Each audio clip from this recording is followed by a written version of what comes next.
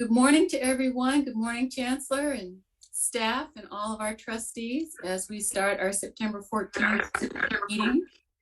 I'd like to call on Committee Chair Stephanie Johnson, Dr. Johnson, to move forward with Committee on Academic Excellence and Strategic Growth.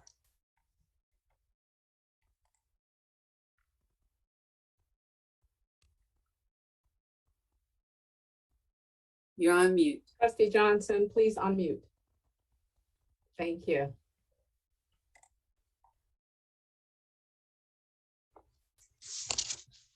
Good morning. Good morning. I'd like to call the meeting to order for the Committee on Academic Excellence and Strategic Growth.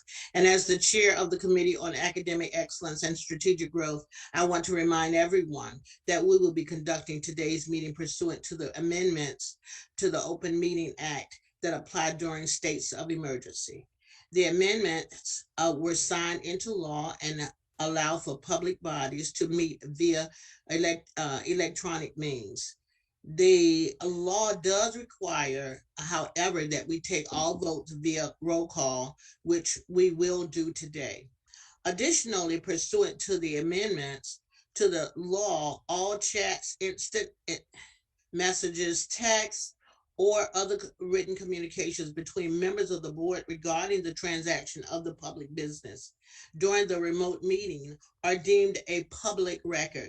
Finally, I would ask all committee members, board members, and participating staff to please identify yourself before participating in deliberations, including making motions, proposing amendments, and raising points of order. May we have the roll call, please? Yes, good morning.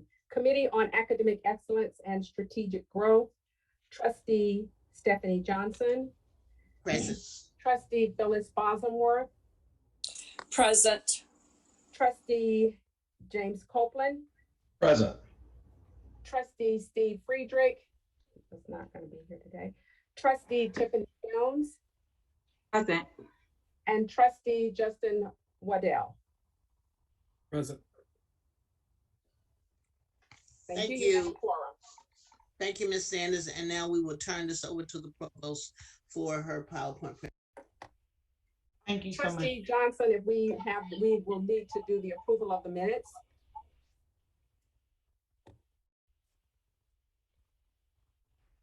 Can we have a move to approve the minutes? I make a motion. I move. Pepper. Well, we do need to have someone that's within the committee to make the motion in the second, please. This is Phyllis Bosworth. I make a motion to accept the minutes. Okay, thank you. I'll second. James Copeland. Thank you. And we will need to do a roll call vote for the approval of the minutes within the committee. I can conduct that. All right. Okay, roll call for the approval of the minutes. Trustee Johnson. Yes. Trustee Bosworth made the motion. Trustee Copeland offered the second. Trustee Jones. Approved. And Trustee Waddell. Yes. Right. Thank you, Trustee Johnson. Thank you. And now we will move to the provost, who will give her presentation for the Academic Excellence and Strategic Growth Plan. Thank you, Trustee Johnson.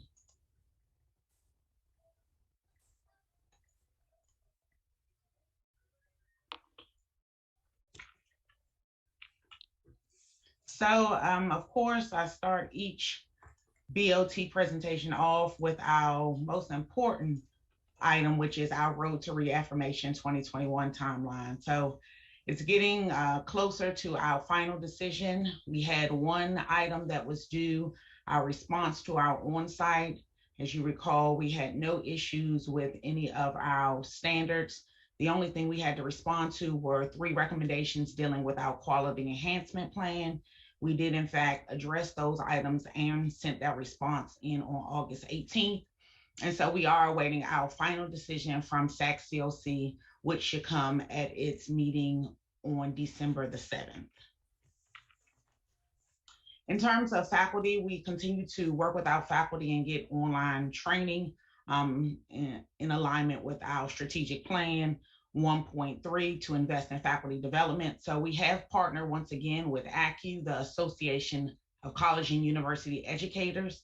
In particular, during this partnership, we are focusing on our online teaching. And so we have 33 faculty that will be participating in 2 specific micro-credentials. One is on promoting active learning in online courses, and the other is on designing student-centered courses. Both really focus on the online learning environment. I would like to happily report that we have been accredited by the Council for Accreditation of Educator Preparation Program. Some of you may recall that 2 years back, we were accredited for our undergraduate programs. At that time, since the teacher education accrediting body was transitioning from then NCAPE to now being governed by CAPE, they were not actually done with their advanced degrees. And so we had a slight delay while they developed the standards. But we did, in fact, go through the accreditation process, and we received advanced level accreditation for our Master of School Administration and our Master of Elementary Education. And we received both of these accreditations with no recommendations.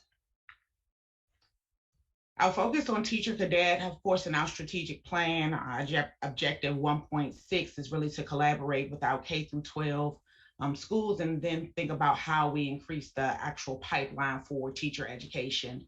And so one of the things that we focus on this year is creating a teacher cadet program. Some of you may remember it kind of referred to back in the day as Future Teachers of America, a similar program where we partner with our local high schools to try to really recruit those students while they're in high school and encourage them to come to ECSU and to major in teacher education. And so we are partnering with the North Carolina Foundation for Public School Children through the National Education Association for Greater Public Schools. And we did receive a grant from them and had our first summer training this summer.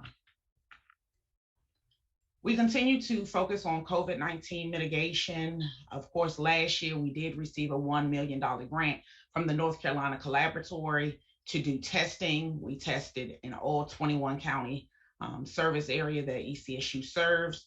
We've received additional funds, $280,000 this year from, again, the North Carolina Collaboratory to really sequence the COVID-19. So we're still doing testing right now statewide, and that'll be for the next 6 months. We are also seeking an additional $1 million from a specific foundation to do some actual vaccine development, disbursement through the local 21 counties. And so we are waiting to see if we have received those additional funds. And that will really be outreach, taking our mobile lab out into the community to do vaccinations. Of course, enrollment is extremely important. And so I'll talk a little bit more in future slides about kind of where our enrollment aligns to our strategic plan. But this year we did see slight growth in our overall enrollment with 2,054 students. Of course, last year we had 2,002 students overseeing our strategic plan goal. Kind of what's driving the enrollment continues to be transfer students. Of course, our continuing students, meaning students who have been enrolled in the previous semester, make up the majority, but our transfer numbers still remain strong. And so this year we had 196 transfer students. Another population that we've seen increase enrollment is our stopout students. So those students who were previously enrolled but have taken at least one semester away from the university. You can see back in fall 2016, our numbers were extremely high. At that time, there was an initiative by the UNC system called Partway Home, where they really had additional funds and resources to try to get those students in. And again, in addition, fall 2017 was actually when we rolled out our first ever online degree program in interdisciplinary studies. And so we really did a lot of heavy recruiting and really captured a lot of students who had stopped out at that time. In fall 19, you can see that kind of slip, and then fall 2020, it slipped again. And so we have made a concerted effort to re-engage those students who, again, have taken at least a 1 semester break. And so we did see an increase this fall of those students. Our freshman retention rates have dropped about 2 percentage points this year to 73.4. One thing that I will note is that last year, fall 2020, which reflected the fall 19 cohort, during the pandemic in spring 2020, we actually, of course, had the pass-fail, as well as basically eliminated academic standing. And so some of those students we do know that would have been suspended if they would have had academic standing, or may have not been successful because if we didn't have the pass-fail grades, they were able to come back in during the fall 2020 semester, which I think actually contributes to such a large increase of our retention rate from fall 18 cohort to fall 19 cohort. But again, we're still remaining steady, and we are going to regain focus on our freshmen, and you'll see where this aligns to our strategic plan in a later slide. And then lastly, dealing with enrollment, this really is the biggest driver of how we've been able to increase enrollment over the last several years. And it's been the fall to fall persistence rates, which really indicates all students who are enrolled in the fall semester, as long as they don't go graduate, all of those students who are eligible to come back the next fall. So all the students who are enrolled in fall 20 and were eligible to come back in fall 2021. And so we would have been able to retain 70% of those students. As you can see, in 2015, we were only being able to retain about 50% of those students. So you can see how that has really increased over the last several years and continues to be a main focus. It's good to recruit students, and of course we want to do this, but if you can't retain them and then of course ultimately graduate them, then you really have lost focus on what the mission of the university is. A little switching over to, admissions, our fall admission schedule. We have a full schedule for the fall. Last year was definitely a different year. We did not go into any schools at all over the last recruitment cycle. In fact, September 3rd, when we were at Down East Classic, we actually went to 3 high schools. That was the first time we had actually been in a high school in over 18 months. And so this cycle, I think, will look a lot different than the last recruitment cycle. We do have September 3rd. Here are 2 pictures from when we were at Down East and Rocky Mount recruiting in the high schools. Our open house, we have switched the date, so it's now going to be October the 30th. Right now, we are planning a face-to-face open house. Again, last year, all the open houses were virtual, so this will be a change from last year. And schools are allowing us to visit face-to-face, of course, making sure that we abide by all COVID-19 protocols, but we are going face-to-face. We have recruiters actually on the road right now. And then we are also participating still in some virtual college fairs, but there are now some face-to-face college fairs. So we believe that this will improve our overall recruitment cycle now that we are able to engage in some more face-to-face visits. Switching our attention to the strategic plan, I'll go over what our focus will be during the 21-22 academic year for our 2 strategic plan goals, Goal 1, academic excellence, as well as Goal 3, sustainable growth. In terms of Objective 1.1, which again is our ultimate focus to implement real world experiences into the curriculum, this year our focus is on making sure that we have consistency with our internships across all majors. The vast majority of majors actually have some form of internship tied, either a course or some have a requirement. And there really is very little consistency. How many credits, what the requirements of the students. And so we really have a team that's going to be looking into it to try to standardize that as we continue to push forward for internships and integrating real life and applied research into the curriculum. 1.2 is our continued focus on improving academic environments centered on student success. We will refine our academic advising model for our first year students. We've done some realignment. We actually have a new office, the Office of Student Success and Retention, and the advisors for the first year students are housed in there. That actual unit.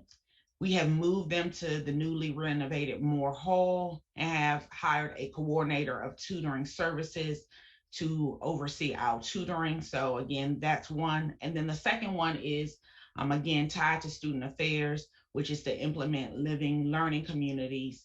And we, for academic affairs side, are working on 3 of those living learning communities: aviation science, our honors program, and then a federally funded grant from the National Science Foundation, which is called COBAMS, which is really building a community of biology and math students. So biology and math majors are in that living learning community. In terms of 1.3, which is to expand our academic offerings to align with the community demand, we are going to finish up our second year of our market analysis, which is the preparation for us to determine what new academic programs or certificates we will have. And so we have acquired some software that's going to help us complete that project. Once that project is completed, then you will see the rollout of new academic programs and certificate programs. And then secondly, aligned to this objective is to redesign our general education curriculum, which of course is a requirement by our accrediting agency, but we really want to refine it and align it to the workforce needs, as opposed to it just being viewed by some students as just a checklist that they check off in order to complete their undergraduate curriculum. Objective 1.5 focuses on our signature program, aviation science. And so this year we will be establishing a specific collaboration and one additional specific industry cluster, as well as for our UAS, which of course is our kind of new measure into the aviation field, which is unmanned aircraft systems or drones. Or we're going to identify one specific area of focus. Some of the things that are being viewed right now are insurance, agriculture, of course, is a key one in Northeastern North Carolina, and then law enforcement and transportation. So we'll choose one of those to really focus on and build partnerships this academic year. And then lastly, in terms of academic excellence is 1.6, which again, as I alluded to earlier, deals with our collaboration with the regional K-12 local education agencies. And so the specific subjective that we'll focus on this year is to evaluate the recruiting practices for education majors, and then develop new and innovative ways to attract students into our education program. I am proud to say that over the last 2 years, we have grown our enrollment in elementary education, the undergrad program by 29% and the graduate program by 44%. Some of you may remember that just 3 years ago, our graduate program literally only had 3 students enrolled, and now we have 52 students enrolled in that elementary education graduate program. And so we will continue to focus on both of those programs. And then lastly, I'll talk a little bit about our kind of goals for our strategic plan 3.1, which deals with identifying strategic opportunities for sustainable growth. I added some slides in here now, some graphs, so you can kind of see where our trajectory is taking us and then how we are aligning to where we want to be at the end of this strategic plan. So our goal is by 2024 to have 2,300 students. You can see this year's goal was to have 1,981 students, and so we came in at 2,054. Again, continuing to grow. Next year, our goal is to have 2,088 students enrolled as we continue to march towards 2,300. In terms of retention, you can see the line. Our baseline year was when our retention was 70.6%. We had a huge increase that I discussed earlier. And then this year, we came in at 73.4. Again, this year, our goal was 73.6. So we are 0.2% below our strategic plan goal. Next year, our goal is to increase our retention rate to 75%. And we've already begun working on that freshman cohort to make sure that we are on a path to actually reach that 75% mark. 3.2, which is again, maximizing persistence and retention and graduation rates. We look at 2 specific graduation rates in the strategic plan. First is the 6-year graduation rate. You can see that we actually dropped, and so we are 3 percentage points down from our graduation rate right now. We have focused on the 2016, 17, and 18 cohorts of students to see what we need to do in order to ensure that we're able to increase the 6-year graduation rates next year. And so that is where our focus is right now. And then I don't have the specific marks yet from the system office for 5-year graduation rates. Again, the 5-year graduation that we measure in the strategic plan is a special 5-year graduation rate because it aligns with the UNC system strategic plan. And in that strategic plan, when they count the 5-year graduation rate, they actually count students who initially attended ECSU, but transfer to another university and ultimately graduate. And so since it's in our UNC system strategic plan, we have put it in our strategic plan as well, but we have not received the data from the system office to say where we have landed for this year. And then lastly, I just wanted to add, although we do not monitor the 4-year graduation rates in our strategic plan, it's not one of our metrics that we chose. It is a metric that we continue to monitor because it really is one that's looked at a lot externally. And so I put this graph because I think it's quite telling. And for our 2008 cohort, we were only graduating 14.9% of the students, which is extremely low. This year, we have graduated 29.2% of the students for 4-year graduation rate.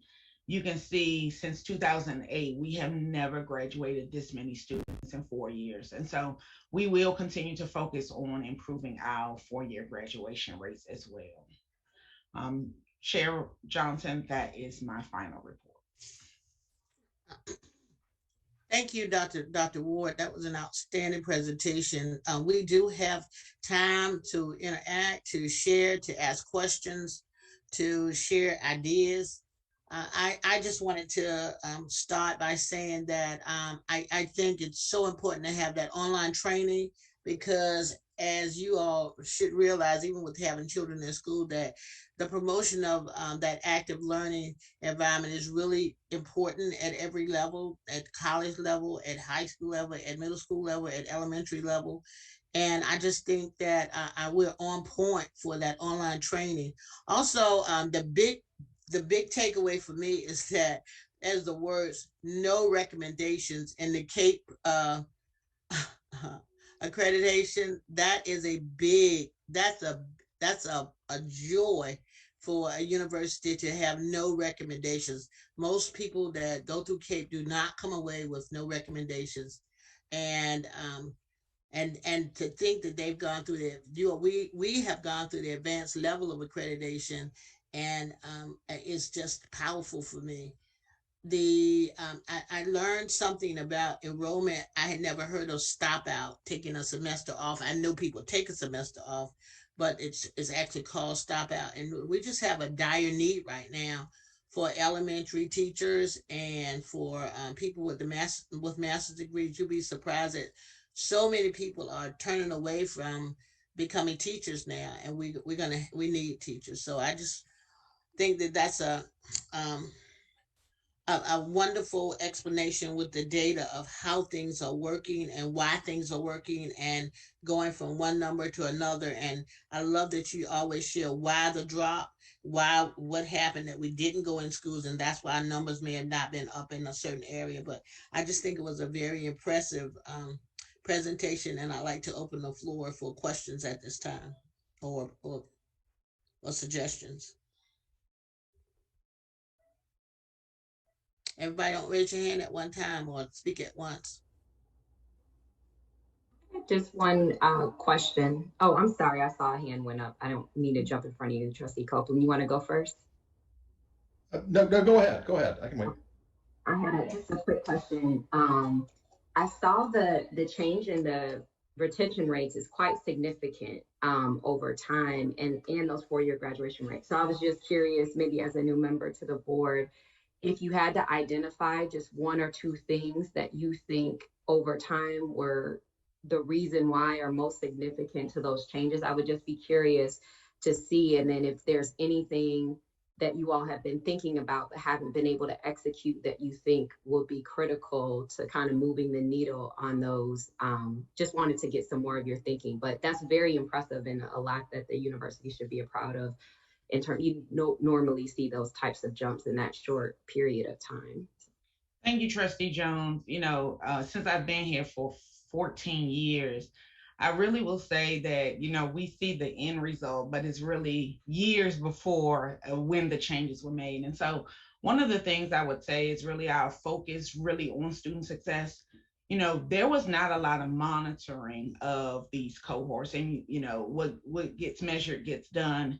And so that was one of the things. I will also say we use a system, a EAB system. You may be familiar with it. We branded it internally E4U, which allows us to monitor students' progress. Individuals can put notes in to see if they visited someone's office. And so our real focus on advising, and then many years, even years before the UNC system mandated, we actually went to 120 credits before. In 2016, we were at 124 to 128, and it may seem like a slight maneuver, but going to 120 credits really enabled us to really focus on that 15 to finish, take 15 credits each semester. And then we really restructured our academic curriculums. Every academic program has a mandatory 9 free electives. And that really helps students because we know students change majors and we want them to retain those credits when they actually change major. And I think just those kind of little things, going to 120 and then putting those 9 free electives, have really enabled students to retain those credits. So those would be 2 things that I would identify. Yeah, I just want to echo what Chair Johnson said and Trustee Jones. I mean, this is just such an impressive report. And so, I've been on a lot of boards and I've seen a lot of numbers, and the job that Chancellor Dixon and you, Provost Ward, have done and your team is just remarkable. This type of turnaround in this length of time, with a pandemic in the middle of it, no less, I think is just fabulous. I mean, I also do applaud you for sort of noting that there may be idiosyncrasies and anomalies in the data with the pandemic. That may actually be the case as well coming out of the pandemic. And I would just suggest we not overreact to that and to we process it, because, who knows how that might affect student retention. I mean, sometimes student retention is going to be affected by economic conditions in both directions. And so we may see some anomalies, but you folks are to be applauded for just a fabulous job in a short period of time and really changing the trajectory of this university. Thank you, Trustee Copeland. Anyone else? We still have a few minutes. Yeah, Madam Chair, this is Kim Brown. Yes. I think, I don't know if Dr. Ward has this or Dr. Gary Brown has this, but I know one of the challenges sometimes with retention rate, thinking back on Trustee Jones's question, is the percentage of young people that are employed while they're going to the university. And at an HBCU, that's usually an exceptionally high number. I don't know if we track that with our student body, but a lot of times retention rate gap is directly correlated to other responsibilities, especially employment. Well, Trustee Brown, I'll just say you took the words right out of my mouth, because I was just getting ready to make a comment about that. Because, though we have to report 4-year and 6-year graduation rates, you're exactly right. I mean, the emphasis, looking at the population of students we serve, the 6-year graduation rate is more accurate, as far as our students having jobs and other responsibilities. And so, though we've seen a jump in our 4-year, is really the 6-year that we speak about mostly, because we know that relates very closely to the population of students we serve. But Provost, do you want to add anything to that? Because I know you always make that distinction, and we try to draw people to that 6-year rate more so than 4. Yeah, we don't track, and I don't think we do. I'll let, of course, Gary chime in, but I will say one of the focuses that Gary and I, VC Brown and I have focused on is really trying to get our students, of course, internships and things to expose them to the job, but it's also a financial thing too. If we can get our students to, go into jobs during the summer that are related to what careers they want to actually involve in once they graduate, well, they can get paid. And most of these internships, we're working on a lot of partnerships right now, VC Brown and myself. These companies are paying pretty well. And so if we're able to, again, work with them before they get in, work on even financial literacy, which we know is a component, then we're hopeful that eventually it will actually taper down. The other thing I would say we're doing is we're really redesigning our financial aid for our work study. We've used work study probably not in the best way in times past. Sometimes students were putting things in envelopes, and we understand that that's a necessity, but we are now really trying to match the students' work study with their experience. I think VC McClinton is going to have an accounting work study student this upcoming academic year, and we're really trying to push them across the university, because we know if they are on campus and they work on campus, again, that will help ultimately in their increase the retention rate. Any other questions? Any other comments?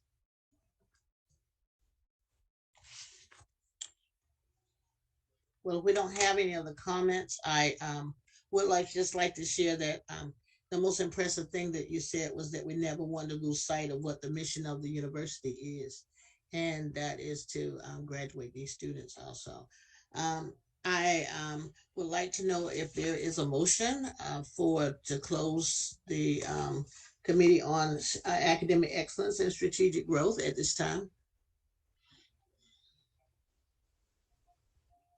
So moved. Second? Is anyone with a second? Okay. Thank you. So it's been moved and properly second that we brought the Committee on Academic Excellence and Strategic Growth meeting to a close. Thank you, and we'll turn it back over to the chair. Thank you very much, Chair Johnson. So I think, what is that? Chair Robinson, please excuse me. Yes? We have a motion and a second, but I do need to we didn't have a vote out with a roll call for the adjournment of this meeting. Thank you. Thank you. Trustee Johnson? Present. Yes. Trustee Bosworth? Yes. Trustee Copeland made the motion. Trustee Jones? Yes. And Trustee Waddell offered the second. Thank you. You are now adjourned. And Chair Robinson, we have about 10 minutes before the beginning of our next committee. That's right. Thank you. I have a question for you, a procedural question. In our full board meeting, we are able to say, if without objection, we adjourn, but not so with our committee meetings. Is that correct? Well, you can do both. We can do both? Yeah. Okay, so then we don't have to do roll call. Mm-hmm. I think that will be good. So we don't have to do roll call at the end of each committee meeting. Great. Thank you. All right, we get to play for 9 minutes, y'all. You can refresh your cup of coffee or bottle of water. Yeah, that's right. That's right.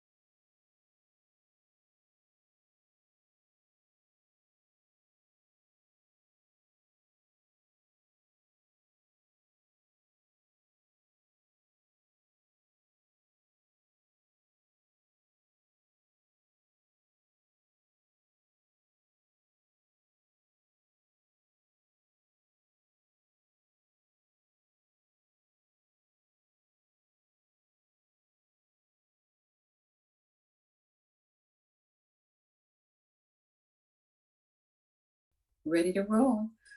All right, we'd like to call on Chair Kim Brown for the Committee on Student Excellence. Sir, you have the floor. Good morning to everyone. It's my honor to call to order the committee meeting on student excellence. As the chair of the Committee on Student Excellence, I want to remind everyone that we will be conducting today's meeting pursuant to the amendments to the Open Meetings Act that apply during states of emergencies. The amendments were signed into law and allow for public bodies to meet via electronic means. The law does require, however, that we take all votes via roll call, which we will do today. Additionally, pursuant to the amendments to the law, all chats, instant messages, text, or other written communications between members of the board regarding the transaction of the public business during the remote meeting are deemed a public record.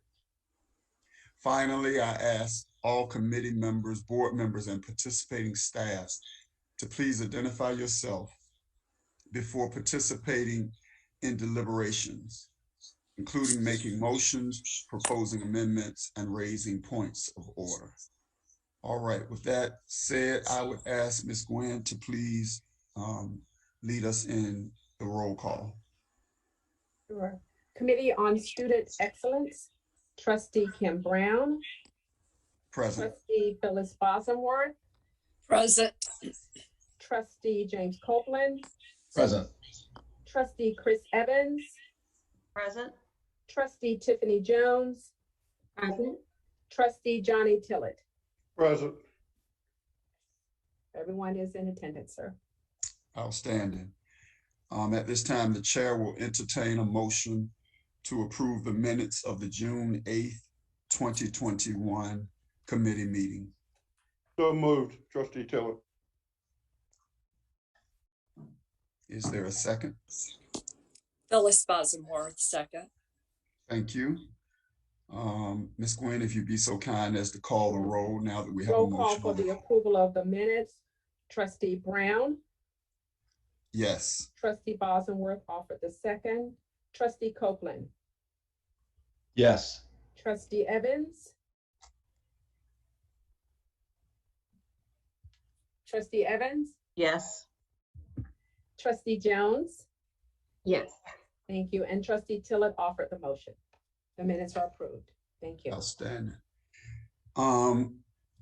We will be sensitive to time. We have three great presentations for you coming, first of all, from Dr. Gary Brown, Vice Chancellor for Student Affairs. He will give us updates that are directly correlated to our strategic plan initiatives.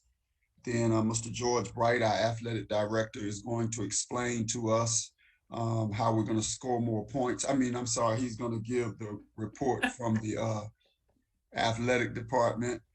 And then finally, our illustrious president, Mr. Jimmy Chambers, will communicate initiatives and goals from SGA.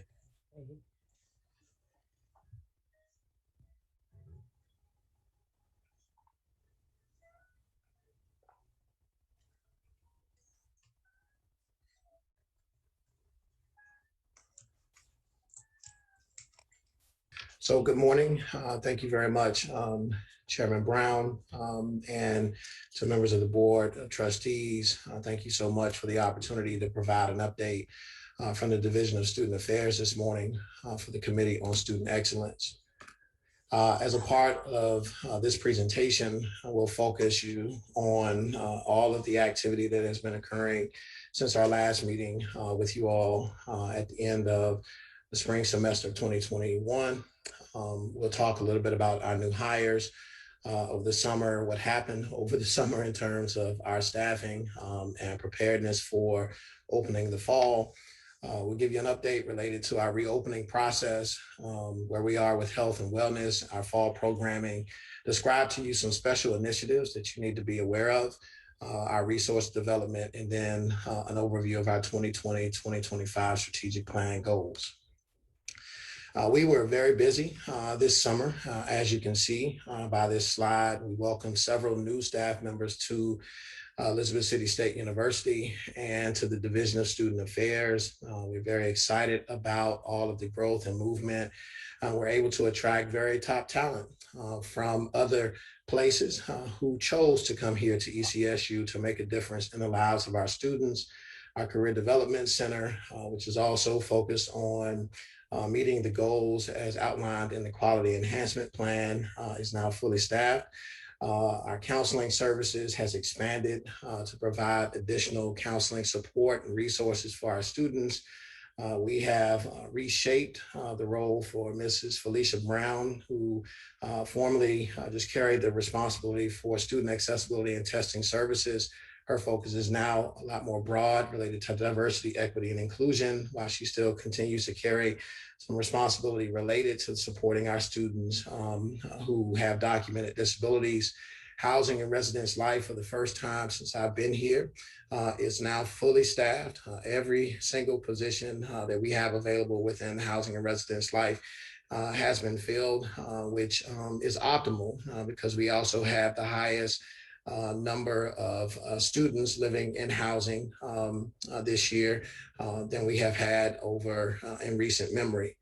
You can see there we have a new staff member in the Office of Title IX, who we are really excited about, former Miss ECSU, recent alumnus of the institution.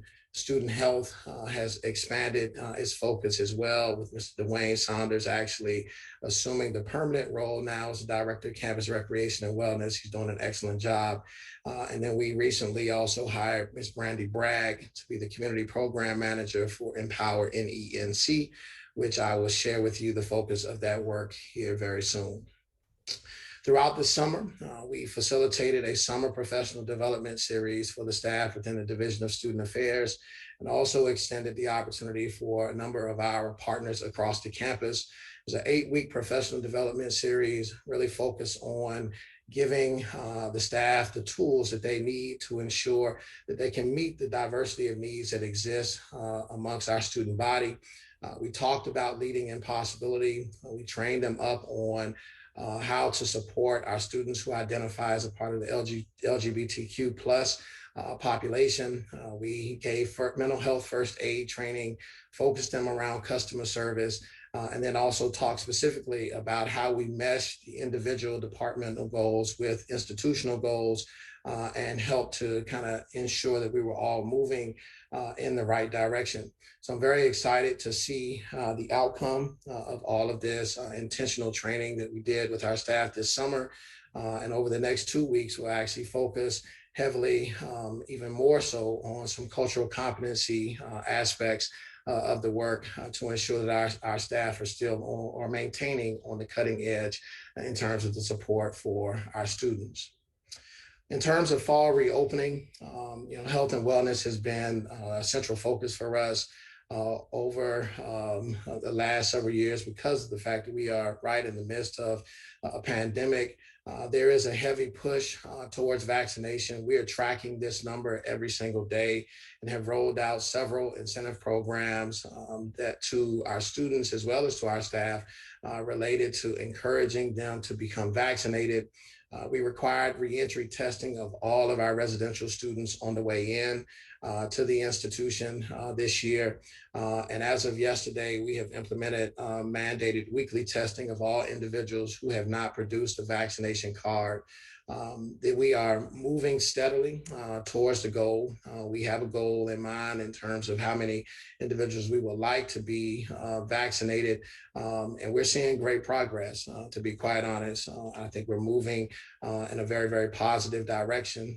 You all can check out our COVID reporting numbers, COVID cases on the Viking Compass website, but our numbers are low comparably to our peers within the UNC system. Our housing capacity this year, we're actually at 90% occupancy, which is really amazing when you think about the fact that a number of institutions are struggling to kind of fill their residence halls. But we have 944 residents within our residence halls. And we actually have launched 5 living learning communities for this year. Sister to Sister, which is a women's mentoring program. Champion Scholars, which is a male mentoring program, First Flight in Aviation, our COBAMS program, which the provost mentioned earlier, and then the Honors Living Learning Community. All of these living learning communities are housed within Bias Hall, which we reopened this year. It's a very exciting time within our university and our housing system. Our fall programming is off to a great start. I decided to just give you kind of a display of some of the great things that are happening on our campus. We started off this year with a week of welcome. It was very vibrant, well attended by a number of students. We had an awesome new student induction and period pinning ceremony. I believe Trustee Time was able to be there, and he can testify to how good of an event that was. We've sponsored a bus to take our students to the Down East Viking Football Classic and hosted a great tailgate for them. There's an open house today for the Career Development Center. All of our campus recreation facilities actually opened on yesterday, but we have a number of group fitness and intramural activities for them, and students are heavily involved. There's a totally different feel on campus this year than it was last year, to be quite honest. We are getting back to normal, and we're excited about that. But we are still facilitating a number of our programs in a hybrid format. There are some that are face-to-face, some that we're offering virtually, and we are steadily watching what it is happening related to COVID-19 and trying to place our students in the very best position as is possible. From a special initiatives perspective, I wanted to share a little bit more of a deep dive on what Empower NENC is, Empower Northeastern North Carolina, for breadth of title. We are a part of the My Future NC Educational Collaborative. We applied to be a part of this program with a focus on supporting local education to increase the number of students who successfully complete degrees and credentials and certifications. This ties into not just our local school systems, but also kind of local community members as well. This initiative was launched by the NC Impact Initiative at the UNC School of Government. We were awarded $33,000 to be a part of this program, to be used in this capacity work, and we are moving right along. Brandy Bragg was identified, as I mentioned on a previous slide, and we have a number of community partners that have begun to work with us on this initiative, and we're excited about what the outcomes will potentially be in terms of how it will impact our region. Because we recognize that Elizabeth City State University is a true partner in the region of Northeastern North Carolina. We also have great news to share with you all. Back in the month of March, we applied to be a part. We submitted an application to the U.S. Department of Education related to the Educational Opportunities Center program that they offer. We actually were awarded this. This expands the number of TRIO programs that we have on our campus. And this particular program focuses on providing support to participants on the college admission process, including financial aid and support services. And the ultimate goal is really to increase the number of adult participants in post-secondary educational institutions. This award is a yearly award. It has lofty goals. We are supposed to touch 850 participants in a year, and we are actually working through the process now with our Human Resources Office in terms of creation of the positions that will help to staff this particular area. We are going to be hiring a director, a program coordinator, and a program assistant to help us to meet this goal. And this particular program ties in to the previous initiative that we just talked about a few moments ago related to Empower NENC. And along with that, we are always trying to kind of make connections. And so we pursued an opportunity with the Lumina Adult Learner Initiative. We have applied to be a part of the program for 2 years of capacity building work to support our adult learners. It has a focus in terms of this particular program on policy and practice to afford increased opportunity for adult learner success. And we have 3 goals that were submitted for us. If selected, which we believe we will be, all signs point that way, is to assess our effectiveness in serving adult learners, to develop a credit for life and work experience policy, and then also to explore the feasibility of relaunching an evening and weekend program here at ECSU. When we are selected, we will be one of 5 HBCUs in North Carolina to be a part of this particular program. And so we're very excited about this.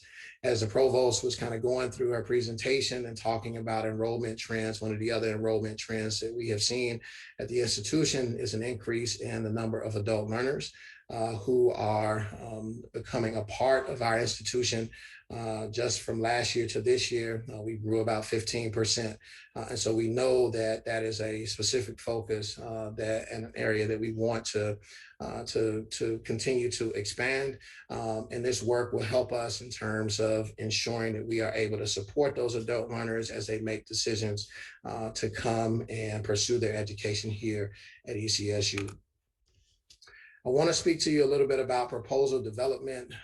I'm sharing with you now some of the proposals that were submitted and that were still outstanding as of our last report with you.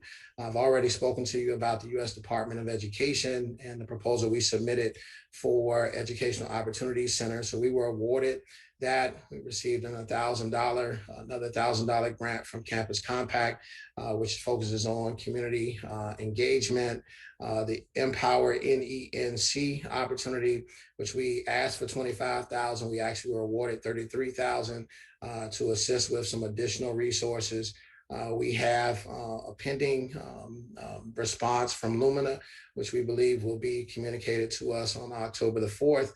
And then we're also a part of this nationally, the National HBCUs Alumni Association Foundation for Voter Engagement. And so since March, there were about $512,000 worth of proposals that were outstanding. We've heard back on having received about $275,000 since March, and all those funds have actually been received since June 1st. And so we're really excited about the work that we're doing. There'll be some additional proposals we'll be putting out here very soon that will help us to expand our levels of support to other student populations as well. And finally, I wanted to share with you the goals that we will be reporting on as we move forward over this year from the Division of Student Affairs. Our specific goal within the 2020 to 2025 strategic plan is goal 2, which is to create transformative experiences for our students that support academic outcomes and build Viking spirit. And so we will be working diligently this year as we're about to kind of go into the tuition and fees process to propose appropriate funding mechanisms and student fees that will enhance the student experience and prioritize student services. This particular objective ties to 2.33, as we have heard, from a number of students, a desire for there to be some increased transportation offerings for our campus. And so we've begun to kind of do some of the work, some of the legwork necessary to ensure that we might be able to propose some sort of fee increase that would help to provide those transportation supports, as well as additional supports for our students. 2.16 is the implementation of a leadership and professional development training program for emerging student leaders. 2.32 is developing a program to orient our students to the Elizabeth City community, and that would be facilitated during orientation. And then 2.61, which I think really ties into some of the things that have already been discussed this morning by my colleague, Provost Ward, and will certainly require us to work together, is the development of a descriptor and definition of ECSU culture that makes it unique and attractive to prospective and current students. As the name of the game for us is, to increase enrollment, to increase graduation rates, and for us as an institution to continue to do the great work that we do by providing education to the citizens of the state of North Carolina and to make an impact in this particular region of the state. So I thank you all very much for your time. Just a heads up, homecoming is on the way. We will be reunited. If you all have seen the video, then you heard the chancellor even sing a line or two of that song. And so we're excited about homecoming 2021, all of the great things that are being planned. Certainly we will be following COVID protocols as we move forward. But if your schedules allow, we'd love for you to join us on the campus here during homecoming. At this point, that's all that I have to share with you this morning. And I'll take time for any questions. Any questions for Dr. Brown? Yes, I have a comment, Chair Brown. Just been connecting dots and thought this might be informative for the trustees, that the Lumina Foundation was one of the founding partners for My Future NC. And I believe it was Margaret Spellings who helped make that connection. But it's really very encouraging to see the different entities, partnerships that are coming together to encourage and support economic mobility through our HBCUs. So I just wanted to connect those dots. I sent you all an article last night about that, and I found that very informative as I'm trying to track and remain encouraged about all that's being done and that we're an integral part of that. So thank you very much, Dr. Brown. As always, Dr. Brown, very, very informative. So thank you so much for your professionalism. As well, our chair just reminded me that Margaret Spelling sends her love to everyone at the university. I was able to speak to her last week, and she was excited about what she sees happening at the university. All right, I think we're ready for AD Bright now. I have a question. Yes, ma'am. I just want to, this is Phyllis Bazemore. I wanted to thank VC Brown for all the work he's doing. This is a great report. I did have a question about what is your goal for vaccination of the students? You said you had a goal, but you didn't mention it. I was just wondering what that is. So we're hopeful, we have some peers in the system who have seemed to set the bar high in terms of the number of individuals that they say have submitted their vaccination records. I think internally, if we could get to around 80%, I think we will be doing an outstanding job, and we're well on our way towards that. And I think one of the things that we need to recognize is we, as an institution, made a strategic decision not to do attestations, but to actually have people submit their physical vaccination record, right? I think the difference between the two is that, an attestation is basically just attesting that you took it. Mm-hmm. There's no one kind of verifying the information. And so we wanted to ensure that for our campus, we could know without a shadow of a doubt that we did have individuals who were doing that. So, thank you. That's a great goal. Appreciate what you're doing. One quick question. This is Trustee Copeland. First of all, just I agree completely with Chair Robinson that the Lumina program is exciting. All this adult learning stuff is, I just think, essential for Northeastern North Carolina. And I just had a question, Vice Chancellor, on, you said that ECSU was one of 5 HBCUs in the program in the state. And I just wondered, are the other 4 the other UNC system schools, or is it a public-private mix? It's just for my interest. Well, Trustee, we actually have not heard who the other institutions would be. And they haven't heard that we will probably will likely be a partner of theirs either. And so, we are people of faith, and so we believe in faith that we've kind of sealed the deal on this already. And so we don't know quite yet as to who the others are. I do believe it will probably be a mix, though, just based on the conversations that I've had with Lumina. They were looking strategically across the state, recognizing that there was a high number of HBCUs within the state of North Carolina, and that our numbers in terms of adult learners across the state were trending a little bit higher than they were in other places. And so what we put forward over these next 2 years, once confirmed, will be a model, I believe, that people will be able to pick up and hold on to, which I think is really exciting for an institution like Elizabeth City State University that has such a long history of tremendous work. For us to be a model in this particular area, I think speaks highly of the institution and the impact that we actually make.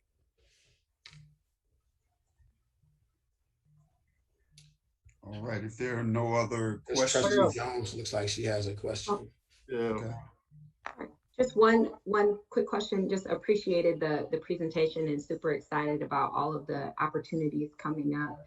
And making a connection to the previous conversation, I think the adult learner strategy could have a positive impact on all the efforts to increase retention and completion rates, as that's a segment of the higher ed population that typically does a little bit better. And so that's great. I'm excited. I think one question I had was from a development kind of perspective and focus on students. You had mentioned some additional fees that might lead to some additional services and supports for students. I was curious how you all might be thinking about it's all still potential, obviously. We have to see what Congress is gonna do, but there's a lot of dollars on the table that so far, we'll just see how the budget reconciliation process will go, but a lot of set asides for HBCUs, as well as if the college affordability plan goes through in terms of dollars to help cover tuition at HBCUs for 2 years. And so I was just curious to see if you all had done any thinking about ways those dollars, if they come through, could be leverage for some of the student success work that you had in mind. So yeah, just was curious if you all have been having conversations about that and how that might contribute to some of the things that you have in the works or hope to do. So I think there's some broad conversations that we have had related to kind of what potential exists if we were to garner additional resources. Certainly, I think as we have kind of worked through this process of pursuing this opportunity with Lumina, that has kind of focused us even more intently in terms of like, are there services that could be expanded in a way to be more adult learner friendly, right? Are there ways in which our kind of modes of instruction might shift in some way? Are there technological things are there lessons that we've learned through COVID-19 that, if we could we invest more resources to kind of push our capacity forward?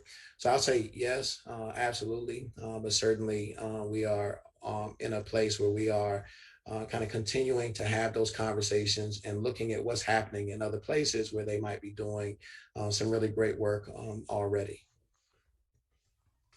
Trustee Jones, I'll just add that the adult learner pipeline is one that we have to pay attention to.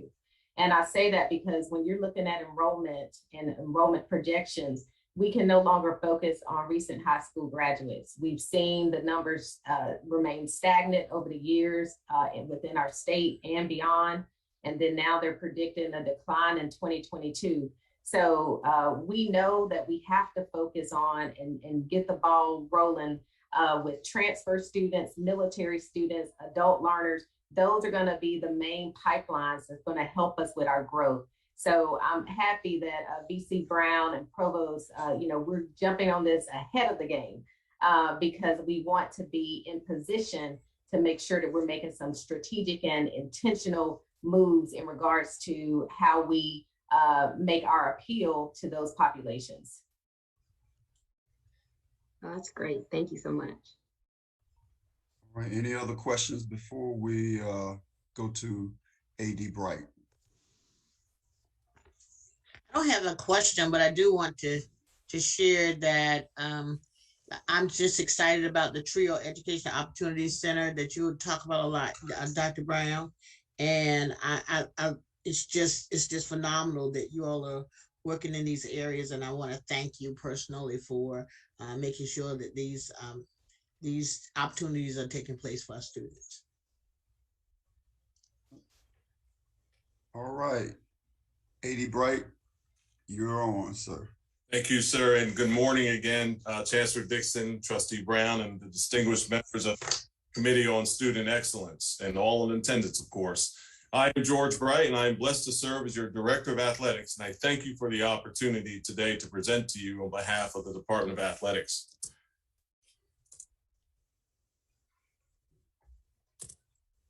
Second. Our overview today will consist of a welcome of our new Viking head coaches, our strategic plan update, our spring 21 athletic academic honors, of course, our winter sports schedules and some updates there. I'll talk a little bit about our return to action, and our educational series continues on athletic booster responsibilities. I'd like to welcome to Elizabeth City, of course, Elizabeth City State University, and welcome to Viking Nation, two new head coaches. Our cross-country, men's and women's cross-country head coach is Hashim Staten. He is an ECSU alum, of course, and great here for us. He's returning to take over as the men's and women's cross-country head coach. Coach Staten was a member of the Vikings cross-country team as a student athlete. He was a 4-year captain and a 4-year MVP. Coach Staten became an all-CIAA runner in 2017 and had a 14th place finish at the championship at that time. He has a degree in graphic design. He comes to us after a successful stint as head coach at Pasquotank County High School. Coach Staten is excited about the opportunity to transform the men's and women's cross-country program into a consistently competitive program. And again, we have Mark Cole. Mark Cole is no stranger to student athlete and student athlete development. He comes to ECSU with a wealth of collegiate coaching experience. He is the former head coach from Cody College's golf program. He led that charge in the recruitment of competitive student athletes, the designing and implementation of indoor training areas and fundraising and assisted admissions at that time.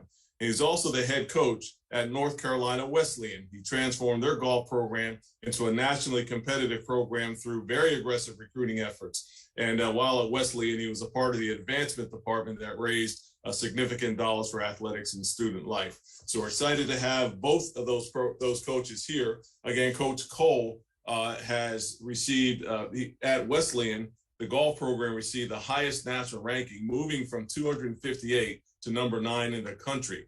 He comes to us with a bachelor's degree in special education and a master's in general education, both from Millersville University, and he received his level 3 instructional certification from the U.S. Golf Teaching Federation. Welcome to Coach Cole. AD Bright, can I interrupt just a moment? Yes, sir. How has the closing of the golf course affected their practice routine? Well, great question, and thank you. We have partnered, of course, with the Park and Recreation Department of Elizabeth City. So what that means is that we have the opportunity to use the Knobs Creek course. It's a small par 3 course. We also use the driving range that's out at South Park. And we've also partnered with a continuation in partnership, I should say, with the Albemarle Plantation. It's called the Sound. So our team practice and compete there as well. So it has affected us because it does reduce one place for us, but I'm optimistic with the new purchase of that site, and hopefully we'll be able to partner with the new owners moving forward. It has affected us in terms of that, but it hasn't slowed us down. Thank you. Strategic plan wise, you're welcome. Strategic plan wise, just looking at our department initiatives with 2.52, 2.53, and 2.57. Of course, we had some COVID delays that affected us for these particular 3 goals.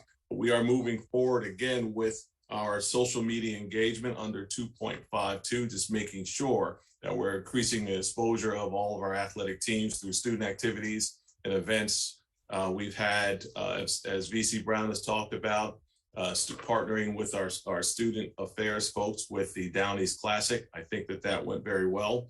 And we had a great turnout, like Dr. Brown talked about. We also are looking to develop that facility improvement for a Robux Stadium in the Vaughn Center. So these strategic initiatives are ongoing. The Elizabeth City State University announced its academic honors for athletes for the spring of 2021 in that particular academic term. The awards included highest team GPA and academic honors for the semester with other cumulative GPAs. We had 81 student athletes receive scholar athlete status for their hard work and dedication in the classroom. Student athletes must have a cumulative grade point average of 3.0 or better to receive these academic honors. The Viking volleyball team earned the highest GPA award for consecutive years with a combined GPA of 3.34. They really work hard on and off the court. So being recognized for this achievement in the classroom is really appreciated by them. We had the spring blue team was the largest academic honors group with 33 students earning between a 3.75 and 4.0. So congratulations to our student athletes and thank you all, including just a word to Provost Ward, to our faculty for helping ensure their academic success. Really excited about the return of action for our men's and women's basketball teams. Of course, you recall that the seasons were canceled last year. A few highlights on the men's schedule are, of course, our exhibition at North Carolina State on November 1st and our exhibition at UNC Chapel Hill on November 5th. We have also been selected to participate in the PSAC CIAA Challenge. That'll be in Kutztown, PA. And of course, the CIAA conference schedule and the CIAA conference tournament schedule will be in Baltimore. On the women's side, there are a few highlights on the women's schedule. We've again been selected to participate in the CIAA SIAC Tip-Off Challenge in Albany, Georgia. That'll be against Albany State and Clark Atlanta. Something new for us is the 252 Down East Women's Basketball Invitational. This will be in Rocky Mount at the Event Center on November 27th. So trying to bring, again, more attention to the Rocky Mount, that 252 area. And of course, the CIAA conference schedule and the CIAA conference tournament will be in Baltimore. More to come in terms of the information and their schedules. I want to take a moment to inform you and discuss a little bit the return to action plan. This simplifies what it looks like. So schools with a vaccine mandate. Of course, there's a declaration of status prior to the season that has to occur. They will be distributed conference-wide to athletic directors and internally to sports medicine staffs for tracking. Those are with the vaccine mandate. Some of our schools in the CIAA have vaccine mandates and some don't. We currently do not. Schools without a vaccine mandate, we will test at the end as the NCAA requires and provide attestation requirements to those schools that are coming, to those schools that are also participating. This is on a game-by-game basis, and we do our testing twice a week for our student athletes currently. Each CIAA contest, again, will have an exchange of that attestation form, and then there's following expectations of the conference to support that initiatives. This also includes our officials as well. So we're moving and returning back to our return to action. We do exchange attestation forms, athletic directors, medical professionals signing off on that for each particular contest. And of course, we're trying to keep this as safe as we possibly can for our student athletes. And finally, our educational series, I try to do for each of our board meetings, is bring some information to you regarding what can and what can't happen, just to provide some data for you. So in this case, we're talking about what is an extra benefit. You can see the information here, but an extra benefit is any special arrangement to a prospect, an enrolled student athlete, their relatives or friends that is not expressly authorized by any NCAA regulation. So then the question becomes, what are boosters? How do we define boosters? The NCAA has specific bylaws that determine who qualifies as a booster. If you fall in some of these groups, if you're a Viking varsity club member, Viking Investor Program, Auxiliary, Sports Hall of Fame, any of those, or if you've donated money or product, if you're involved in recruiting prospects or providing benefits like jobs, things like that, you are then a booster. You can see these other things here. If you're an employee of our department, of course, if you purchase season tickets, again, that defines your level of being a booster. What can a booster do? A booster can have contact with a prospect only if they have established family or friends relationships with that person or that individual. A booster can choose to attend a prospect's athletic competition, but you cannot have contact with the prospect. Can you go to the game? Yes. Can you say, I can get you on the team? Absolutely not. Okay. So make sure that those definitions are clear with you. You can speak to a prospect by telephone, but only if the prospect initiates the call, and it's not for athletic recruiting purposes. You may have incidental contact as long as no athletic recruitment occurs, and you may provide summer employment, but those employment rates need to be similar to local rates, almost identical. What can a booster not do? A booster cannot have any in-person recruiting contact with the prospect or the prospect's parent, guardians, or relatives on or off campus at any site. You cannot do that. Cannot have an in-person recruiting contact. And of course, you can see the other elements listed below. Please do not provide any payment or expense of the loan of an automobile for student athlete. And please do not employ the use of name or picture of an enrolled student athlete to directly advertise or promote sales of a commercial product or service. So again, in our educational series, Trustee Brown, I just wanted to make sure that we're on point with what we do for each of the weeks. Can I have questions at this time? I'd just like to thank you for the clarity of the booster.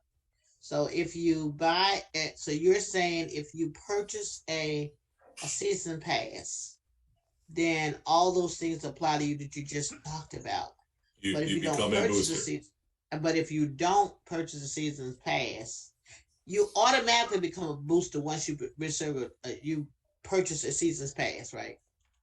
That is correct, yes. Okay. If you become a booster in not just buying the season pass, but you become a booster if you are a member of certain clubs, if you participate or have given to an athletic initiative or entity, yes, you then become a booster. So, and again, this educational series, Trustee Johnson, is just to be informative.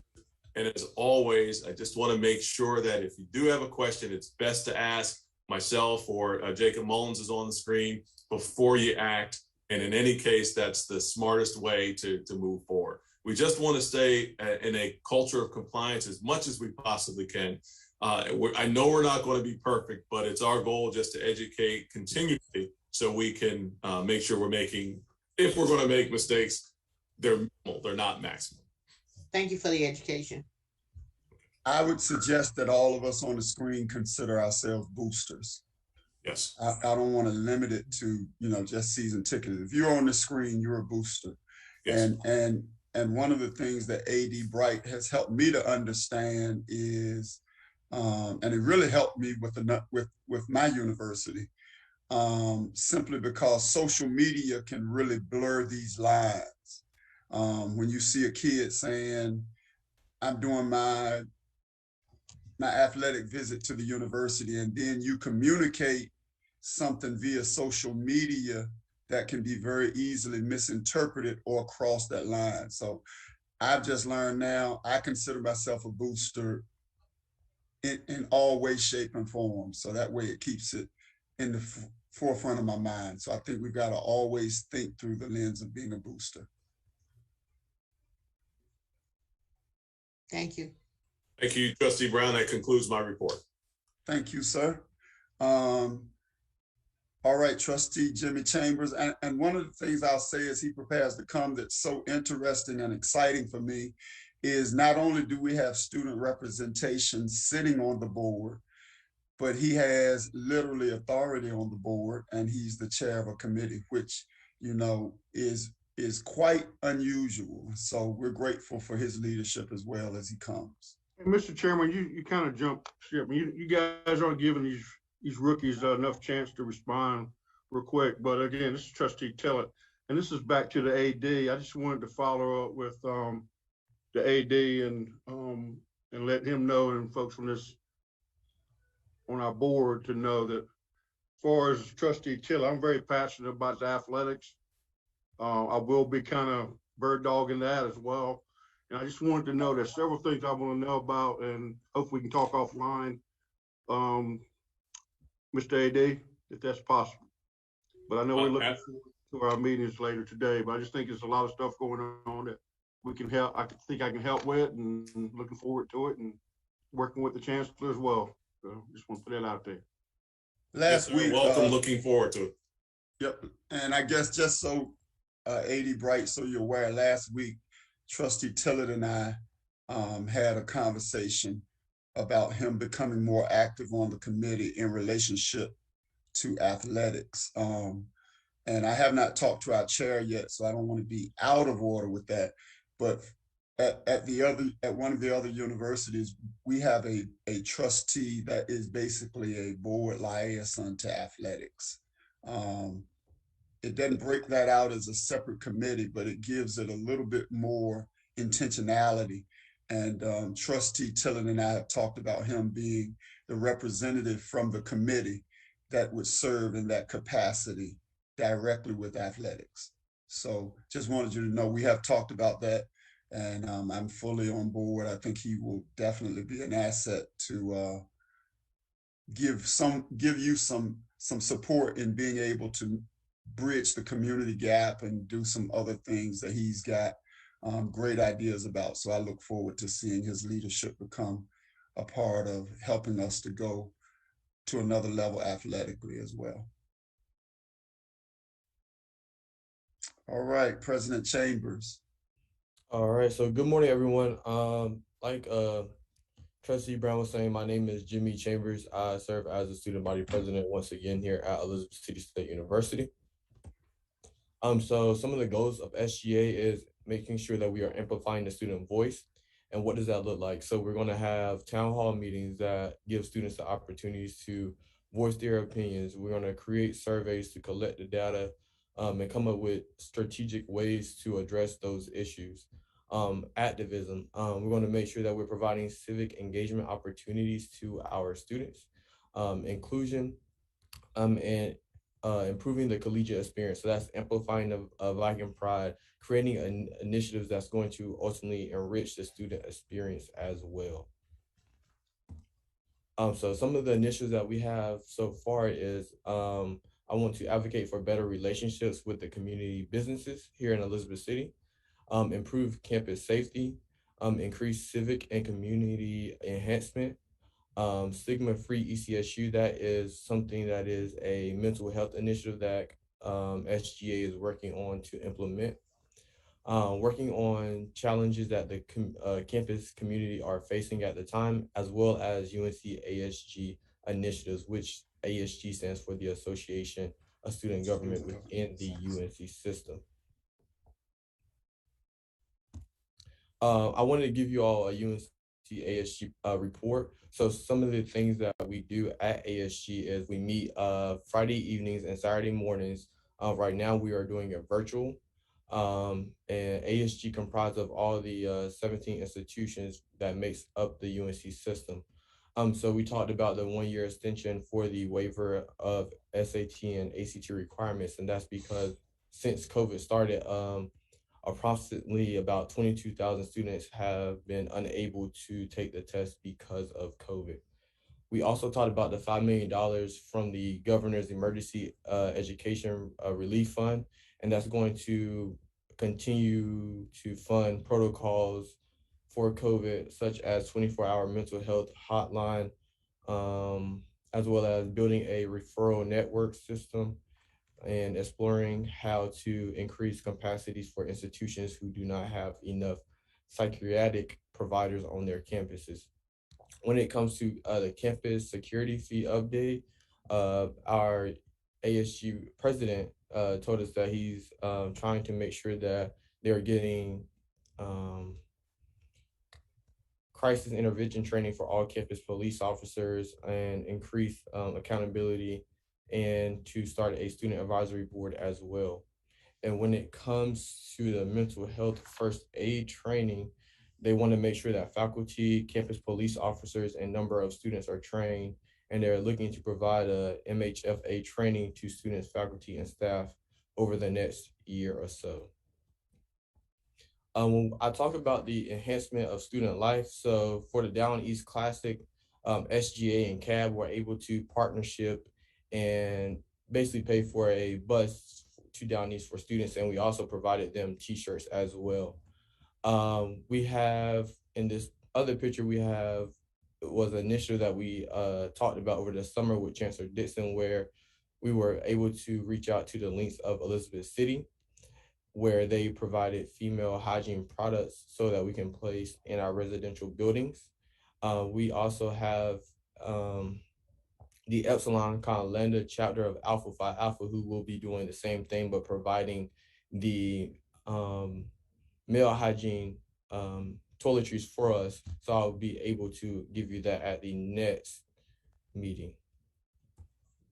When we talk about civic engagement, on August 25th, we had Sherry Beasley, who's running for Senate, come on campus and talk to a group of students on two important topics, which are college affordability and voting rights. Just sitting in that, hearing how students felt on these two critical topics were, it was great. Just everyone had their space to speak openly and freely on those two topics, and their voices were able to be heard. Another civic engagement opportunity that we will be doing is we will be hosting the candidates for Pasquotank County Sheriff on September 30th here on campus in the Ridley Student Center in room 216 at 6 p.m. I think this is important that if we try to get our students involved at an early age of understanding civic engagement, it will ultimately carry on once they leave the university.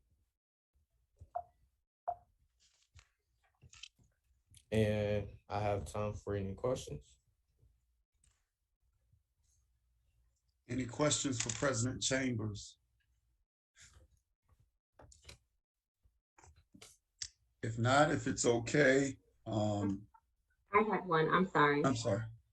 Yes, just want to say thank you for a great presentation, and it sounds like you all are up to some really great work. And so my question is just more centered on how the board can help. And in particular, you mentioned town halls, you mentioned, focusing on activism. So I was just curious to hear more, and if there are any places in particular where, it makes sense to receive some additional support from myself or other members of the board to help support students. If you all would like to come in and listen to a town hall, I do not mind sending you all the Zoom link when we do have those. If you want to just hear what are some things that the students feel, it's another way for you to, firsthand hear what are students facing. If you want to ask questions as well, we can do that as well. If you want to meet with our student senate, which comprises of 3 individuals of each class council, freshmen, sophomores, juniors, and seniors. If you would like to do that as well, I can try to hook that up for you all if that's something that you all are interested in. Thank you. No, I'd love to receive information on the town halls as it's appropriate to have us in those spaces. So appreciate that invitation. Yes, ma'am. Okay, any other questions for Trustee Chambers? If not, I think we've been informed that if there's no concerns, we can adjourn. All righty, thank you very much, Chair Brown.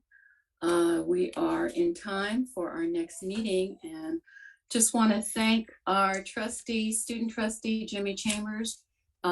Just like all the other trustees, whenever called upon, he agrees to serve.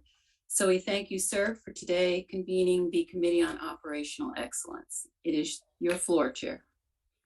All right. I would like to call the meeting to order for Committee of Operational Excellence. As chair of the Committee of Operational Excellence, I want to remind everyone that we will be conducting today's meeting pursuant to the amendments to the open meetings at that applied during state of the emergencies. The amendments were signed into law and allow for public bodies to meet via electronic means. The law does require, however, that we take all votes via roll call, which we will do today. Additionally, pursuant to the amendments to the law, all chats, instant messages, text, or written communication between members of the board regarding the transaction of public business during the remote meetings are deemed public record. Finally, I will ask all board members and participating staff to please identify yourself before participating in the deliberations, including making motions, proposing amendments, and raising points of order. Ms. Gwen, can we now take roll call? Sure. The Committee on Operational Excellence, Trustee Jimmy Chambers, Present. Trustee Chris Evans,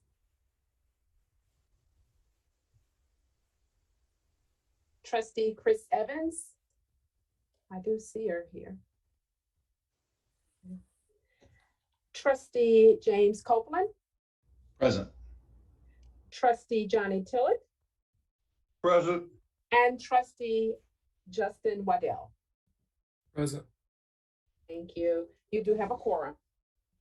Okay, can someone please make a motion to approve the minutes from June 8th?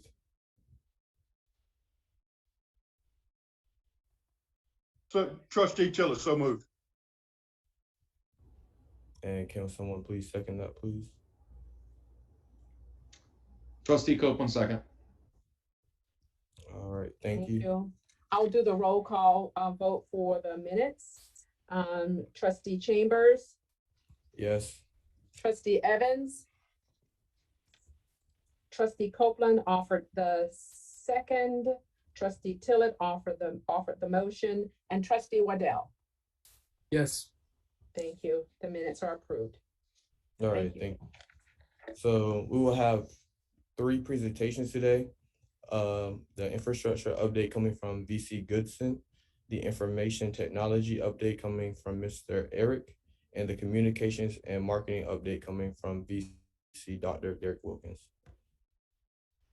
And VC Goodson, the floor is now yours. Thank you, sir. I'm hoping everyone can see my screen. Yes. So when Chancellor Dixon came on board, there were 2 major facilities issues that she immediately had to confront. One was leaky building. Our roofs were creating some water infiltration inside of the buildings. But then also we had HVAC systems that were inadequate. One, central plant that was not strong enough to support all the buildings that are on its loop. And then 2, our independent chillers that support buildings that are not on central plant. Those chillers needed to be upgraded. Controls need to be upgraded, and in some cases, the chillers needed to be replaced. I'll start with the roofing issues. We received Dorian funds, $5.2 million to replace many of the roofs on our campus. We have, as a state entity, we have to go through what they call a state construction office, who approves the architectural and engineering designs for any work on campus. We have received approval from that office, and we have started construction on our roofs. We've completed phase 1. We've completed construction for University Tower. That roof, at least the lower roof, has been completed. Crews are now currently working on Viking Village, which is one of our largest storms. They're moving ahead of schedule, so that's very good news. And they're replacing that roof with the shingle roof. And then if you were to drive around campus and see the Thorpe building, you would see scaffolding on what we like to call the south side of the building. I will note that my colleagues on the south side of the building are certainly hearing the drilling and the other construction work, and they are real troopers through this process. But what we are intending to do is to replace some of the flashing around the building, which is behind the brick, and then re-brick the building back up. That will stop some of the water infiltration issues that that building is receiving. Phase 2, we would then jump to the STEM building, which needs exterior wall repairs, McClendon Griffin ITC, the Vaughn Center, Trigg, and then Dixon Hall. So those will begin very soon thereafter. We did not put all our eggs in the basket with respect to one vendor doing all the work. We separated this out using multiple vendors so that we could, one, get the work done. We wouldn't overload one vendor. We could sort of spread the wealth, but also we found good quality roofers and building envelope repairs to do the work. So these projects are moving along quite nicely. I mentioned to you one of the other major issues that we experienced was our HVAC systems. I can tell you that when I took over facilities, we had HVAC systems that we actually had 3 different HVAC systems on our buildings, maintained by 3 different vendors, which is just quite frankly not how we should be doing business.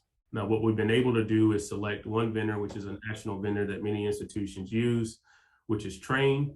Trane is going to be the single vendor on our campus that manages all of our HVAC needs. They have a ton of technicians and they are extremely responsive whenever we need them. They actually do all of the work for Hampton University and a number of universities in the Tidewater area. One of the things that we had to implement immediately was our new control system. The way that we would lower temperatures in buildings, because our old control systems was end of life and the support, would be by turning a little knob. And by turning this knob, it would either increase the cold water or decrease the cold water, but we couldn't set it to a particular temperature. So it was really, sort of a guessing game in terms of how cold we would put a building and how warm we would put it. But now we've implemented at least the hardware into all of these buildings, our HVAC controls. And you can see on the left in this picture, this is actually a picture of fine arts. You can see the different temperatures for each particular space. And the good thing about this system is it will actually allow us to, one, deploy it out to academic affairs, for example, since they control this building, and they will be able to set the temperature with parameters, but we'll be able to set the temperature in these spaces as they see fit. They won't have to reach out to facilities to do that. It's something that they'll be able to do on their own. Same thing for athletics and our auxiliary services. So we intend, once the software updates are completed, we intend to deploy this to particular individuals on campus so that they can set their own temperature within each building. So this is a major upgrade for us, moving from just turning a knob to now with more specific sophistication online. It will also allow us to be more proactive. So this system will tell us when things need to be fixed or when something is broken. So instead of us waiting on a call from someone sitting inside of the Thorpe building that the air is warm because there's some particular breakdown in the system, once the software has been put in and updated, it will tell us or send alerts to us to be able to sort of get out there faster or even replace particular parts within the system because they are end of life. So we are very excited about this technology. It's one that we certainly needed. And once the software upgrades are completed, we will be moved from a firefighter mentality, which is what I call my team, to more proactive preventative maintenance mentality. So very excited about these upgrades. 2 particular system upgrades, which is chiller upgrades. University Towers right now is on a temporary chiller. We are working with Trane to order a permanent chiller to come in and replace that particular chiller that's there. The design has been approved by State Construction Office, and we are awaiting the chiller to arrive and to be installed in University Towers. Same thing for Williams Hall, Jenkins Science, and University Suites. We've recently received State Construction Office approval, and we are waiting for the parts to arrive. During COVID, there have been long lead times in terms of technology in these parts. I think everybody is experiencing that. So, we've been getting sort of delays with respect to our initial timelines, but we're working with our manufacturers to sort of get that technology here in a faster way. One specific project that we've been working on is our UAS facility. As I mentioned to you, we have to go through state construction for approval for any engineering, electrical, plumbing work that happens here on campus. We've received 4 out of 5 of those approvals, and I've been told that the 5th approval should come any day now. But what that means is we'll be able to move directly to construction, and we're anticipating, based on the state construction timeline, that we'll begin construction in October next month. Here's a picture of the vendor that we are using and some of the work that they've done at other institutions.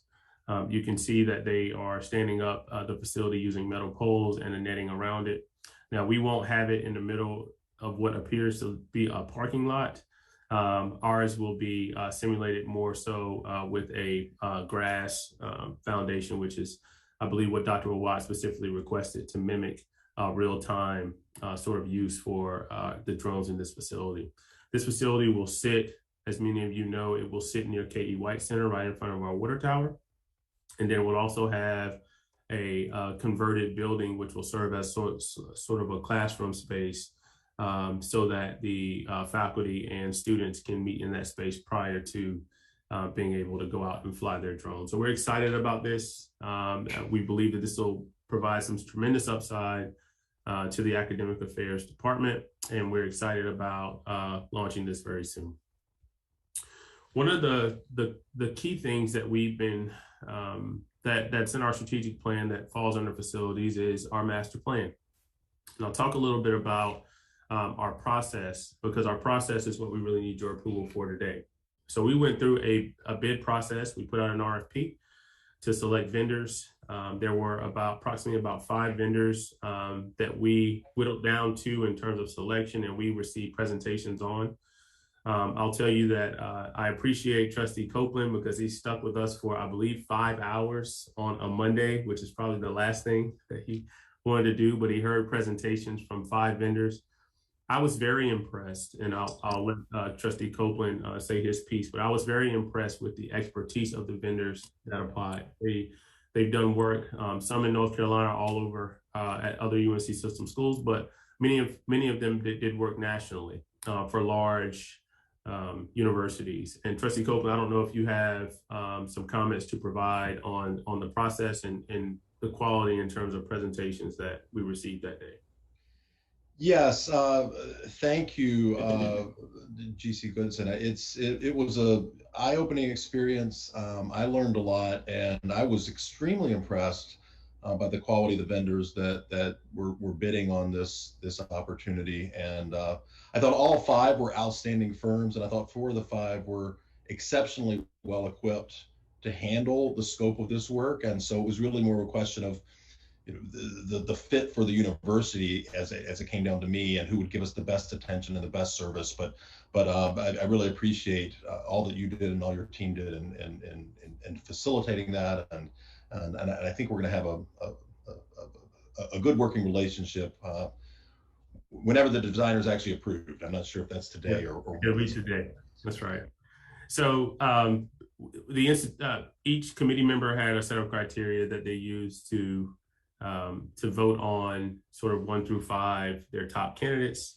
And we all landed at least for the number 1 candidate, we all landed based on the tally of the committee votes at Victor Vines' group, which I will share. They do work for other UNC system schools, to include Central and A&T. They've been longstanding, well over 20 years at both of these institutions, helping them develop their institution from a building standpoint, architecturally, to a campus master plan standpoint.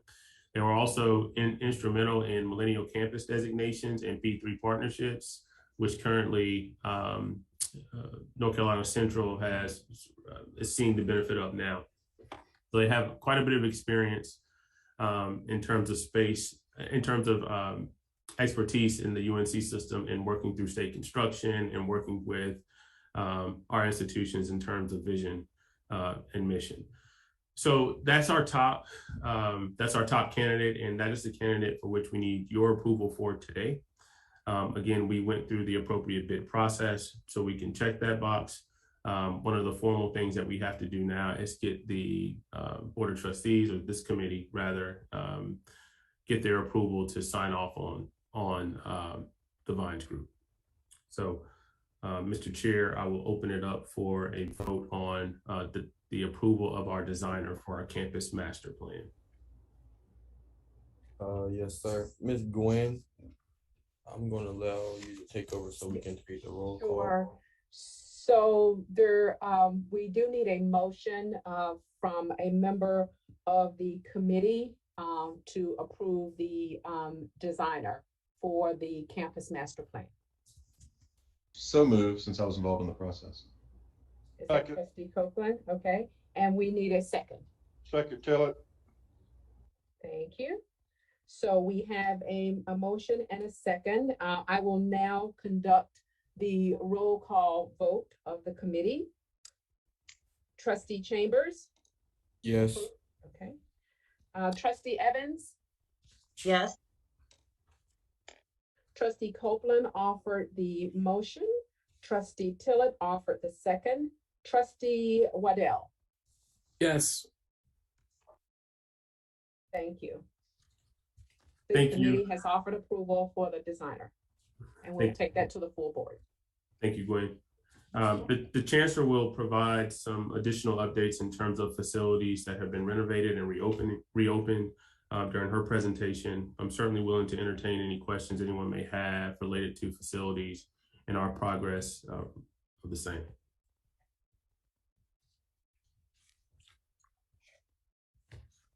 Thank you for your time. Hey, Just a comment. I want to thank Trustee Copeland and also VC Goodson for putting such time into trying to look at these vendors to help us with our master plan. It's long overdue. So thank you both for the work that you put in identifying this candidate. And this is Trustee Tillett. I just want to echo that what Chancellor just said. But I just want to say for Mr. Goodson, I really appreciate you and give me my information. Again, trying to get up to speed. What's going on at Elizabeth State's been very challenging, but you've been right on spot. And I just want to thank you for that and get me prepared. Thank you, sir. Appreciate your support.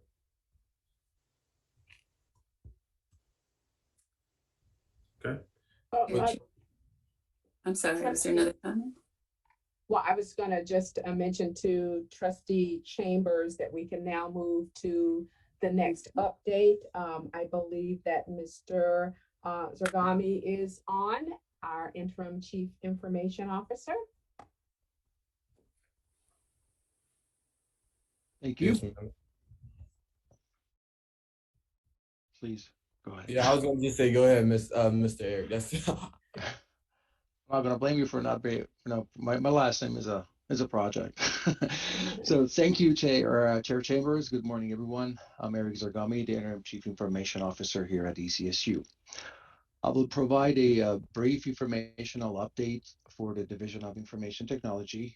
We have completed the third-party cyber maturity assessment and submitted the Risk Review Board Charter to the System Office pursuant to the Board of Governors Policy 1401, which is focusing on the IT governance. By the direction of ECSU Chancellor, the IT Risk Review Board will provide key reviews associated with governance, risk tolerance, risk acceptance, and compliance.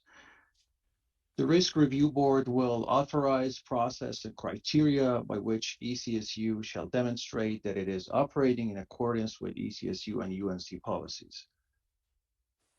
Now, the memberships of the IT Risk Review Board will consist of the following: the Chief Information Officer, the Deputy Chief Information Officer, Information Security Officer, Vice Chancellor and Chief of Staff, Vice Chancellor of Operations and General Counsel, and Vice Chancellor for Business and Finance. Chair Chambers, that concludes my update. Thank you. all right. Thank you, Mr. Zargami. Now we will have VC Garrett Wilkins with his update. Good morning, everyone. Thank you, Chair Chambers. Just a brief update from Communications and Marketing. First, we hope that you have been enjoying reading the news articles that we have been sharing with you. We try to give you a real-time update of the great things that are happening at ECSU. So if you are not receiving them, please let us know. so that we can make certain that you get to hear all the wonderful news that we are sharing. We also invite you, we encourage you to please follow us on social media, like, post, repost, retweet, all of those things as you see our good news, to share it with your network. We're getting good traction across social media. And as the chancellor has shared with the group, our marketing budget is not as robust as some of our competitors.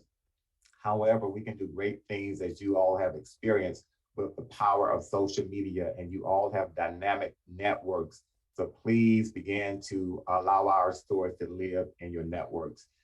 Just 3 announcements, and we will send some information out to you as we get closer to these dates, with some marketing opportunities for the university. On this Saturday, WTKR out of Norfolk, Virginia, that's News 3, I believe, they will be conducting live remote broadcasts from the Elizabeth City Regional Airport this Saturday, and they will be featuring our aviation program. So Dr.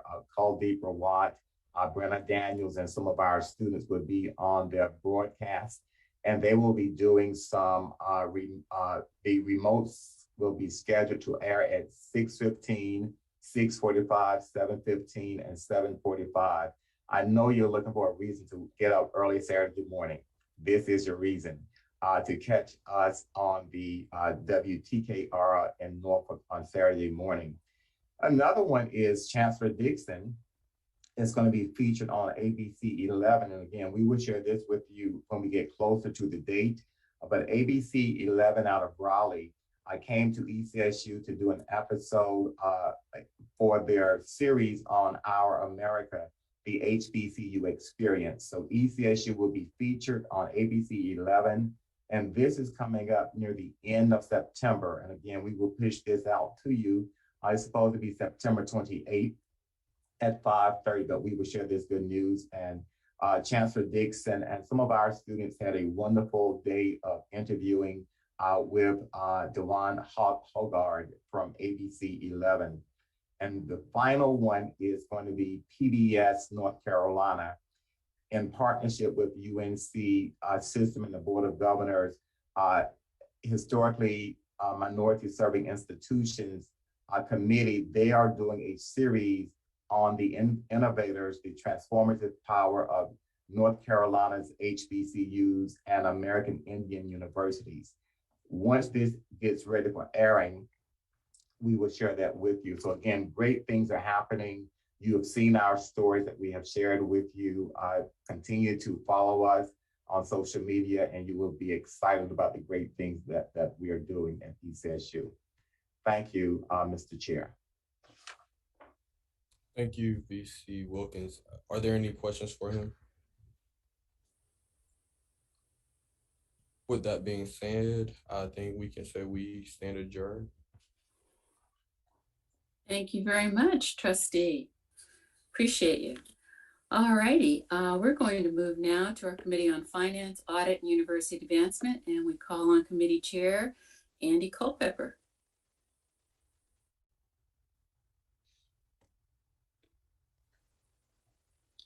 Chair Culpepper, you have the floor. Thank you, Madam Chairman. I had to get my mic working anyway. Call the meeting to order.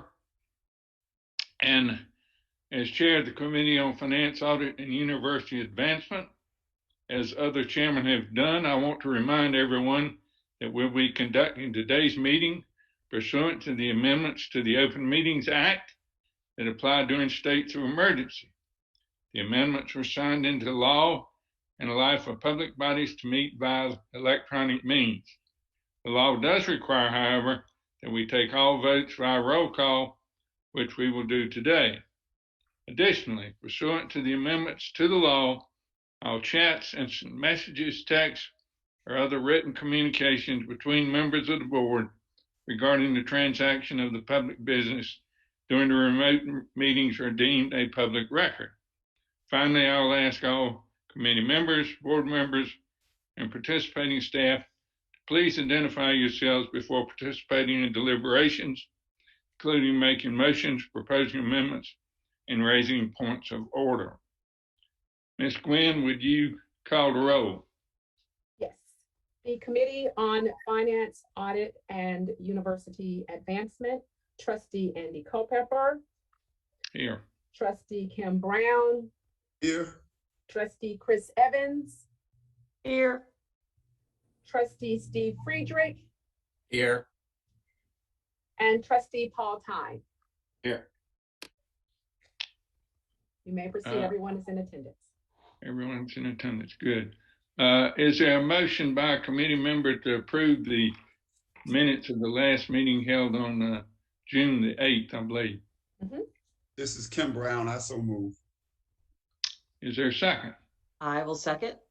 Chris Evans. Okay. Ms. Gwen, can you call the roll for? We will do roll call for approval of the minutes. Trustee Culpepper. Yes. Trustee Brown offered the motion. Trustee Evans offered the second. Trustee Friedrich. Yes. And Trustee Tyne. Yes. Thank you. The minutes are approved. Thank you.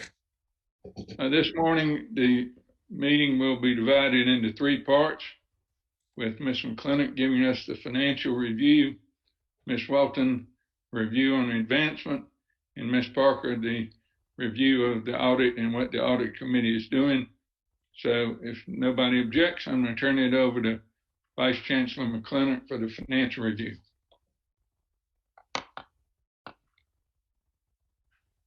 Good morning, Board of Trustees. Yes, we still in the morning time. I would like to give an update on business and finance. We will start out, the first item will be an action item this morning. It is the approval of our fiscal year 22 general fund base budget. So this is just the general fund. It does not include all funds. We actually have to get our budget approved by the Board of Trustees because of SAC's requirement. Let me start out saying the proposed budget is $39.7 million this year. It is an increase of $286,000 approximately from the previous year's budget. Yes, we do not have a fiscal year 2022 budget this year because there is no budget as of right now. The detail is the details is breaking down as including your materials, but let me just give you an overview of what the 39.7 is.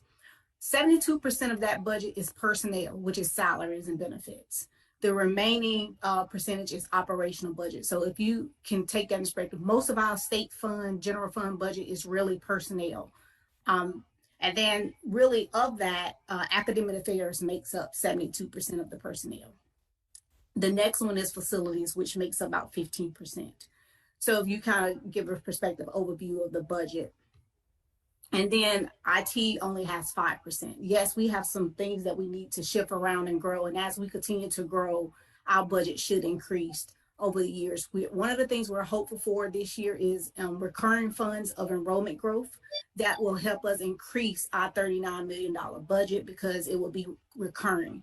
This budget last year, when you compare it to last year's budget, our total state fund budget ended up being $44 million, but that included just one-time funds. So we only have to approve approval of our base budget. So before I go on with that thing, I think we need to get approval for our approval of fiscal year 22 general fund budget of $39.7 million. So we need a motion to approve this general fund budget from a member of the committee. Mr. Chair. I'm sorry, we didn't hear you. I was going to say, this is Steve. I'll move it. Okay, is there a second? Yeah, I'm going to second Trustee Culpepper, but I want to share with the board. It's going to be hard for us to keep pace with the technology budget that was just shared. I mean, everything that I'm studying right now for organizations is talking about the percentage of technology in relationship to the budget, and that is an extremely low percentage. So I just wanted to, as I second the motion, remind us some kind of way we got to fix that, because we will not be able to compete with less than 5% of our budget being technology. We just won't be able to compete. That is correct. And just ECSU has been flat, and the UNC system has been an advocate of increasing ECSU funding, because while it's been a promise school, you know, part of our $39 million, 35 is state appropriations. The additional 4 million plus is actually receipts. But by us being a promise school, we are flat, meaning, you know, it's $500 for students, and then we get a buy down for the state appropriation. Right. We haven't been allowed to increase our base rate of tuition rate. So we have remained flat since 2018. And the only way to increase our receipts, we have two options. We increase our receipts, which will be our, you know, tuition and fee base increase, which the state will give us the funding, or the state needs to give us recurring funding. And if they doesn't, this is pretty much going to be the standard for us, with the exception of the enrollment growth. So then we have to shift our focus to making sure we meet our enrollment goals so we can actually get that recurring funding based on the head count increase. Yeah. Numbers that I've been hearing, just so the board is aware, foundational numbers I've been hearing is at least 10% of operations budget, you know, being technology driven. And that's still a low number, but I second the motion. Any other questions or comments? Ms. McClellan, if the state finally approves a budget, is there provision for us to go back and adjust this budget? Well, yes, if our base budget increased for the fiscal year, I would probably be coming back for a modified approval budget, just so we can have that for SACS accreditation if they ever need it, because our budget will change. So right now we have to get approval based on what we are in since this fiscal year 22 has started. Okay. Bottom line, Lisa, is that this is the maximum budget that we can approve, correct? That's correct, as of right now. As of right now. So in some ways, this is a little bit moot, but I do take, you know, Bishop Brown's comments on board, because I do think we're a little bit light on some areas. And the challenge for us right now going forward is, how do we increase this budget? And we're going to have to look to non-state funds, is the feeling that I'm getting as we continue to go through this. So that's going to be a big piece of what we talk about in the future with endowments and other things, and how we do fundraising. Correct. Any other comments?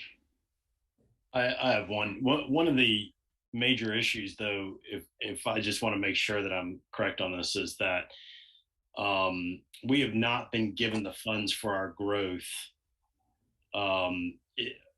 the recurring funds that would naturally have occurred if we weren't in NC Promise. And I don't, because that's the gap money. We haven't received the gap money for growth in funds for 2 years. Is that right?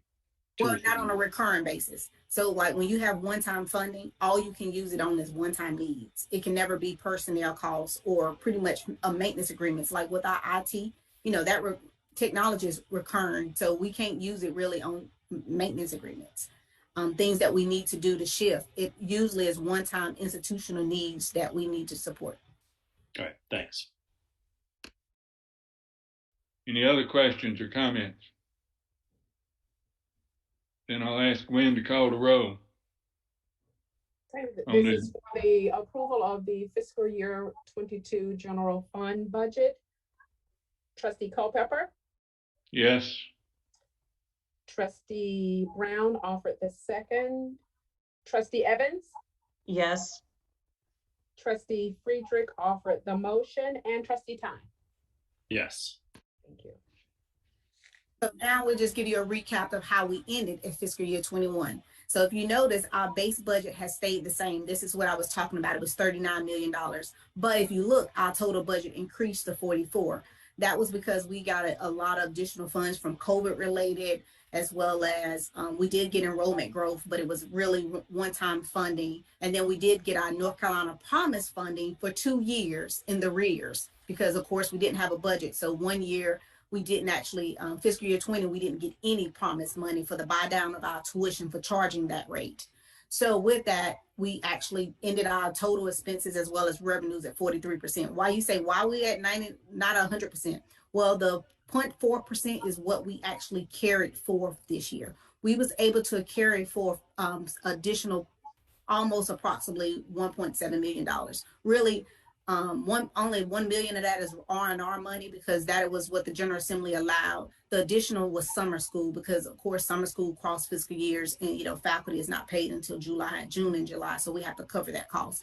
But we was able to carry forth some funds for R&R, which will help Islands Group this year because, as we said, facilities budget is only 10%, and that's still kind of small because the first thing you see when you come to campus is grounds. So giving that additional money helped him this year for their budget.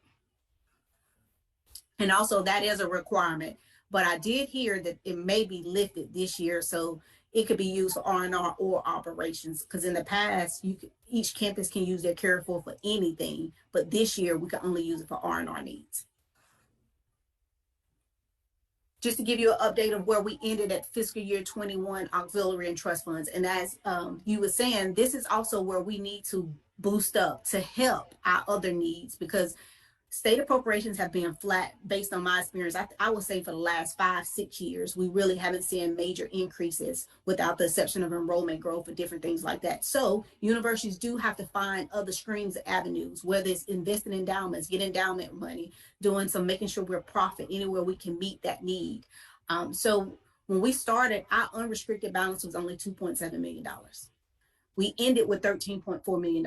Why is this significant? This is very significant because that is where the university can do whatever they want with this unrestricted money. And plus, unrestricted money can go a long way. And we still gotta, I'm glad we had $13.4 million because I think when I got here in 2020, it was in the 1 millions.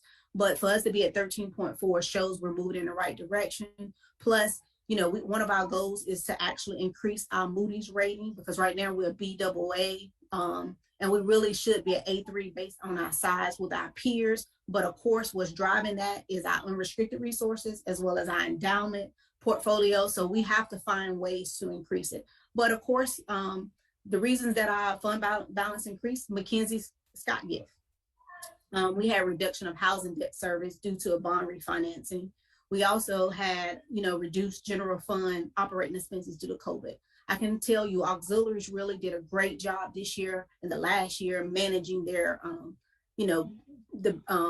just managing their budget really, really well. And then of course, we also had the CARES and the HERF reimbursements, which I think this year we have received a total of $29 million in federal funds, which is great because what our focus is being rebuilding auxiliaries, helping out. And that's pretty much what the system office wants us to do because they want us to keep the costs affordable. So we have really been trying to, instead of increasing fees, we have really been using the CARES and HERF reimbursements to lost revenue as well as supplement payroll or different things like that. Oh, I went back. Sorry. I hit too quick. But I do want to give you something that's coming. I just want to put it on your radar because this year, the Board of Governors have issued an all campus funds budget.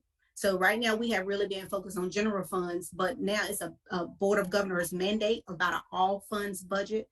We are actually starting the process of working on it. It's due to the Board of Governors in May of 2022. So I will be coming back to this Board of Governors for approval of the all funds budget in March of 2022. But we was actually ahead of the curve because we was already working on our 3-year budget for fiscal year 23 and 25. So this is where, we had 3 major goals. Our major goal, and I think I shared this with the new trustees coming on, that we have 3 major goals. Our goals is recurrent revenues equal recurrent expenses. That's on state fund. Of course, on trust funds, we want to make a profit. Because higher education, I know they hate to say it, but it's like a business. We got to be able to make money. We want to expand our academic support as program projected enrollment grows. Academic affairs took a lot of cut positions in faculty when over the years, and we have to build that back as well as enrollment growth, as well as our IT support, as well as facilities. So we do have to make some strategic moves to make sure we get it. What's going to help to get us there is the recurring funds. It is in the Senate budget, I believe, and I'm not for sure if it's in the House, but it is looking good that we maybe get recurrent enrollment growth. What does that mean for us? We would get $1+ million annually in recurring starting with fiscal year 23. And that will be great because by fiscal year 24 and 25, we can truly now start funding our strategic plans initiatives that's in our strategic plan, as well as additional one-time needs that come up because of the university. So this is just something I wanted to put on your radar because it is coming. And as we know, budgeting is a great tool and you need it to be financially sustainable long-term. We have to be able to plan for the future. And that is my goal as the Vice Chancellor for Business and Finance. And then one more thing I did want to mention is tuition fee guidance will be coming out this week with the Board of Governors. They have pretty much said it's flat for in-state non-resident tuitions again. So if you notice, that's 3 years flat of no increases for tuition for in-state in-state students. So that's just one thing to let y'all know that has been already decided. And with that, do anybody have any questions? Yeah, Vice Chancellor, I have a question for you. The outstanding debt that we have with the housing issues and other things from a bond standpoint, what's our average interest rate that we're carrying currently? Oh, it's really high. It's actually because before I got here, the previous CFO refinanced the bonds for the housing and some old auxiliary debt. It's in the 3s. If you look at the rates now, a lot of schools are getting 2s. And if you look at our financial statements, our previous year, you will see we had a loss on refunding, which you really don't want to have a loss on refunding. But I see why he made that move because of cash flow restraints. Right. And then it pushed out the bond debt for principal payments until 24 fiscal year. But when you look at the interest rate, it's not the best deal. If we would have waited one more year, we probably would have got a better deal. And then on top of that, our foundation, ECSU blended unit actually just closed on a USDA loan for $19.7 million, which was a great interest rate, but it is a 35-year loan. And it was to refinance Viking Village, which is owned by the foundation. And then also it was to, they did the $10 million to complete Bias Hall. So we actually have some significant debt. And this year you will see it in our financial statements. We went up almost $20 million because of that. But we are stuck with this debt for at least a couple of years because, of course, due to the covenants, you can't really refinance until after the call period. So that's where we are. My question. So the call period's 3 to 4 years out? Yeah. And then unless we can get a big donor, and I'm praying for it and hoping for it. We got Mackenzie Scott out of the middle of nowhere, but I'm hoping for a $20 million to pay off that foundation debt because that's 35 years on buildings that will be 50 plus years old. Yeah, as we discussed the last time I was there. Okay. And what your outlook for an upgrade in terms of the rating, when do you think that would be achievable?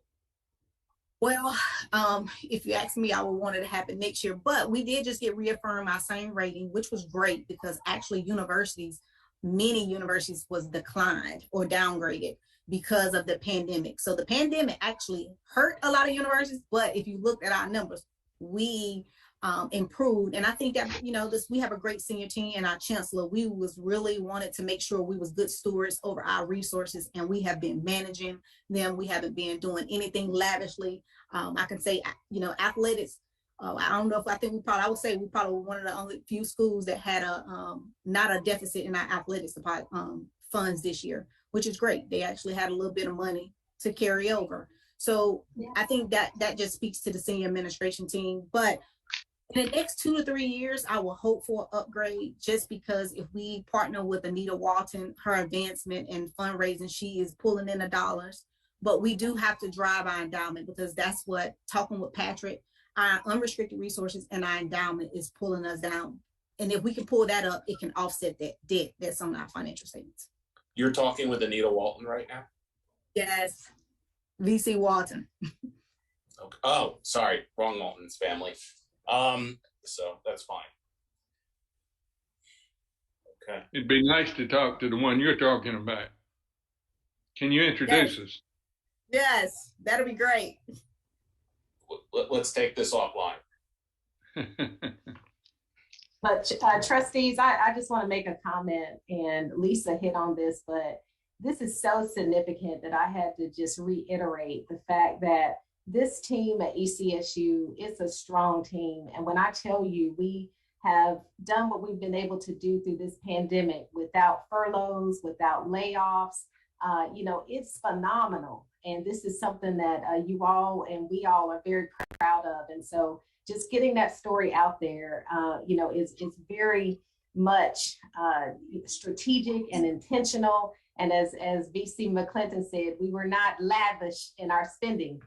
We were very strategic, and if anything, looked at ways to cut back and look at ways to reevaluate how we were doing things and take it in a different direction. So I'm extremely proud of the team that I serve with, because they too took it very seriously to make sure that our employees, our staff were not harmed in any way by loss of jobs and other things that could have actually happened during the pandemic. So please thank them, as I do all the time. And, we are in a great place. And thank you, VC McClinton, for your leadership.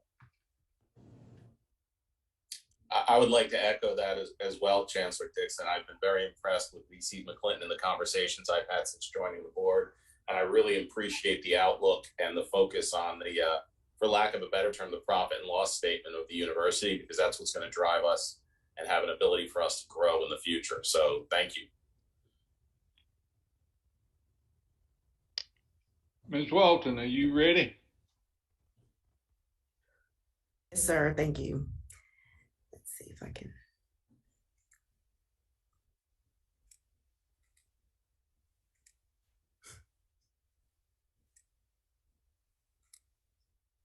Hopefully everyone can see my screen. Yes. Good morning, everyone. This morning, I'll give you an update on university advancement. I'll talk about 4 areas where we ended for FY21, our FY22 fundraising goal and metrics, our strategic plan priorities, and introduce you to a couple of our new foundation board members.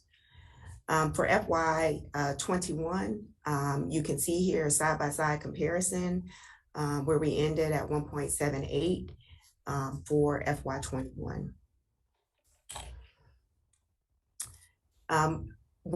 And I'll share with you a little bit of data about, how we achieved our goal and the breakdown of those dollars I just shared. So for FY21-22, you'll see here where we have, we got more donors than FY20.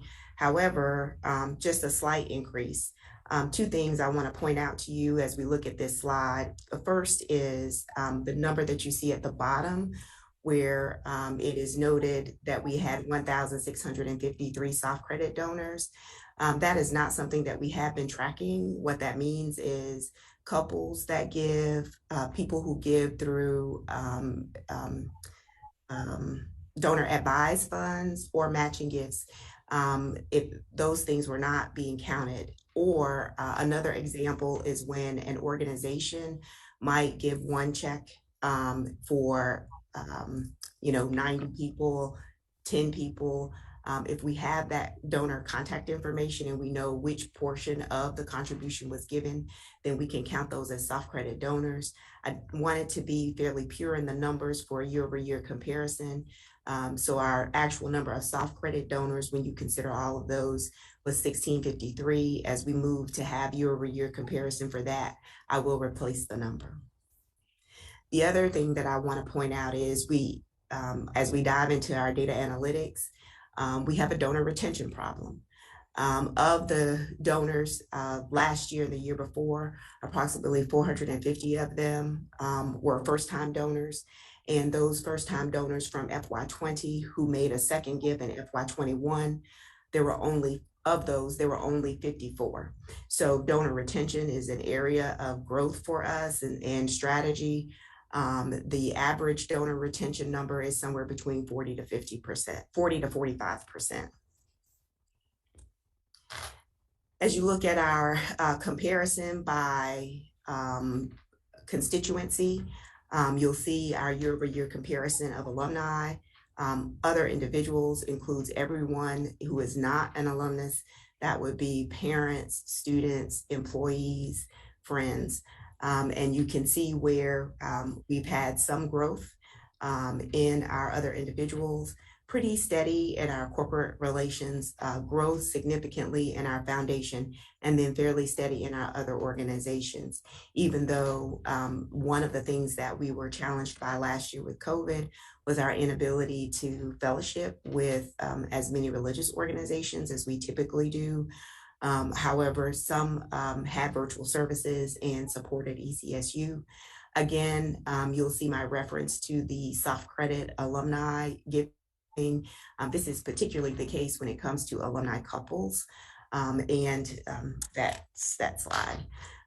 The last slide related to fundraising comparison is the breakdown of where the dollars came from.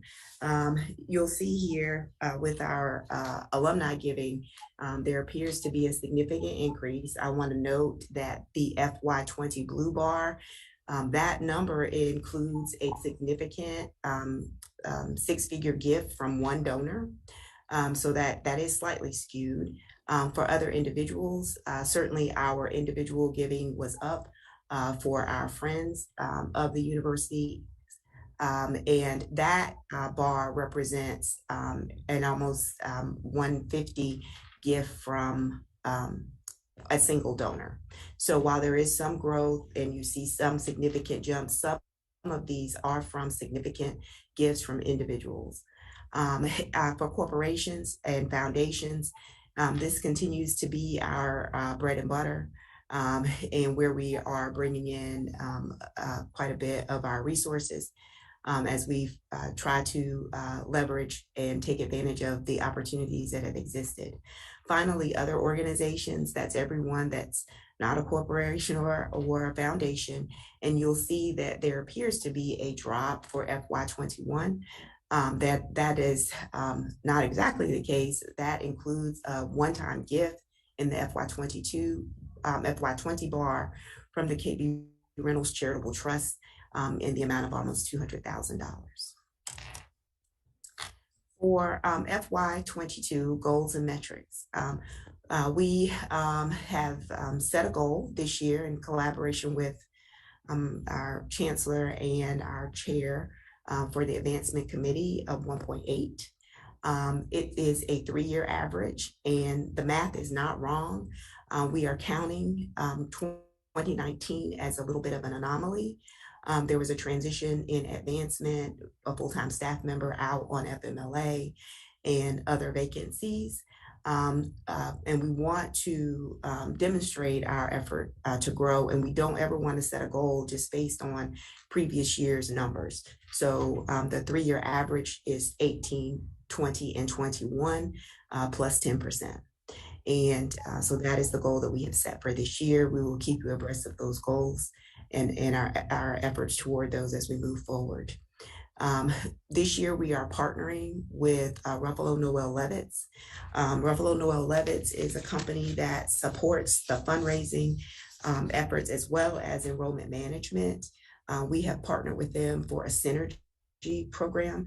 You should begin to see some of the impact of this partnership very soon.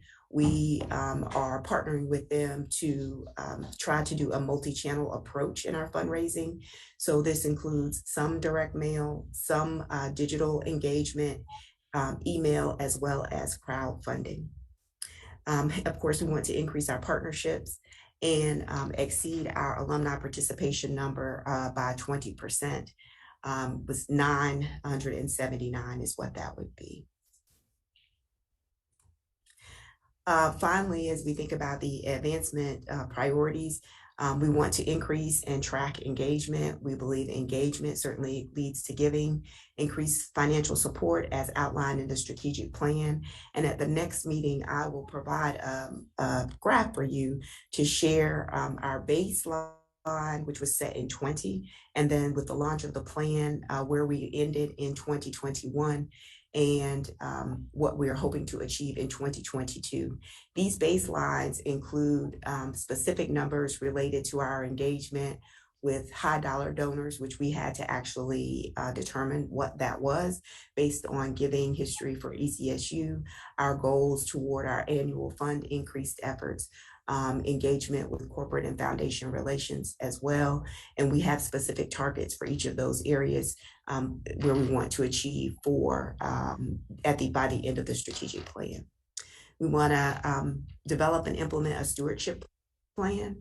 We believe that part of our challenge as it relates to donor retention is greatly impacted by stewardship.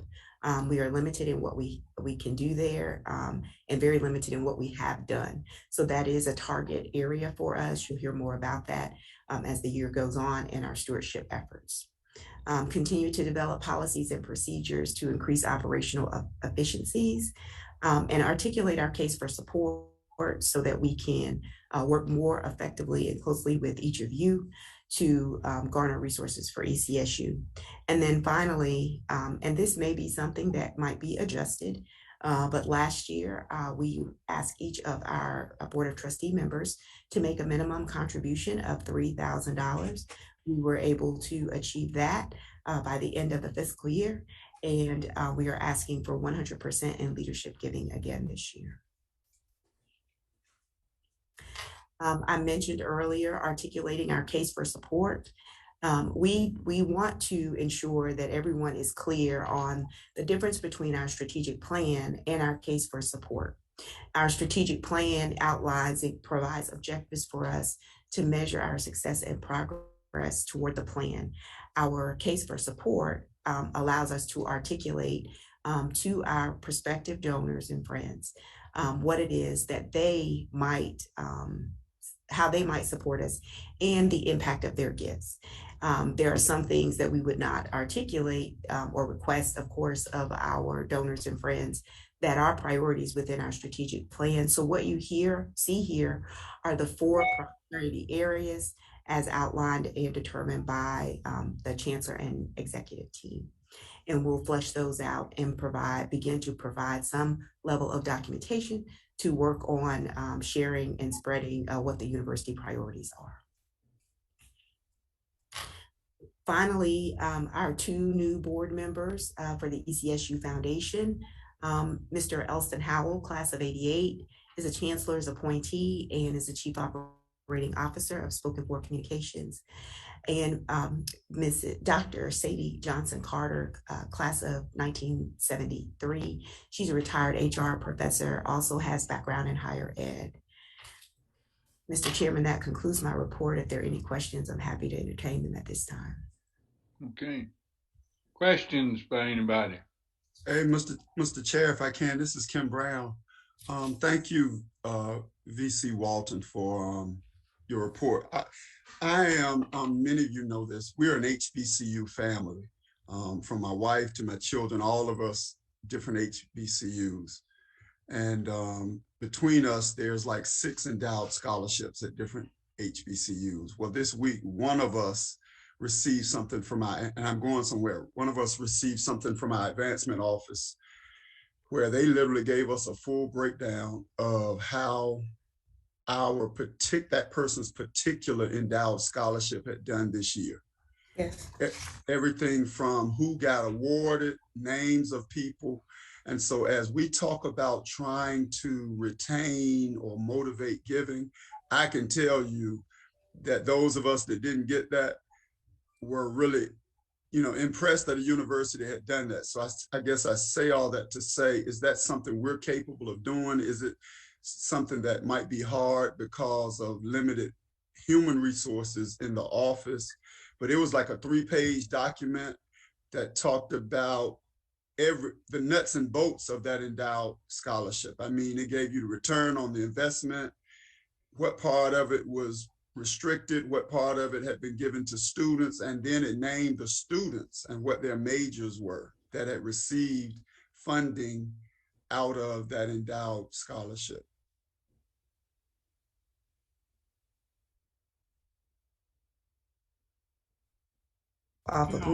You're on mute, Anita. Unmute. Yes. Okay. So I put myself on mute because the phone was ringing. I had to relocate because of building construction. So we actually have endowment reporting, which is what you're talking about.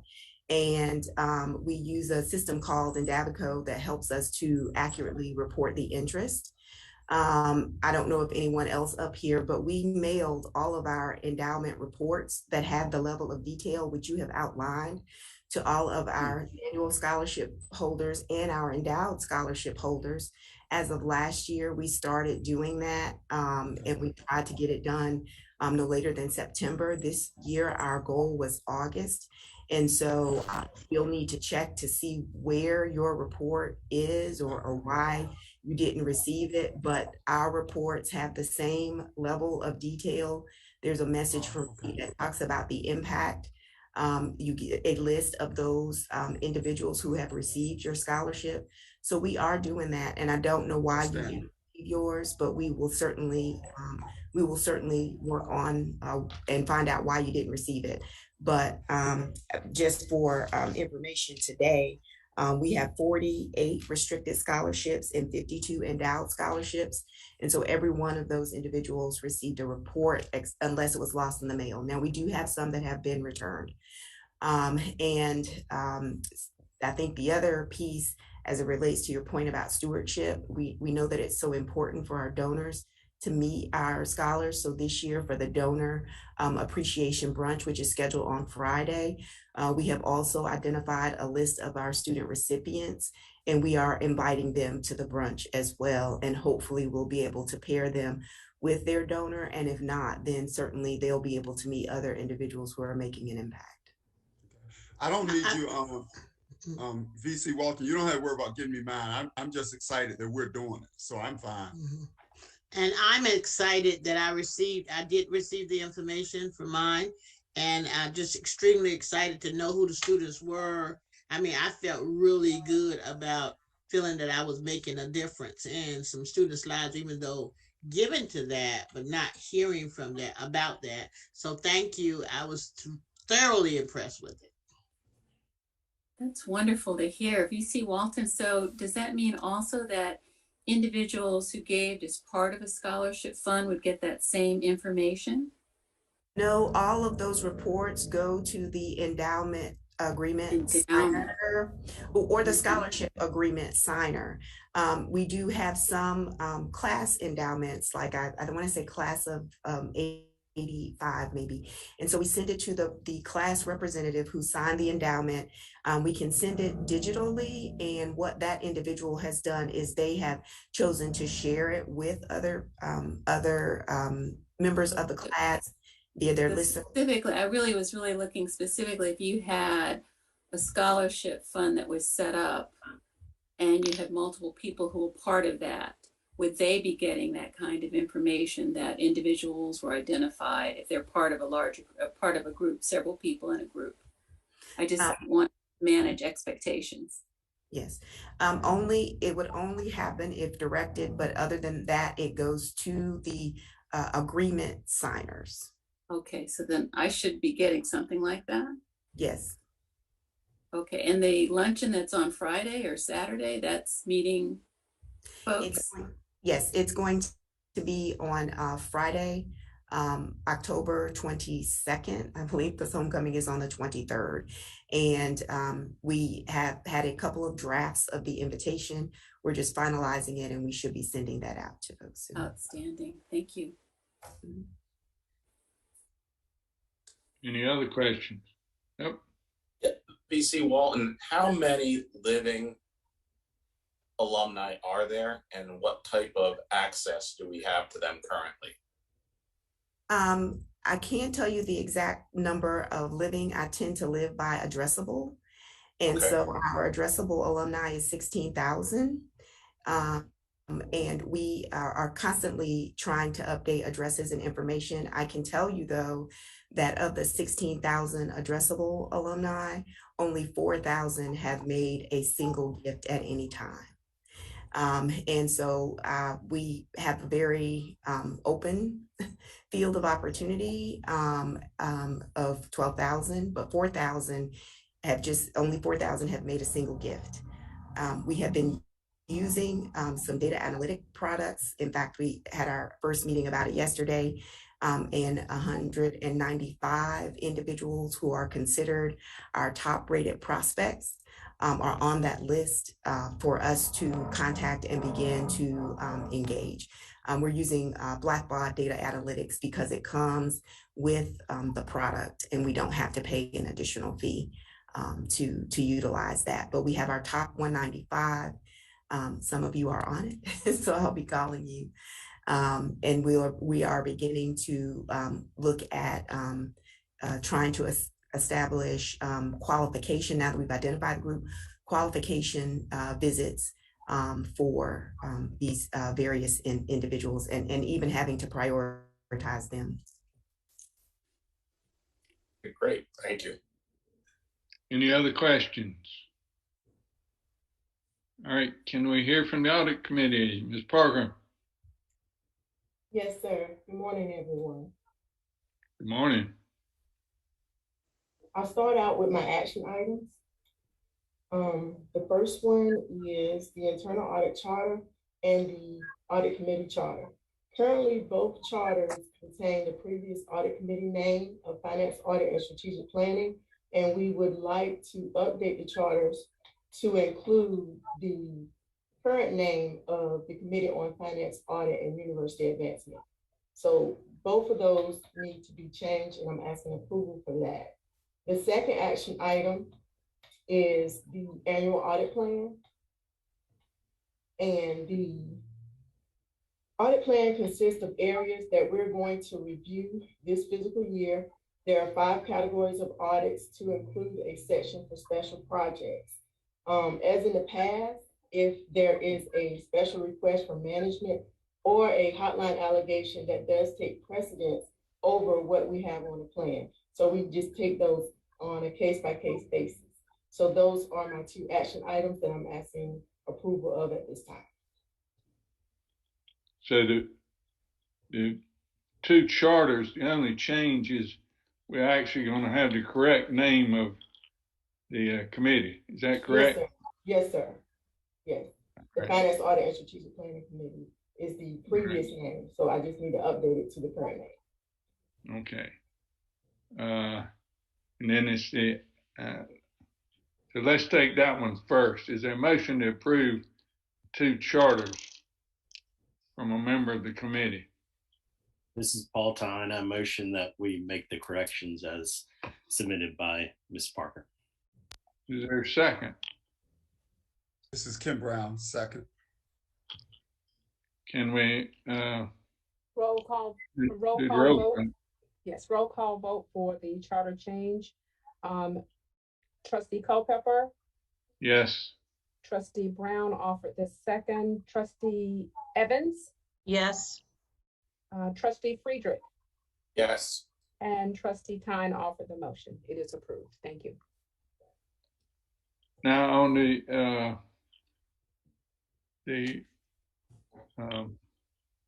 what do we call it again, Ms. Parker? The Audit plan. Annual audit plan. Audit plan. Are there some questions about that? If you, especially for the newer members, if you hadn't seen this before, it may be a little complicated. Was to me, first time I saw it. No questions, all right. Is there a motion to approve the annual audit plan? This is Paul Tyne. I move we approve the annual audit plan. Is there a second? This is Steve Friedrich. I second it. All right, roll call for that, for the annual audit plan. Trustee Culpepper, Yes. Trustee Brown, Yes. Trustee Evans, Yes. Trustee Friedrich offered the second, and Trustee Tyne offered the motion. It is approved. Thank you. Okay, any other questions about any of these reports? Chair Culpepper, this is Paul Tyne. I know it was touched on here. I don't think our committee is the right place for it, but I'm wondering if it's going to be brought up at the full board. We had established as a non-binding agreement amongst the board members of a $3,000 minimum gift, or in the case of our student, at least some sort of gift on there. And again, this is to include helping to raise those funds if necessary. We had discussed a higher limit during our last board meeting, last time we discussed this. Obviously, we have several new members and wanted to see if we were going to sort of reestablish that expectation moving forward. Would you like to propose a motion? Not in committee. I think that it would be a board decision that I just wanted to make sure that we're going to be discussing at some point since we're in the new year. I agree with you that we probably should discuss it, and we will pass that recommendation since she's listening on to the chairman of our board of trustees. How about that? Typically, and Paul, you're my procedural man, typically we get recommendations from the committee, and then when it goes to the full board can respond. So it really is the choice of the chair and his committee member how we do this today. The reason I suggested that we go to the board was that, and I think procedurally we're fine either way. We can have an action item. We can suggest that we bring it up, but I want to make sure that all board members have an opportunity to discuss it and make sure that, because it's about all of us being of the same mindset. Again, it's not binding, VC Goodson, but just wanted to make sure that we had a platform to discuss it when we all have the opportunity to participate. That's right. So it's really a matter of where we discuss it. It's 11:50. We can take the time up this afternoon if you like, but either way, because at full discussion, as you know, everybody that's a board member can participate even during committee meetings. So it's a matter of where we do it. So if it's the pleasure of our chair, we can take it up this afternoon and move on with our committee. And that way, maybe I get you all a little bit of a break between now and our full board meeting. Your call, Chair Culpepper. Thank you, Madam Chairman. I appreciate that. Well, let's think about it until we have our board meeting, and we maybe can think about it and do a better discussion this afternoon when we have all thought about it. I was just thinking, we increased the operating budget. We didn't increase it, but what does Ms. McClellan think the operating costs are going up? What percentage of the operating costs going up, Ms. McClellan? Well, I know we went up $3 million. What percentage is that? I can calculate it real quick. It wasn't that big because we went from 65 to about $68 million. Okay. Just because I was reviewing our MD&A that they have to actually submit from to the state auditor. So it went up about 4.6%, which is probably about right because of, we have increased maintenance costs. And we also had an increase in purchases due to COVID, buying COVID supplies and there's different things like that. But yes, our operating costs did increase this year. Well, I think a good 10% increase on the trustees giving would be something we could all live with. So if we went from 3,000 to 3,300, think about it for this afternoon. So if there's no objection, I'll declare the meeting of the Finance Committee adjourned with that thought in mind. Trustee Culpepper, I have one more item, which was an informational item. May I proceed with that? Excuse me, I'm sorry. I didn't realize that. All right, go ahead. I'm sorry. Okay, that's fine. In your documents, I included a report, and that was the one report completed this quarter, and that was the statewide federal compliance audit. And this was a follow-up review from the state auditor's office. The follow-up contained two findings, one that was resolved and one that was not resolved. So based on the one that was not resolved, we are planning to do a follow-up in the fall for the remaining unresolved findings. That concludes my discussion. Okay. Then if there's no further objection, I will declare the meeting of the Finance, Budget, and Audit Committee, whatever our full name is,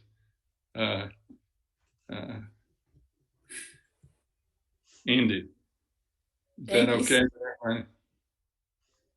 And turn it Appreciate back it. to the chairman. Thank you, sir.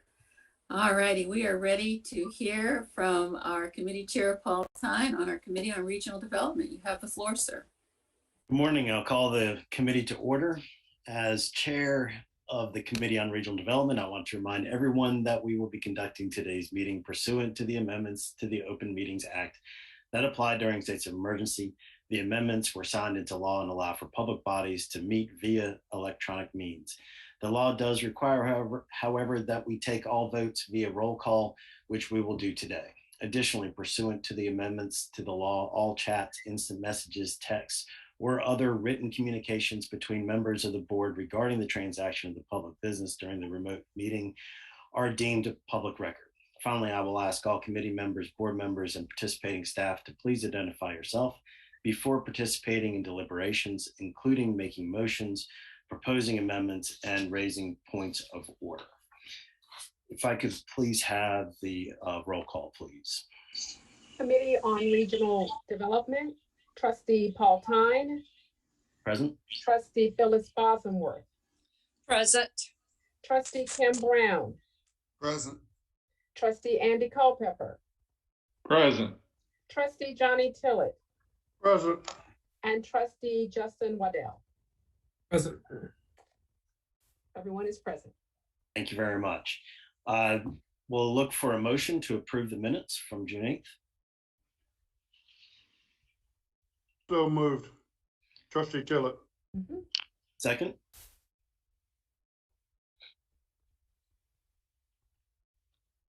I can Phyllis second. I'll second. Bosworth. Okay. You take it.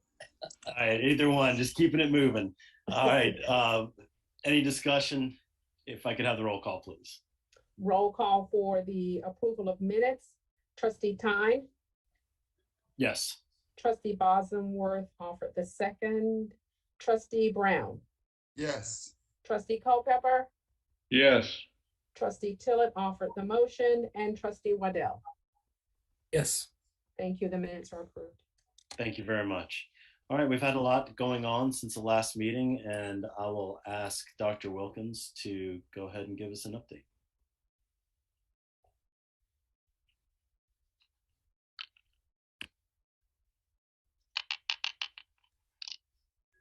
Good morning, everyone. Again, thank you, Chair Tyne. I'd like to bring you a brief update from the Regional Development Committee.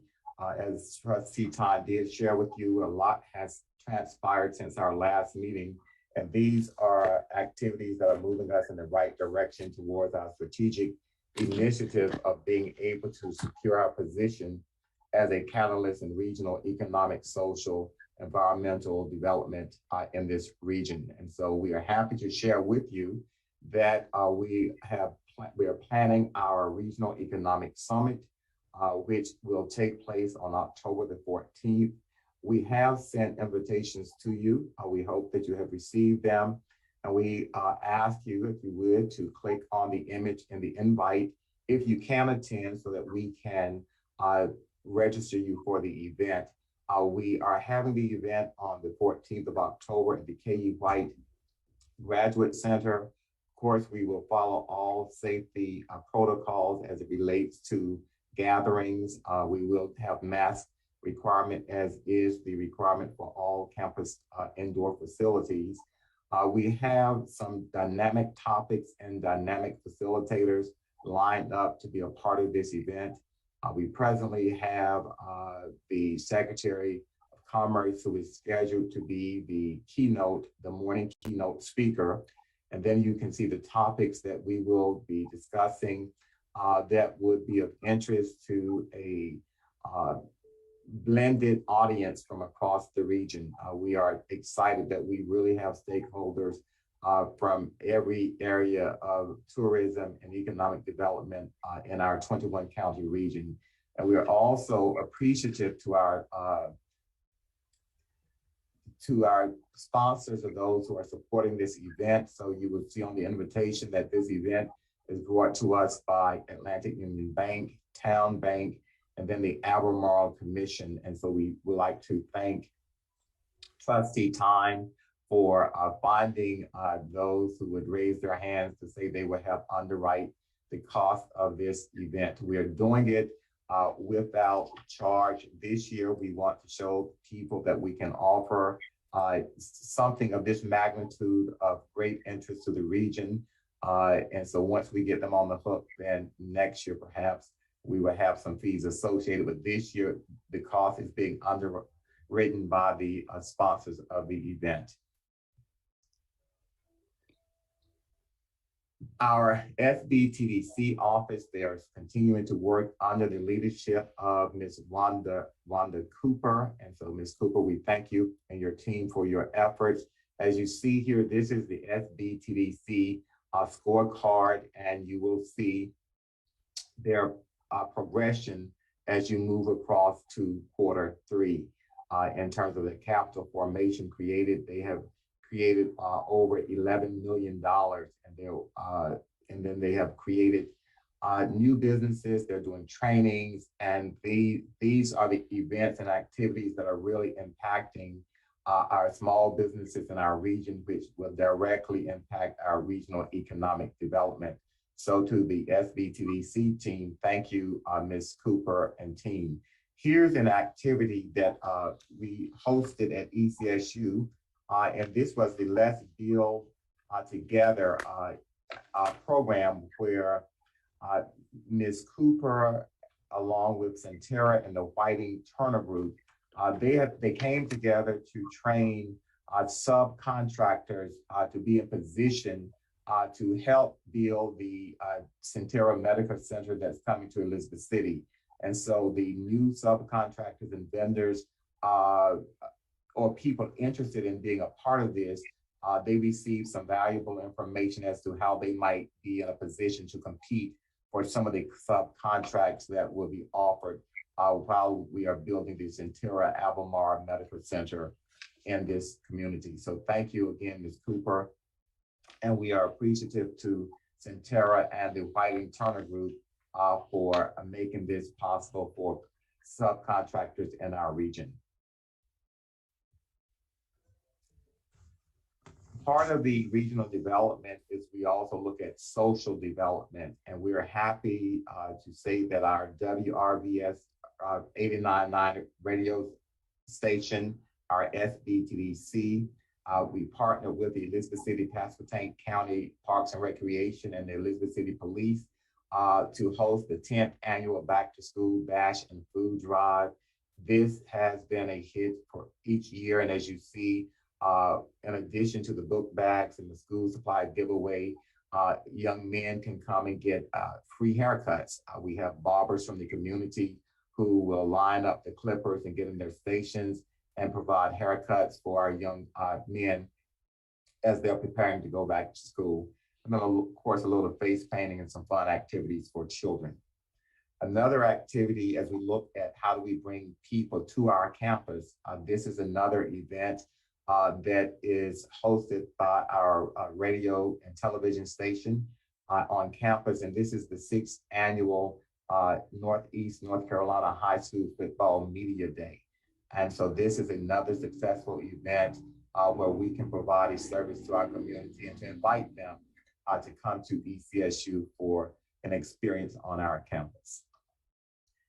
That concludes my report. Are there any questions?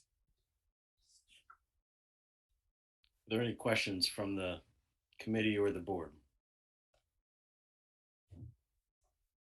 I want to thank this Small Business Technology Development Center. Wanda Cooper, she has helped us a lot with developing some of the speakers that will be at the economic forecast forum. And also just there's obviously a lot of good work being done there, having a long history of working with the TDC, I see more activity out of that group than I've seen in a long time. So that is great. I also wanted to highlight Dr. Nwala, who is he the chair of our economics department, the head of our economics department? He's our main economics guy. That's right. That is accurate. Yes. And he has been crunching the numbers for the 21 county service area. And, you know, for the longest time, our region has had to rely on Greenville for its economic forecasts, and they've done a great job, but it was very Greenville centric. And so for the first time that I'm aware of, we're actually going to have somebody speaking about what's happening in our economy based on the numbers for the 21 county region that we have here in the far Northeast, which people are really excited about. I appreciate you mentioning that I was able to find some sponsors, but quite frankly, it was easy. I had 3 that all wanted to be participants and jump in the fray immediately. So it is a free event. We got to make sure we've got the networking breakfast on there. I just noticed that I'm not sure that that's on there, but we're having that to start, and then a free lunch. And Dr. Nwala finishes it up representing ECSU, and of course, Dr. Dixon will be there to talk about highlighting what's happening at ECSU. So does anyone have any questions or comments? I have a comment. Yeah. And you know, you can let your ears burn if you like, but I do want to go down memory lane here. And for our new committee, our new board members to know that this Committee on Regional Development is a new committee for the Board of Trustees. And back in the day, I guess 2 years ago, we started having a lot of conversation about the importance of our regional development and who we are in the great northeastern part of the state. So long way around to say thank you, Paul, for your leadership, for understanding the importance of doing this, and for the people that you've brought together, and Dr. Wilkins for partnering with Trustee Tyne on this. This is huge. And just as we spoke about earlier, My NC Future, Lumina, it's all tied together. So it is amazing to see when we follow our heart, our interest, that there's always a bigger picture if we can look up and see that it all comes together. So I just wanted to thank you on behalf of the board and all of ECSU for your leadership on this very critically important committee. Thank you, Trustee Tyne and Dr. Wilkins. Thank you, Madam Chair. I appreciate it. And thank you, Dr. Wilkins and Ms. Sanders and Carson for making me look good. If there is no other objection, I will call the committee adjourned. All right, thank you, sir. There's a fighting chance we might get a lunch break. It's just up to me. We'll see what we do here. All righty, let me get my script together. All right. As chair of the Committee on University Governance, I want to remind everyone that we will be conducting today's meeting pursuant to the amendments to the Open Meetings Act that apply during states of emergency. The amendments were signed into law and allow for public bodies to meet via electronic means. The law requires, however, that we take all votes via roll call, which we will do today. Additionally, pursuant to the amendments to the law, all chats, instant messages, text, or other written communications between members of the board regarding the transaction of the public business during the remote meeting are deemed a public record. Finally, we'll ask all committee members, board members, and participating staff to please identify yourself before participating in deliberations, including making motions, proposing amendments, and raising points of order. Thank you, and I call on Ms. Sanders for our roll call. Committee on University Governance, Trustee Robinson. Present. Trustee Brown. Present. Trustee Culpepper. Present. Trustee Chambers. Present. Trustee Johnson. Present. And Trustee Tyne. Present. Everyone is present. Thank you. I would ask for a motion for the approval of our minutes of our June 8th, 2021 meeting. Trustee Johnson, so moved. May I have I'll a second that. Jimmy Chambers. Appreciate it. A roll call, Ms. Sanders? Roll call for the minutes. Trustee Robinson. Yes. Trustee Brown. Yes. Trustee Culpepper. Yes. Trustee Chambers offered the second. Trustee Johnson made the motion and trustee Todd. Yes. Minutes are approved. Thank you. Okay, thank you. I'd like to call on Dr. Shamika Lane, who's going to provide our human resources update this morning. Good afternoon. Thank you, Chair Robinson. Good afternoon, everyone. You have before you the personnel report. Are there any questions? Have none. Trustees? We have none. Thank you. All right, thank you. All right, trustees, I'm not gonna let you go just yet. This morning, Trustee Tillett made a comment about his interest in providing a stronger role in working with athletics. In the spirit of our shared governance, I would like to take a moment so that we have buy-in. I don't know that we need a title liaison, because usually our chairs have been able to either fulfill those roles or have somebody on their team fulfill a particular role based on their interests. I know Trustee Brown has been very, very interested in athletics and has sort of been our point person. And now Trustee Brown, you've got another athlete on your hands. So I'm not sure that we need to go down a title row. I like to make sure that all of our trustees have the facility to move into any areas of interest. One of the things that we have done very well on is being collegial and collaborative. So any role that any of us have is advisory. We are an advisory board. So Trustee Tillett, I'm asking for comments from our board if we need to do anything more formal than you're having major interest, that you'd like to have a primary role in working with athletics. And so I open it to the floor of our committee. We have all of our chairs represented.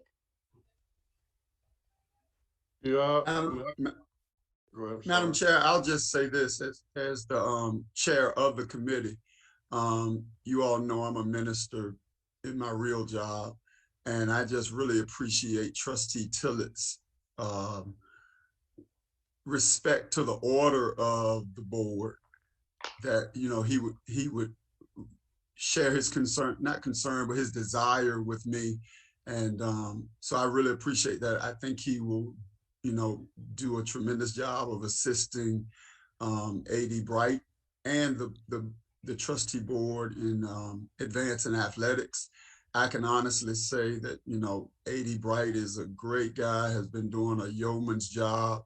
The piece, if you didn't hear it today, the thing that is something we should really celebrate among all the other things that we celebrate today is it is rare that an athletic program finish with any kind of surplus. That is, and in spite of doing several things like, the new pool, Robux Stadium, some other things.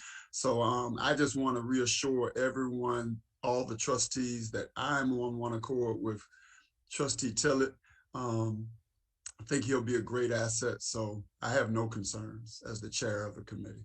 However you, Madam Chair, would desire to move is fine with me. Great. Madam Chair? Yes.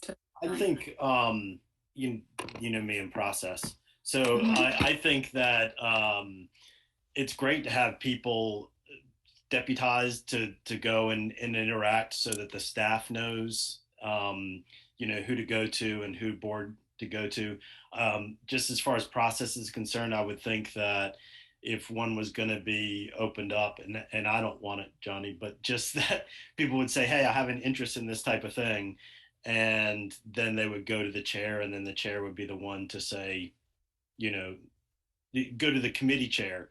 The committee chair would then go to the full chair, and then move forward from there. But just opening it up to the board so that if there's multiple people that want to do it, that's consistent with the way we've done it. So, for example, Trustee Bosworth had an interest in, setting up community connections. She told me about it. She told her committee chair about it, and she went forward. So that we're small enough, and it has worked, that we talk to one another. So nobody is stepping on anybody's feet or anything, but we've got people who have specific interest and talent in areas, and we want to fan those fires. So I'm just saying, let's continue to work in tandem, and, we're all advisors, and Trustee Tillett, go forward.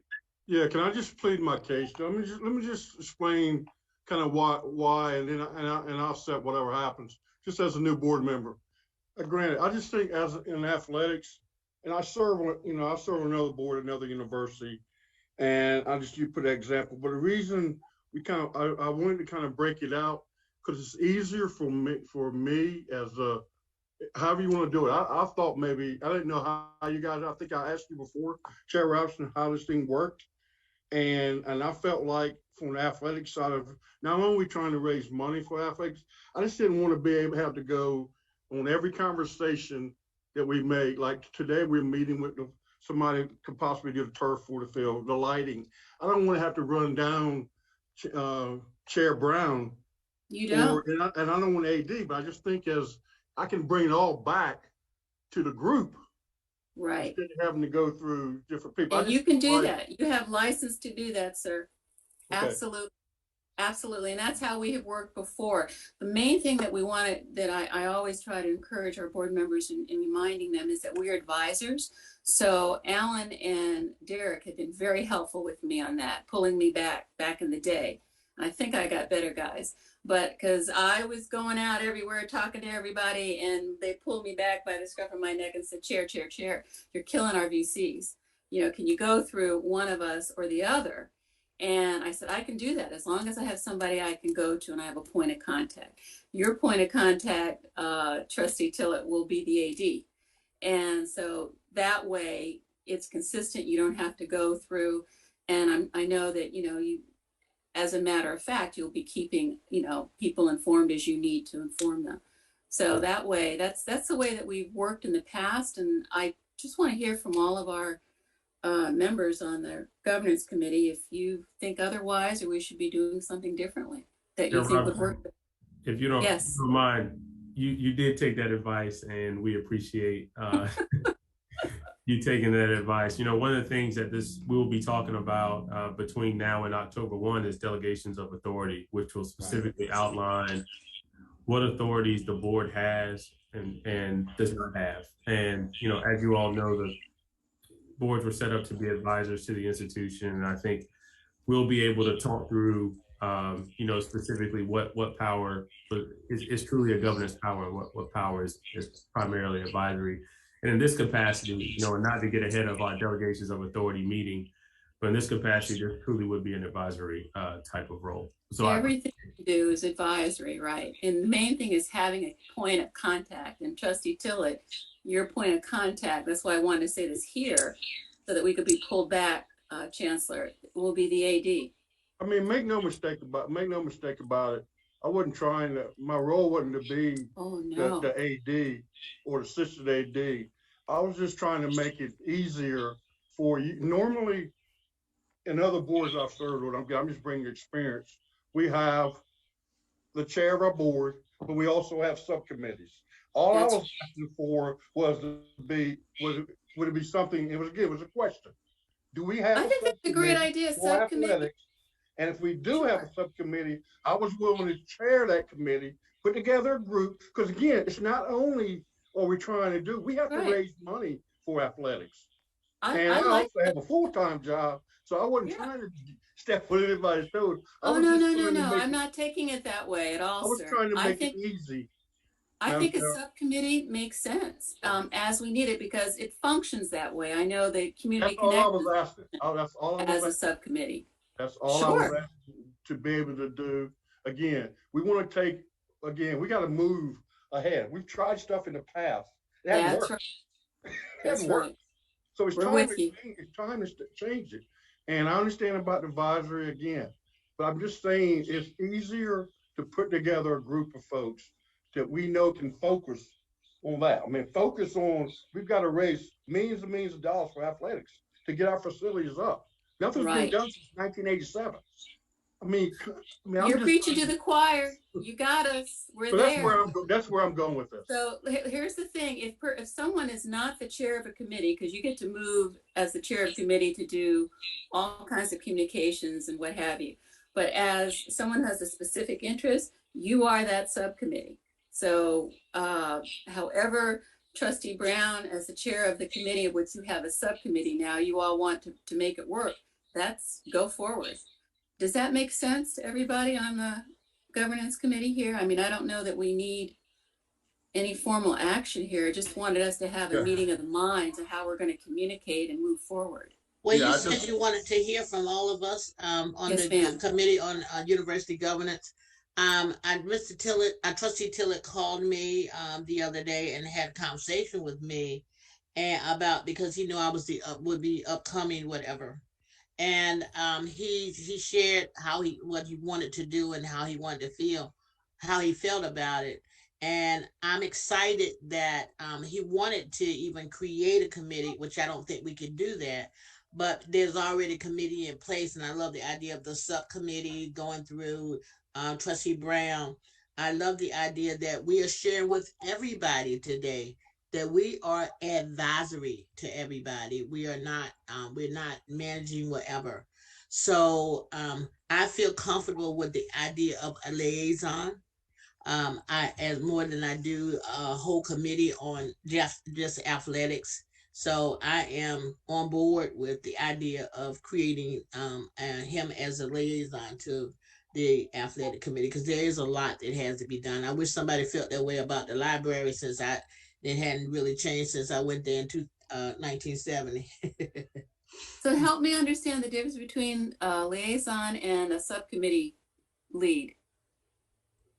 Is that just, are we just help you understand? No, I was just saying that he had, Trustee Tilley had talked to me about actually creating a committee on just a new committee. Yes. And I didn't think that was something that we could do, but I love that we are talking about being a liaison to.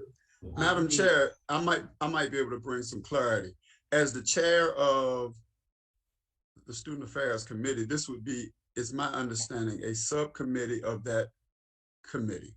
Perfect. The leader of that subcommittee would be Trustee Johnny Tillett. Perfect. The only thing that he and I have talked about is, obviously he doesn't have authority to just go out and start doing things. He will do that through either myself or the AD. Right. But you've got to be able to at least acknowledge that he does have, in quotation marks, authority, because if he's out there talking to someone about replacing the turf and they ask him, well, who are you? He at least needs to be able to say, I lead the athletic subcommittee. Perfect. Blah, blah, blah. Now, here is the difference. When I see liaison, I am literally the athletic liaison at Norfolk. What's different, though, is we're not an advisory board. Mm-hmm. Right.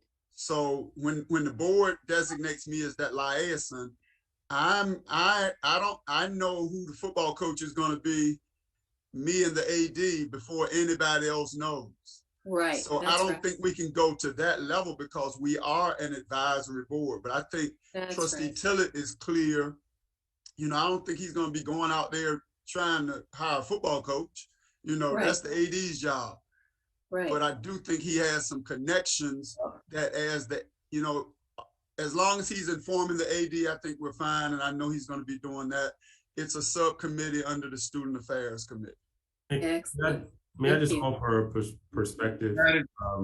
So, subcommittees are committees that oftentimes have a scope and a charge, and they report back to, the committees for which they are the subs of.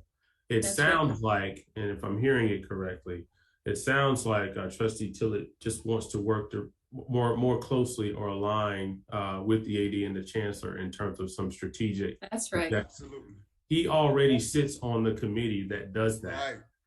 So there may not necessarily be a reason to appoint a whole new subcommittee with now a charge and a scope that reports back if he's already sitting on the committee for which athletics is under. He can just, what I'm hearing is he can work just more closely in alignment with the Chancellor and the AD in terms of pushing forward the objectives.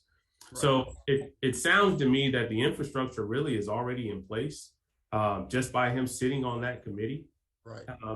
there may not necessarily be a need to create a subcommittee that then has a charge and responsibility to do things for particular objectives to report back to the full committee. So I offered that perspective because it sounds like we started with liaison, then we went to subcommittee, and from what I'm seeing in terms of just what's already on the committee, we may already have that infrastructure in place, and there may not necessarily be a need to create a subcommittee with a charge that has a specific responsibility and reporting relationship back to the committee for which athletic falls under, and then the full board. So right. Thank you, VC Goodness. I'd like to hear from Trustee Tillett for a minute to make sure we're not getting away from, because I saw 2 thumbs up when we said subcommittee, so help me. Well, again, I mean, I don't know what this is. It didn't want this to be so difficult, but I'll just use, for example, I serve in the same capacity at Wingate University. The same thing, we're advisory board, but come January, I would chair their athletic committee. I'm on the same excellence committee. The same thing falls under there.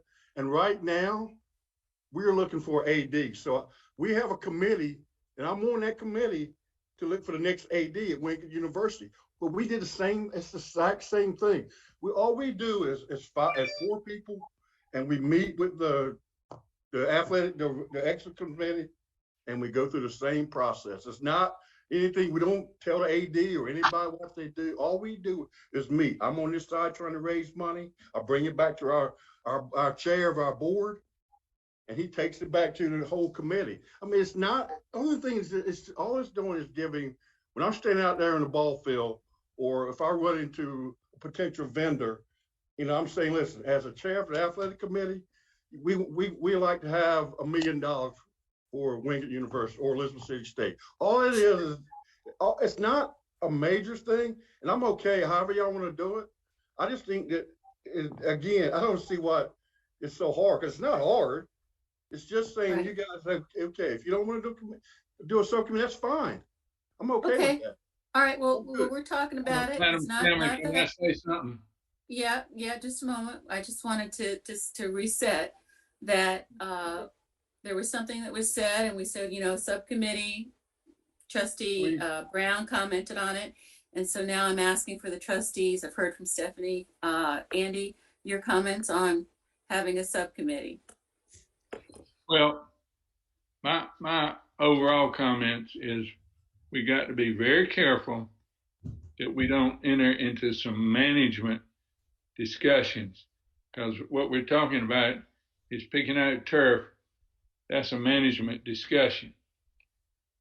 Raising money is a good idea, but that's more under the advancement area than it is in the athletics, unless we want to change it.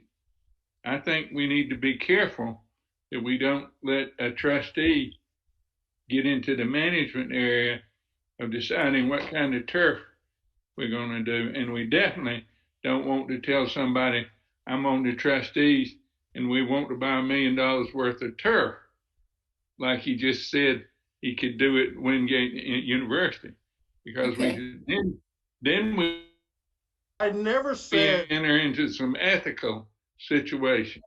Okay, hold on. Well, you sort of implied. No, I didn't. And no, I said, okay, wait, hold on a second. Let's just, so Trustee okay, well, anyway, that's we do. Okay. Excuse me. Sorry. If you didn't say that, I'm sorry. Thank you for your comments. We're just trying to get comments, and then I'll do my best to I can make this real simple, Madam Chair. Could you just give me 1 more minute, sir, please? Just 1 more minute. That's all. I think we're going to be fine. Trustee Chambers, did you have any comments? No, ma'am. Subcommittee? No, ma'am. I'll pass. Okay, thank you. Trustee Time, subcommittee, any comments on this particular topic? Yeah, I just want a little background that we've just gone through, for you new members, we've just gone through a culture change on this board where we recognize our advisory capacity as opposed to our more proactive management, which was never our charge, but some trustees certainly took it as their charge. And so I think that's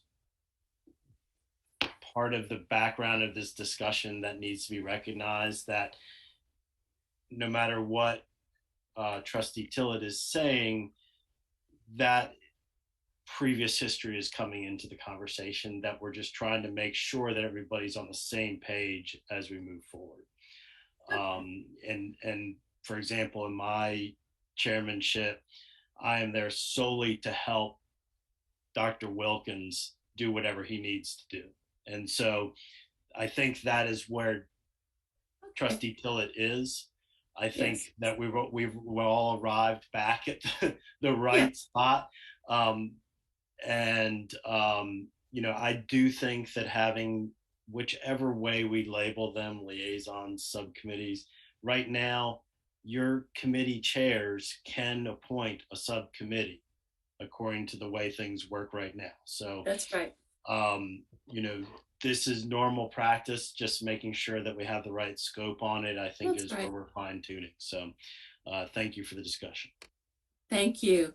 Yeah, trustees, just want to say that we want to help facilitate our trustees who have particular interests, talent, background, contacts to do their job to the best of their abilities. So what we're hearing this morning is Trustee Tillett saying, hey, I can say I'm chair committee or liaison, that's going to give me a little bit more clout when I'm out there talking to all the people that I know I can talk to.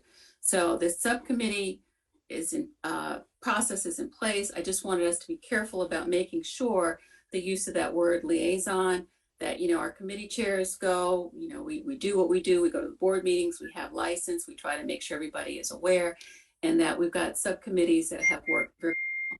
So I'm going to ask Alan, I don't know if we need a vote on this, or can this just exist because Trustee Brown has said we can have a subcommittee, just as we've done with community connections. We don't need a vote. We don't need a vote. Perfect. I don't think it should go that formal. I mean, it's like what Trustee Paul Tyne just said. If there's a board member that has expertise in the area of his board, he has the right as the chair of, you know, the Regional Development Committee to say, I'm using this person's expertise. That's right. Just want us to be consistent with language. So great. Perfect. Okay. So Trustee Tillett, thank you so much for chairing our subcommittee on athletics. We look forward to hearing from you all. Are there any other matters for us in governance before we adjourn for lunch and a break? Hearing none, we are adjourned. Have a good lunch, and we'll see you back here for our is it 1 o'clock win or 1:30? Time is We're our back full board. at 1:30. At 1:30. Chair Robinson, and it will be the same Zoom link. Excellent. That's what I was going to ask. Same Zoom link. Same Zoom Thank link. you. Yes. Thank you. Right. Bye-bye now. Bye-bye. Gwen, Yes. I may have to drop a little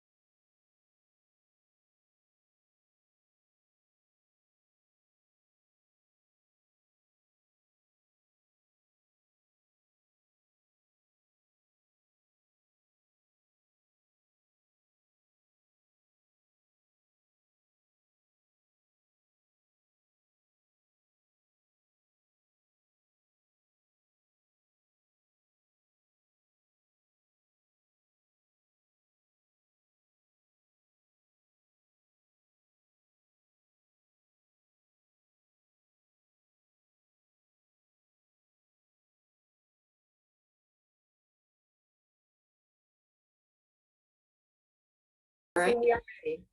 Thank you. All right, good afternoon, everyone, trustees, staff, and visitors. I'd like to call to order our Board of Trustees meeting September 14th, 2021. As chair of the Board of Trustees, I want to remind everyone that we will be conducting today's meeting pursuant to the amendments to the Open Meetings Act that apply during states of emergency. The amendments were signed into law and allow for public bodies to meet via electronic means. The law does require, however, that we take all votes via roll call, which we will do today. Additionally, pursuant to the amendments to the law, all chats, instant messages, text, or other written communications between members of the board regarding the transaction of the public business during the remote meeting are deemed a public record.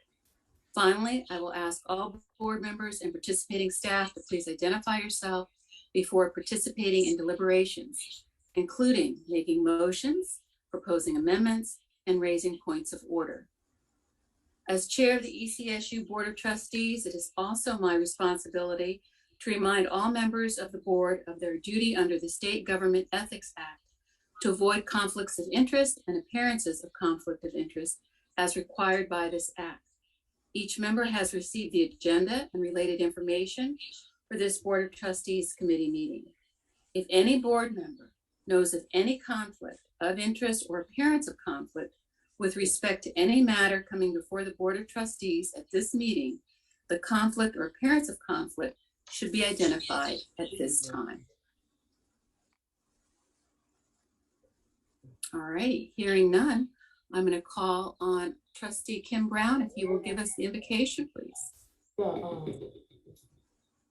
The universe. Yes, ma'am. Somebody needs to mute. All right, let us pray.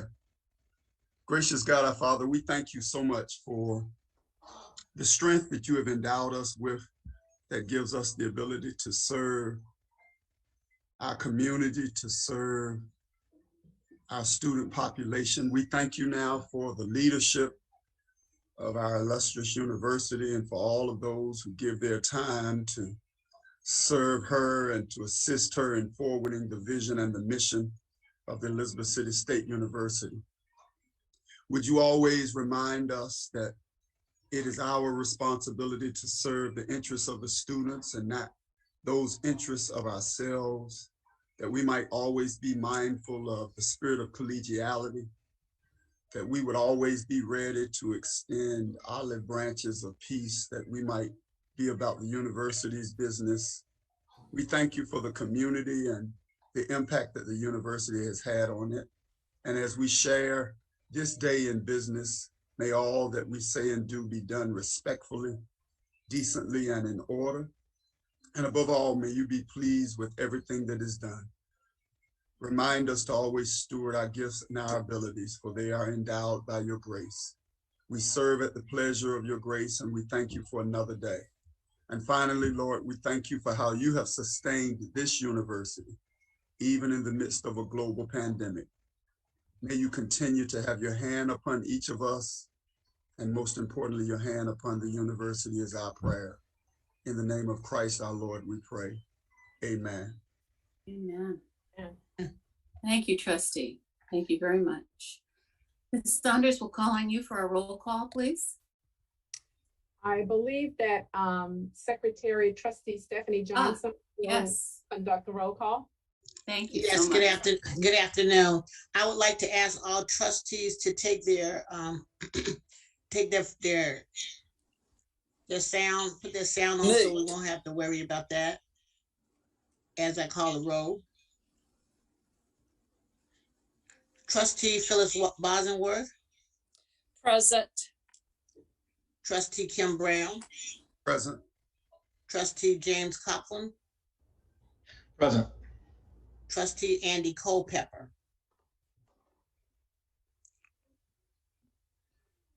Trustee Andy Culpepper. You're on mute, Andy. Trustee Jimmy Chambers. Present. Trustee Andy Culpepper. Trustee Christine Brown. I'm sorry, trustee Christine Evans. I'm present too. Trustee Stephen Frederick. Present. And I'm trustee Stephanie Johnson. Trustee Tiffany Jones. Present. Trustee Jan King Robinson. Present. Trustee Johnny Tillett. Present. Trustee Paul Tyne. Present. And trustee Justin Waddell. Present. You can now take you put your phones back on mute. And once again, trustee Andy Culpepper, do you see him? All right. I did He see is him. present. He is here. Thank you. Right, I thank turn it you, back Trustee. over to Dr. Jan King Robinson. I turn it back over to you. Thank you, Trustee Johnson. It is always a pleasure when we have the Honorable Judge Reed with us, and we have her today to have the oath of office administered to our 4 newest trustees. Judge Reed, we thank you for being with us. You're always welcome, and you have the floor, madam. Thank you so much for inviting me. It's always a pleasure for me to do a little bit to give back to Elizabeth City State University. It is my pleasure to swear in the 4 newest trustees, James Copland, Tiffany Jones, Johnny Tillett, and Justin Waddell.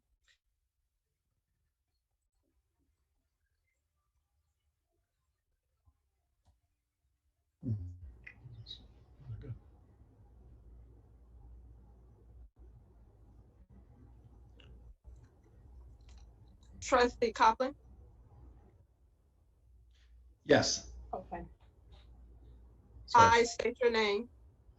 I, James Copeland, Do solemnly affirm do solemnly that I will do support and maintain solemnly affirm that I will support and maintain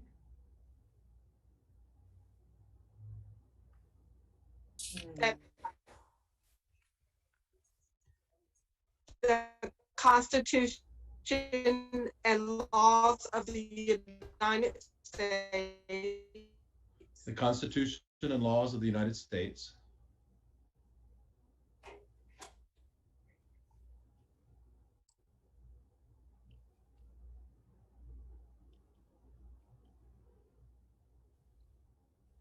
Sorry, we have delay.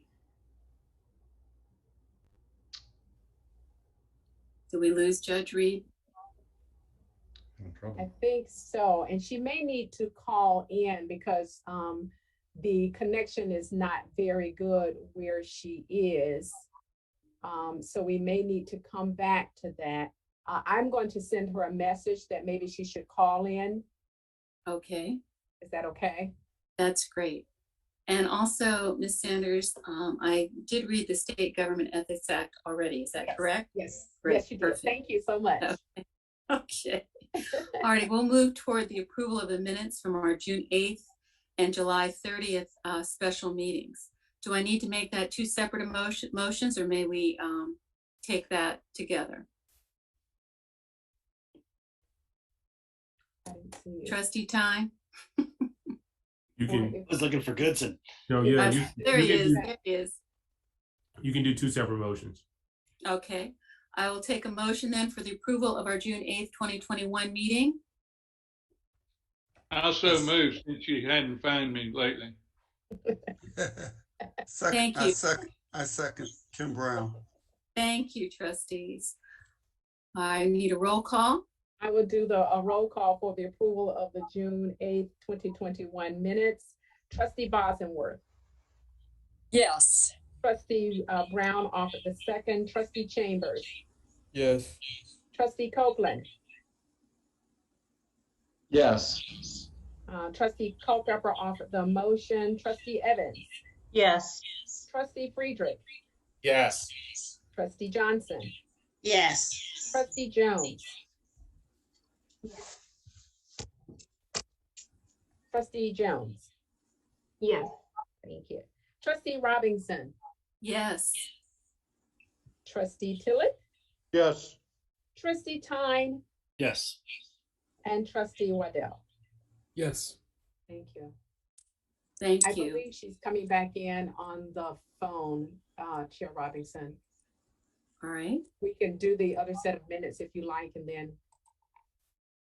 Your Hello? call. Oops, there she is. Should we go ahead with the oath since she's here? That if you like, that's fine. Okay, great. Judge Reed, thank you. We hear you loud and clearly. Perfect. I'm sorry. I don't know. Our internet is not that great here, so I called in. Hopefully this is okay. This is great. Thank you. Okay. So I think we were starting with Trustee Copeland. Correct. All right. And I'm sorry, I think there was bad connection on my end too, so I apologize. Hey, as long as we're together, that's fine. If you will raise your right hand and repeat after me. I state your name. I, James Copeland, Do solemnly swear that I will support and maintain the Constitution and laws of the United States the Constitution and laws of the United States and the Constitution and laws of North Carolina, and the Constitution and laws of North Carolina, not inconsistent therewith, and that I will faithfully discharge the duties of my office as a member of the Board of Trustees of Elizabeth City State University.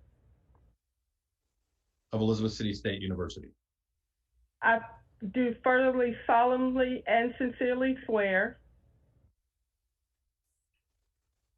I do further solemnly and sincerely swear that I will be faithful and bear true allegiance that I will be faithful and bear true allegiance to the state of North Carolina to the state of North Carolina and to the constitutional powers and authorities and to the constitutional powers and authorities which are or may be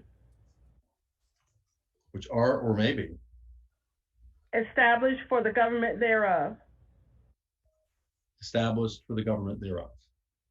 and that I will endeavor to support, maintain, and defend the Constitution of said state, not inconsistent with the Constitution of the United States, to the best of my knowledge and ability, so help me God. Congratulations. Next is Tiffany Jones. Yes. Ms. Jones. Yes. Can you hear me okay? I can. If you will raise your right hand. I state your name. I, Tiffany Jones. Do solemnly swear. Do solemnly swear. That I will support and maintain. That I will support and maintain. The Constitution and laws of the United States. The Constitution and laws of the United States. And the Constitution and laws of North Carolina. The Constitution and laws of North Carolina. Not inconsistent therewith. Not inconsistent therewith.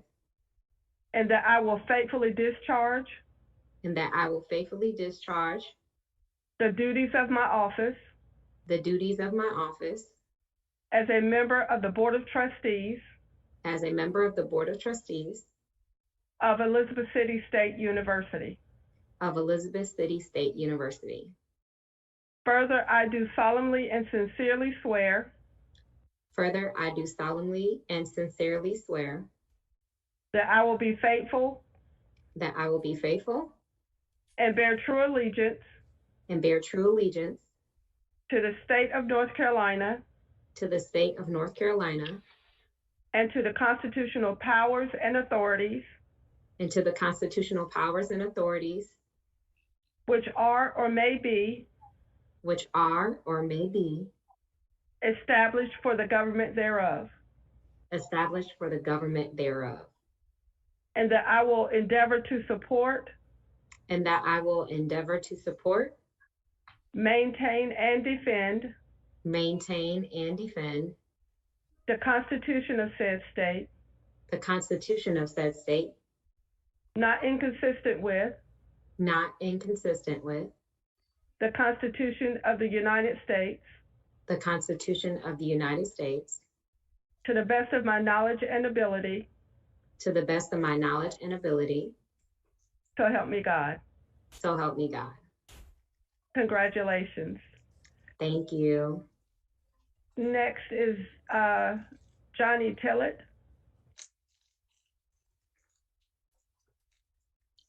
Hello. Trustee Tillett, if you will repeat after me, please. Raise your right hand. I state your name. I, Johnny Tillett, Do solemnly swear do solemnly swear that I will support and maintain that I will support and maintain the Constitution and laws of the United States the Constitution and laws of the United States and the Constitution and laws of North Carolina, and the Constitution and laws of North Carolina, not inconsistent therewith, not inconsistent therewith, and that I will faithfully discharge and that I will faithfully discharge the duties of my office the duties of my office as a member of the Board of Trustees as a member of the Board of Trustees of Elizabeth City State University. of Elizabeth City State University. Further, I do solemnly and sincerely swear Further, I do solemnly and sincerely swear that I will be faithful that I will be faithful and bear true allegiance and bear true allegiance to the state of North Carolina to the state of North Carolina and to the constitutional powers and authorities and to the constitutional powers and authorities which are or may be established for the government thereof, established for the government thereof, and that I will endeavor to support, that I will endeavor to support, maintain, and defend the Constitution of said state, the Constitution of said state, not inconsistent with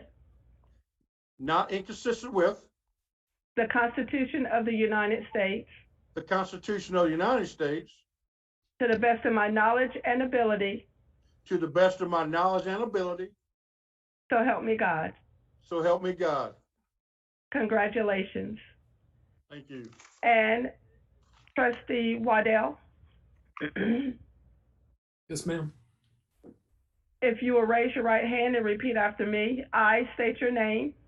I, Justin Waddell, Do solemnly swear do solemnly swear that I will support and maintain that I will support and maintain the Constitution and laws of the United States the Constitution and laws of the United States and the Constitution and laws of North Carolina, and the Constitution and laws of North Carolina, not inconsistent therewith, not inconsistent therewith, and that I will faithfully discharge and that I will faithfully discharge the duties of my office the duties of my office as a member of the Board of Trustees as a member of the Board of Trustees of Elizabeth City State University.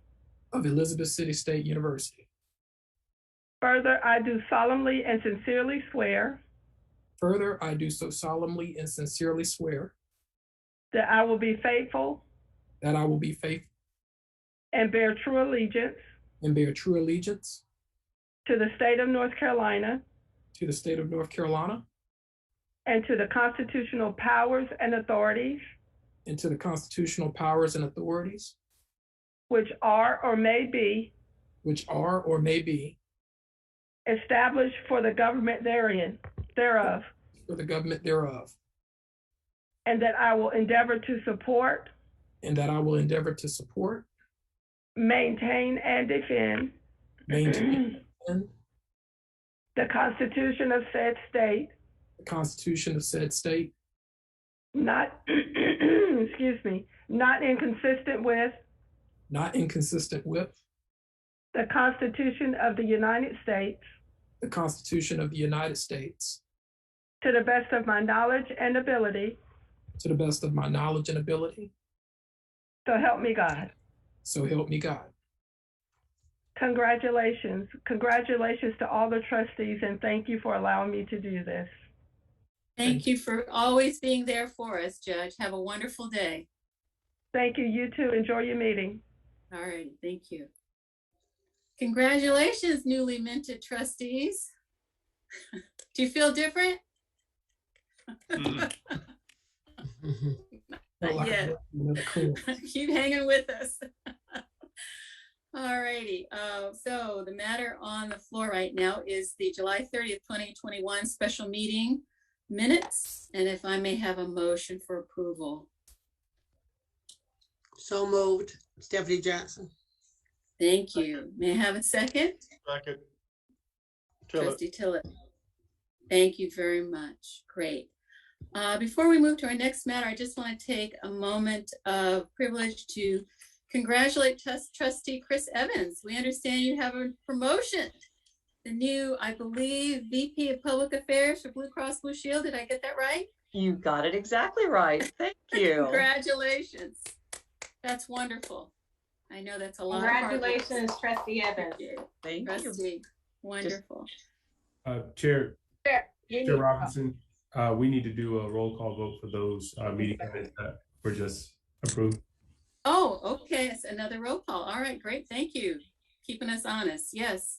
Shall I turn to Trustee Johnson to do that? Actually, I will be happy to conduct a roll call vote for the approval of the special meeting minutes. And if I can ask all trustees to please unmute at this time for that roll call vote. Thank you. Trustee Bosworth? Yes. Trustee Brown? Yes. Trustee Chambers? Yes. Trustee Copeland? Yes. Trustee Culpepper? Yes. Trustee Evans? Yes. Trustee Friedrich? Trustee Friedrich? He may not be on there. Trustee Johnson offered the motion. Trustee Jones? Yes. Trustee Robinson? Yes.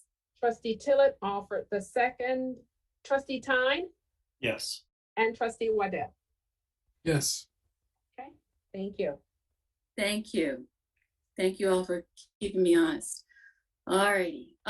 We are now ready for Trustee Bosworth, the chair of our nominating committee, to bring us a report. Thank you. Good afternoon. I want to thank Trustee Jimmy Chambers and Trustee Andy Culpepper for serving with me on the nominating committee. The report from the nominating committee is as follows. The nominations we have received via email: for chair are Trustee Stephanie Johnson, for vice chair, Trustee Tiffany Jones, for secretary, Trustee Chris Evans.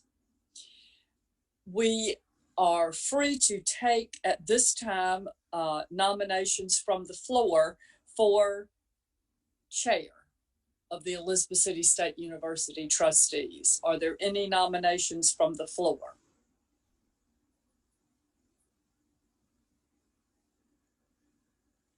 Okay, we will, I don't hear any, so I'm now going to ask for nominations for vice chair, for Elizabeth City State University trustees. Are there any nominations from the floor for vice chair?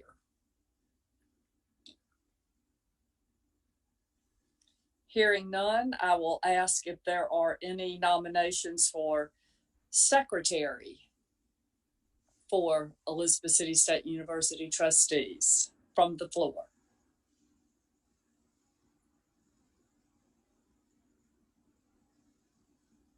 Okay, the nominations are now closed. You will be asked, you'll be prompted to cast your vote a little bit later in the meeting. So just stand by and we'll have our vote in a little while. Thank you. Thank you, Trustee Bosworth and Chambers and Culpepper for your work on this project. All righty, we're now moving to our consent agenda. We have approval of the FY22 general fund budget. VC Goodson, I can take this all three at one time, right? Since it's consent. Yep, you approve the consent agenda. Okay, and then endowment for distributions for FY21 to 22 and approval for design firm ECSU campus master plan. May I have a motion to approve these agenda items? This is Paul Tyne. Accept the consent agenda. Paul Tyne, second. Okay, who made the motion? Kim Brown. Okay, thank you. Great. All right, may we have roll call, please? Yes, and if trustees could please unmute for the roll call vote for the consent agenda. Trustee Bosworth? Yes. Trustee Brown made the motion. Trustee Chambers? Yes. Trustee Copeland? Yes. Trustee Culpepper? Yes. Trustee Evans? Yes. Trustee Friedrich? Trustee Friedrich? Trustee Johnson? Yes. Trustee Jones? Yes. Trustee Robinson? Yes. Trustee Tillett? Yes. Trustee Tyne offered the second, and Trustee Waddell? Yes. Thank you. Okay, thank you. We now will move to our Committee on Academic Excellence and Strategic Growth. Trustee Stephanie Johnson for the report. The Academic Excellence and Strategic Growth had no action items. As information, the committee received an update on the SAC COC reaffirmation timeline, including the response to the on-site visit, which was submitted on August 18, 2021. The final reaffirmation decision will be announced at the annual SAC COC meeting on December 7th, 2021. The Provost's office provided online training for 33 faculty participants and 2 micro-credentials focusing on promoting active learning online and designing student-centered courses. Provost Ward advised the university has received advanced level accreditation from the Council for the Accreditation of Educator Preparation, CAPE, for the Master of School Administration and Master Elementary Education with no recommendations. ECSU has partnered with the North Carolina Foundation for Public School Children through the National Education Association Greater Public Schools Grant and hosted the first teacher cadet training this summer. Provost Ward provided additional information regarding the COVID-19 mitigation grant to include the university receiving an additional $280,000 from the North Carolina Collaboratory for genomic sequencing of SARS-CoV-2 variant as a statewide partnership with North Carolina DHHS. Dr. Ward provided information regarding increased enrollment for the fall 2021. The information on the retention and persistence rates, as well as the increase in transfer and stop out if enrollment was also shared. Provost Ward shared that admissions is conducting in-person recruiting events this semester and began with the Down East Classics on September 3rd, as this was the first time in schools in 18 months since the pandemic began. Fall open house will be conducted face-to-face on October 30th, and visits with schools and college will be conducted face-to-face and virtually this year. Lastly, the information regarding the 2021-22 strategic goals for Goal 1, Academic Excellence, and Goal 3, Sustainable Growth was provided. This concludes the report on the academic excellence and growth and strategic growth. Thank you very much, Trustee. We'll now move to the Committee on Student Excellence. Trustee Chair Kim Brown.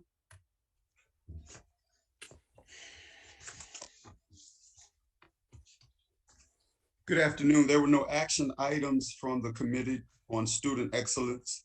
During the Committee on Student Excellence, we received informational updates from the Vice Chancellor for Student Affairs, Dr. Gary Brown, our Athletics Department Director, Mr. George Bright, and Student Government Association President, Mr. Jimmy Chambers. Vice Chancellor Gary Brown provided an overview to include the following summer recap, in which he gave us information and direction relative to all of the activities that had taken place during the summertime, several straight truth and accountability moments, mental health, first aid training, customer service.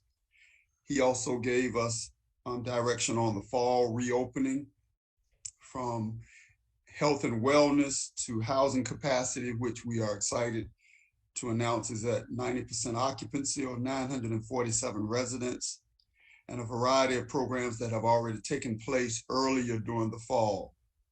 He also updated us on special initiatives like My Further North Carolina, Empower NENC, TRIO Educational Opportunities Center, Lumina Foundation grants, the potential for those, resource development, and reminded us of the 2021 homecoming activities. And then finally, he gave us information relative to year 2 goals for the strategic plan, specifically goals 2.1.2 and goals 2.3.2. Athletic Director George Bright provided an overview of the Department of Athletics progress and highlights, including introducing us to new staff, giving us direction on winter sports schedules, NCAA requirements or CDC requirements for return to action for universities, and also informed us on the pros and cons, or the positives and negatives, of boosters and what is allowable and not allowable. He also updated us on strategic plans that impact athletics, such as 2.5.2 and 2.5.3, 2.5.7. And then finally, he shared with us spring 2021 athletic honors and academic honors of averaging a GPA of 3.34, and discussed the men's and women's basketball schedule for this fall and other COVID protocols related to athletics. Finally, SGA President Jimmy Chambers provided an update on behalf of Student Government Association. He highlighted the 2020-2021 goals for SGA, the 22 initiatives to include civic and community enhancement, advocacy for better relationships with community businesses, mental health issues, and the UNC ASG initiatives.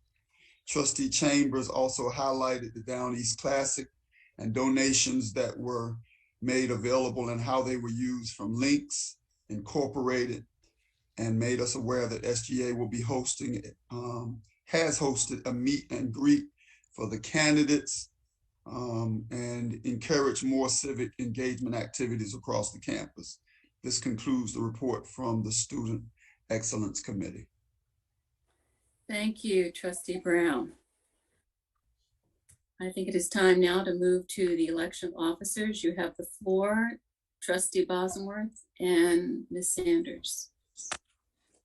Okay, I believe, Attorney Goodson, we're going into closed session. Is that correct? We are not actually, Gwen is going to provide the procedure. Yeah. Go ahead, Gwen. Yes, we're going to move everyone except the trustees and of course our chancellor and VC Goodson into the waiting room, and then we will begin the election process. Okay. So if we could just hold on one moment, and I believe that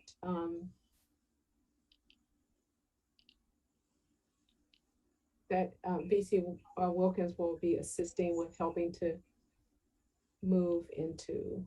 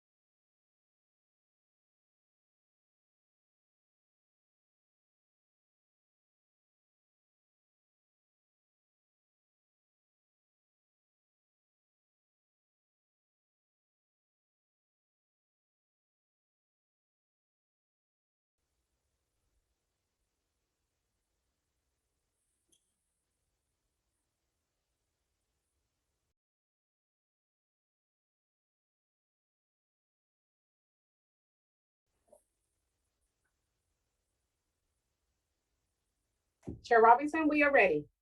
Thank you, ma'am. Appreciate it. All righty, we're going to move on now to the report from our Committee on Operational Excellence, Trustee Jimmy Chambers. You have the floor, sir.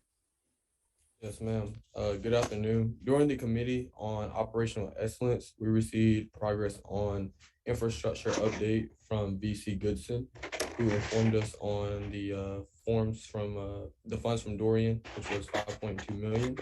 Phase 1 already completed was the University Tower lower roof. In progress are currently Viking Village, Jimmy R. Jenkins Science Building, Miriam D. Thorpe exterior walls repairs. Phase 2, which are set to start late fall 2021, will be the STEM exterior walls repairs, McClendon, Griffin, the ITC building, Robert L. Bond Center, H.L. Trigg, and Dixon Hall. We are using multiple vendors to complete these projects. When it comes to the HVAC, Terran will be the single vendor that will manage all of the HVAC needs. Control upgrades for phase 1 already completed is Griffin Hall, McClendon Hall, Lane Hall, Fine Arts Building, the Student Center, and KE White. Completion expected for summer 21 will be the STEM building, Miriam D. Thorpe, ITC building, Bedell Hall, and Ariel Vaughn Center. Phase 2, which is expected completion of fall 2021, will be Moore Hall and Viking Tower.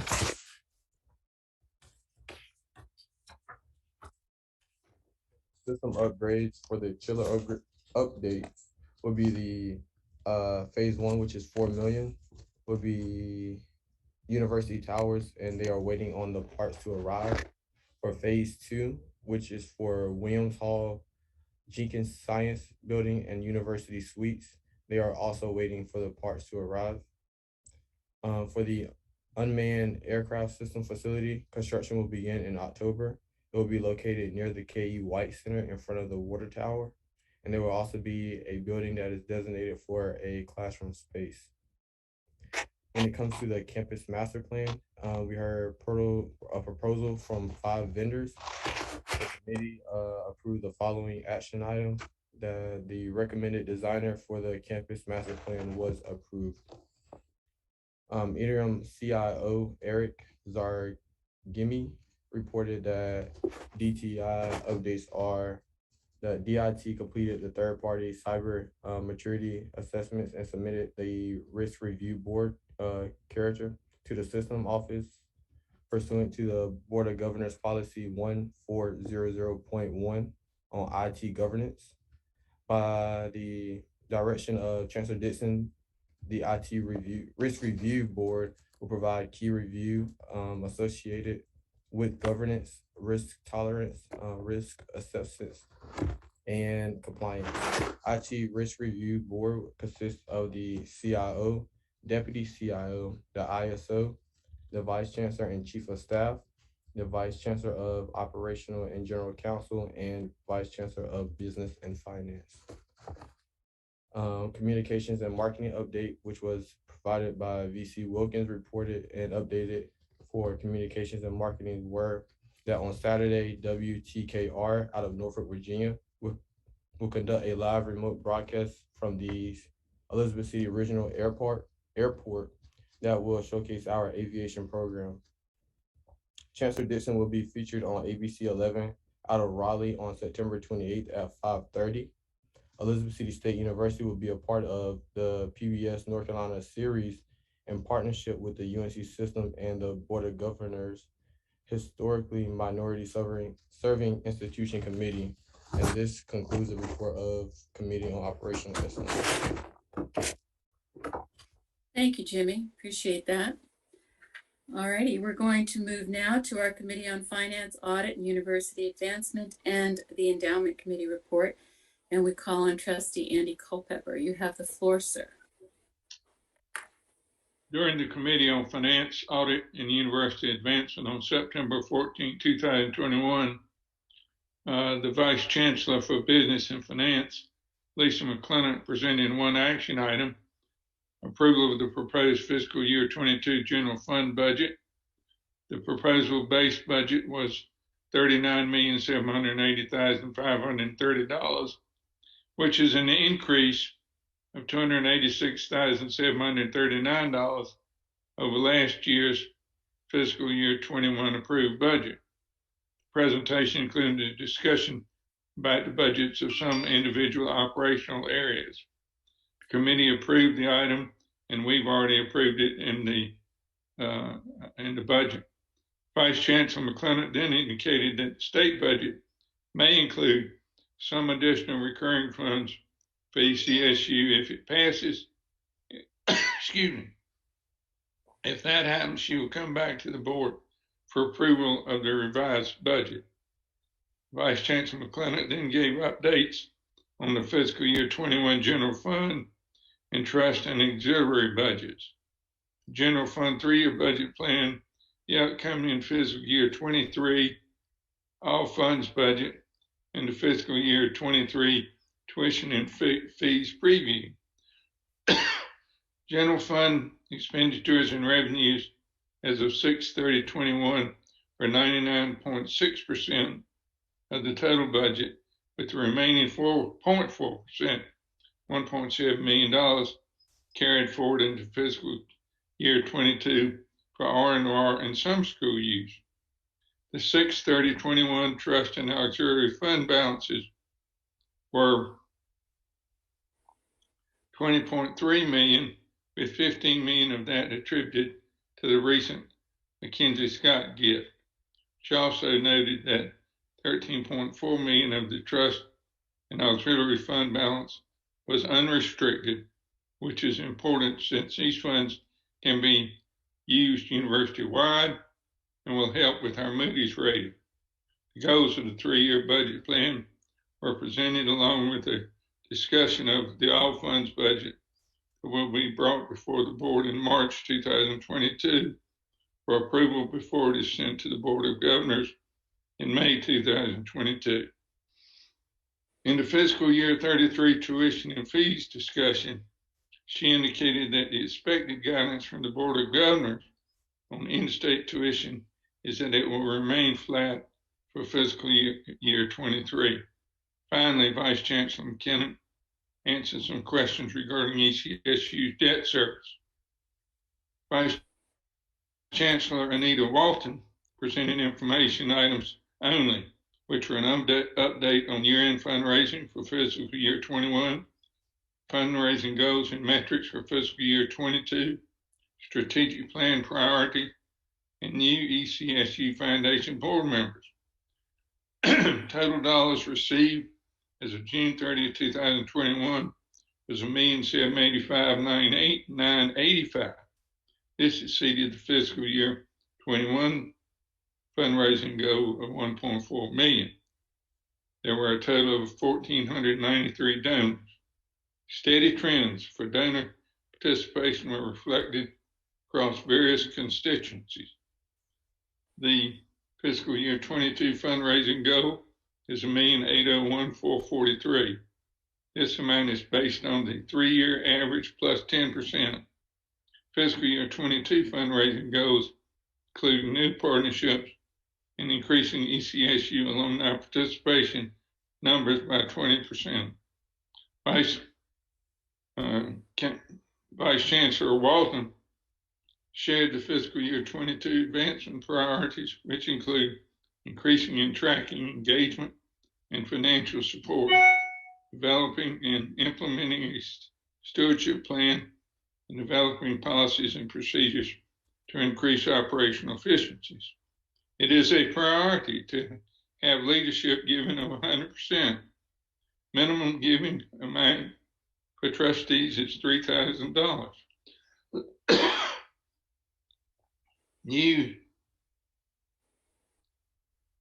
Excuse me, I just went blank.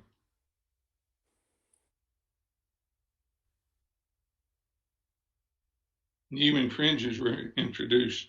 There will be one for a graphic to represent each university priority. Finally, 2 new foundation board of directors were introduced. Chancellor's appointee, Mr. Elston Howell, and Dr. Sadie Johnson Carter. Chief Audit Officer Shanita Parker presented 2 action items. the renaming of both audit charters and the annual audit plan. 2 audit charters, the internal audit charter and the audit committee charter, currently reference the previous audit committee name and finance audit strategic planning. It was requested that the charter be updated to include the current committee's name, which is the Committee on Finance, Audit, and University Advancement. The annual audit plan consists of various internal audit plans on reviewing during the fiscal year. The committee approved both items. Ms. Parker then presented one informational item. One report was completed this quarter, which was a statewide federal compliance audit. This report contained 2 findings, where one was resolved and one was not resolved. Follow-up on the remaining findings will be conducted in the fall. This concludes the report of Committee on Finance, Audit, and University Advancement. Thank you, Trustee Culpepper. I'll give the report on the Endowment Committee. During the Endowment Committee meeting on September 13th, 2021, the committee received updates from VC Lisa McClinton on the endowments. She had one action item: endowment distribution for FY 21-22. Every year, the distributions must be approved. The amounts were provided to the committee and given in the presentation, totaling $253,977. The motion to draw down the endowment distributions was made by Trustee Paul Tyne. Trustee Andy Culpepper seconded the motion, and the motion carried unanimously. VC McClinton mentioned the total market value for the overall breakdown of investments as of June 30th, 2021, $9,707,374.41. This concludes the report of the Committee on the Endowment. I'd now like to call on the Committee on Regional Development, Chair Trustee Paul Tyne. Thank you, Madam Chair. During the Committee on Regional Development, we received an update on Strategic Initiative 6, Secure Our Position as a Catalyst in Regional, Economic, Social, and Environmental Development, and facilitate collaboration with industry and government to improve our region. The first 11 ECSU Board of Visitors have been announced. The Regional Economic Summit will be held on October 14th, featuring the North Carolina Department of Commerce Secretary Michelle Sanders. The announcement is now available, and there are great speakers for each topic. Data was also shared on the Small Business and Technology Development Center, with 267 businesses served, 1,578 business counseling hours, $11,777,181 of capital formation created, 165 jobs created and retained, 13 new business starts, 7 training/events, and 160 event participants. The SBTDC participated in the 10th annual Back to School Bash and Food Drive and the 6th annual NENC High School Football Media Day, which aligns with the Strategic Initiative 6.3.2. That concludes the report for the Regional Development Committee. Thank you, Trustee Tyne. And I will bring the report on the Committee on University Governance. During the Committee on University Governance, a human resources update was provided. The board members received information on personnel matters. The board discussed protocol regarding subcommittee roles, and that concludes the report for the Committee on University Governance. And we have a drum roll now for our Chancellor's report. Chancellor Dixon, you are on. Thank you, Madam Chair.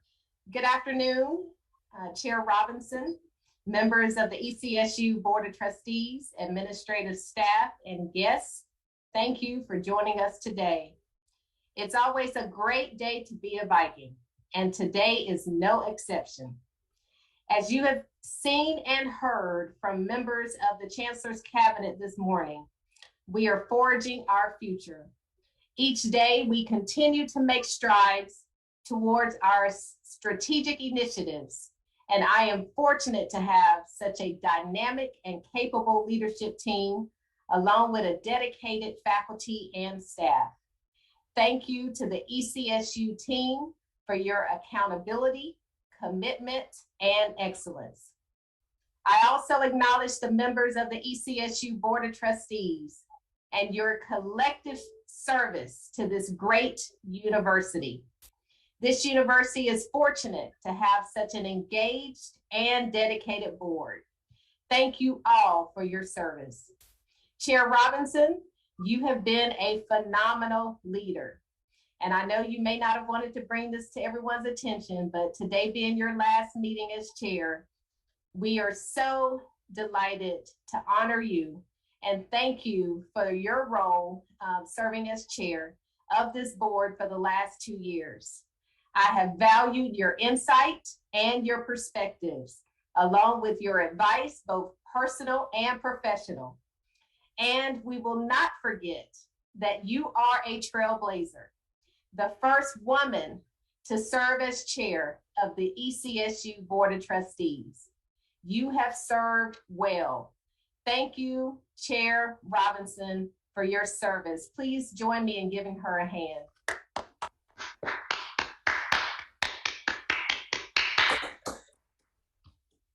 I'd like to welcome the new members of the board, those who were sworn in at the June meeting and today.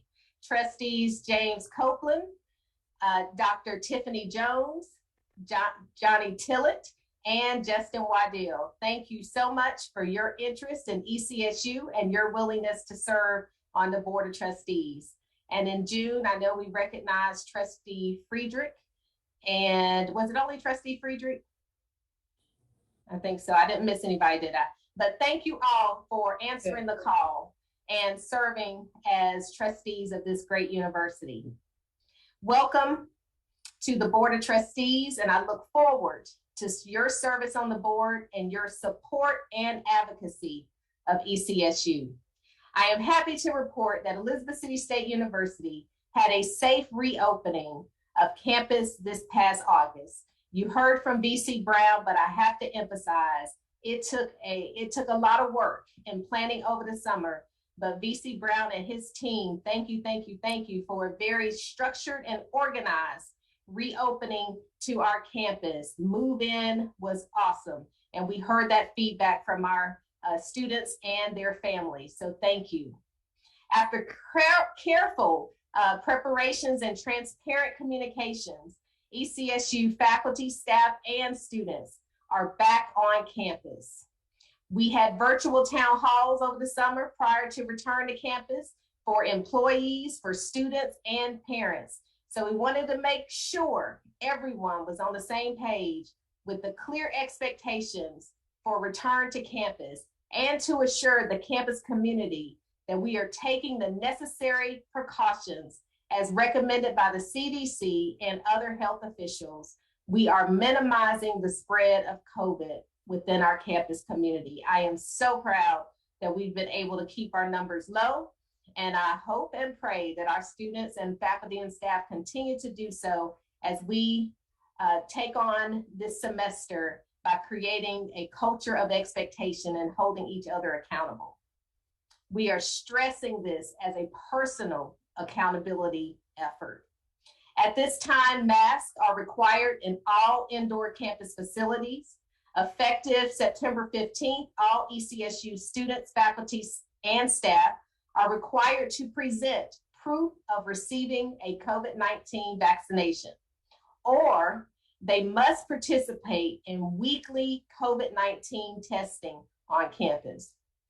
The North Carolina State Legislature is currently in the midst of finalizing the budget for the 2021-22 biennium.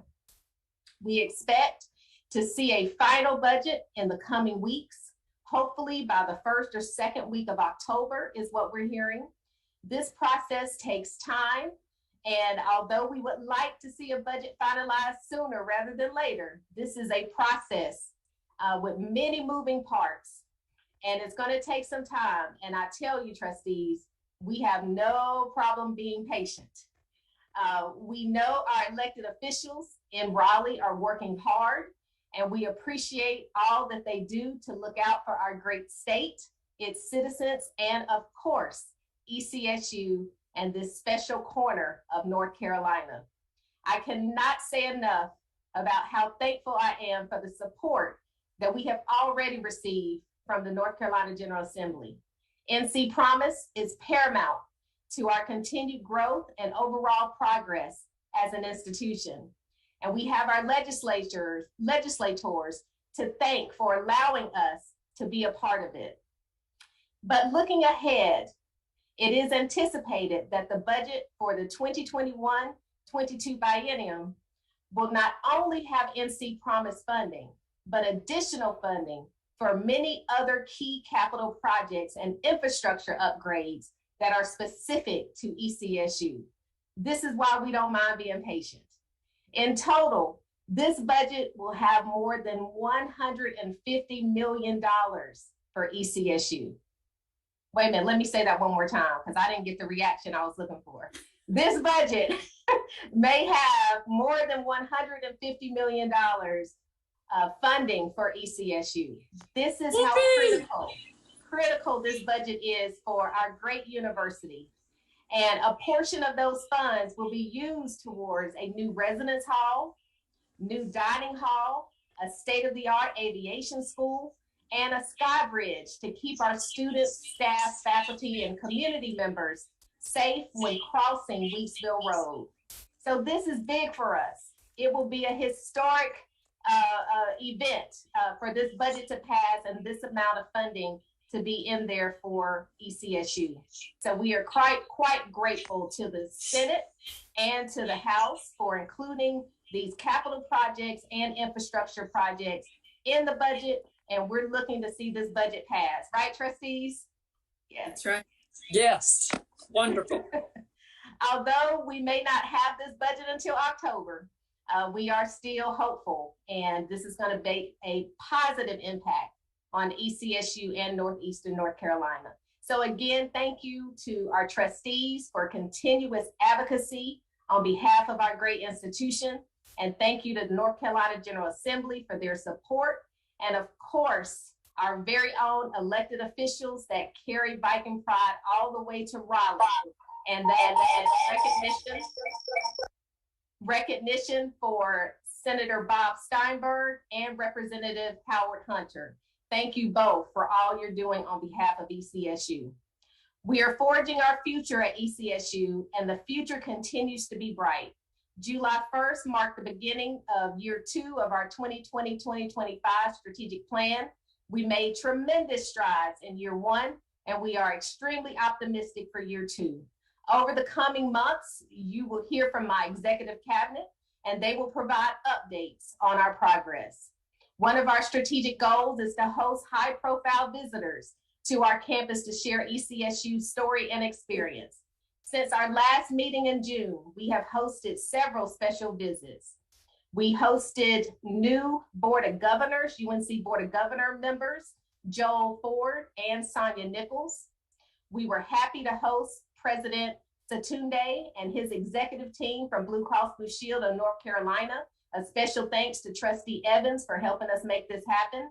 The Blue Cross Blue Shield team have been visiting campuses across the state, and we're honored. We were so honored that they chose to come visit ECSU and learn more about our campus and the needs of Northeastern North Carolina.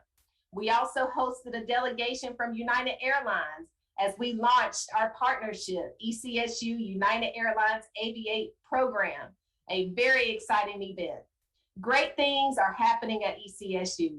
In the remaining time that I have, I want to show you just a few slides, so please be patient with me, a few slides of our campus improvements, events, and partnerships.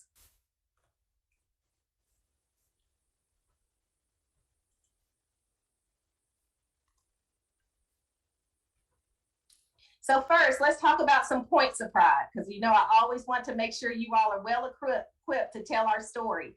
So as Provost mentioned, we saw the highest enrollment in 8 years, over 2,000 students. We grew once again in a global pandemic. Grant funding, you may have read in ECSU News, $25 million for the fiscal year. We are continuing to grow with our grant funding, and a special shout out to our faculty and staff who work so hard to bring these grants to the institution. Ranked 4th in Best Colleges 2021, top 10 HBCUs in the nation.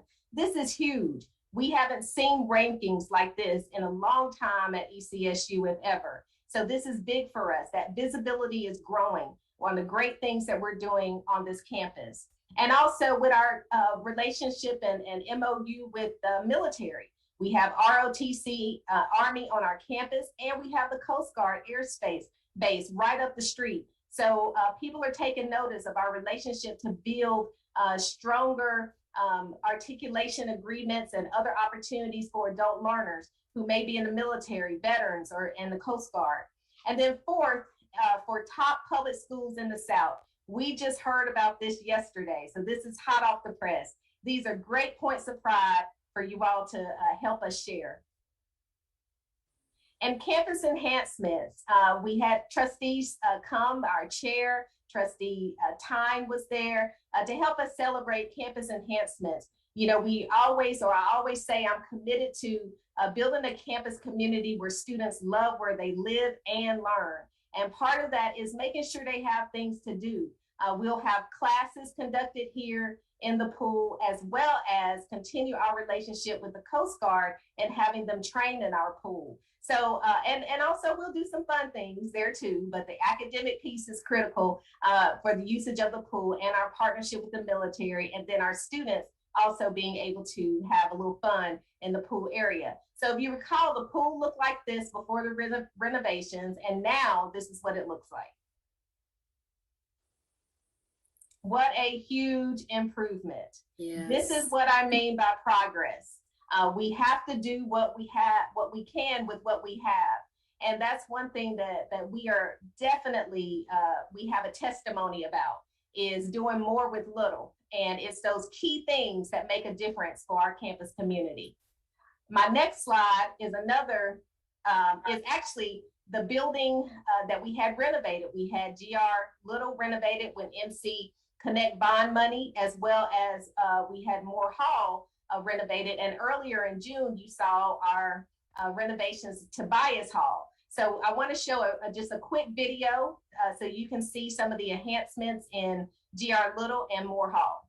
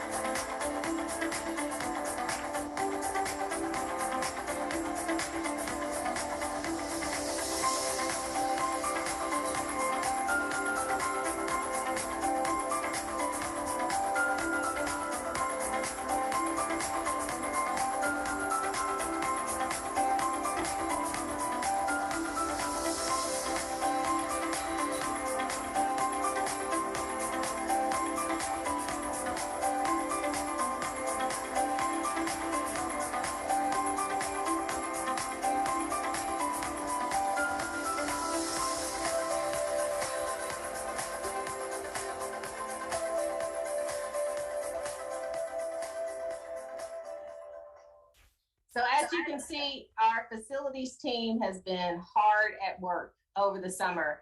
And I have to preface, well, I have to say with the video, just so you'll know, it was videotaped prior to the CDC requirements of masks being worn on inside buildings. So just to let you know that we are still following protocol, but that video was taken prior to that, that mandate. Another thing I want to bring to your attention, and VC Brown talked about it, is new student induction and pinning ceremony. We decided under the direction of VC Brown to be more inclusive. Prior to, it was just freshman pinning. Now it's all new students. And you see, I have to commend VC Brown and his team. You see how great the students look? They came in with their ECSU shirts on. They actually walked under the arch at the main entrance of the campus, and that's a part of the tradition I started, where they come in under that arch, and then later after graduation, they walk back out under that arch. And so they looked wonderful, as you can see. And so it was a great program. Trustee Tyne attended, and Trustee Tyne, I think you enjoyed it, did you?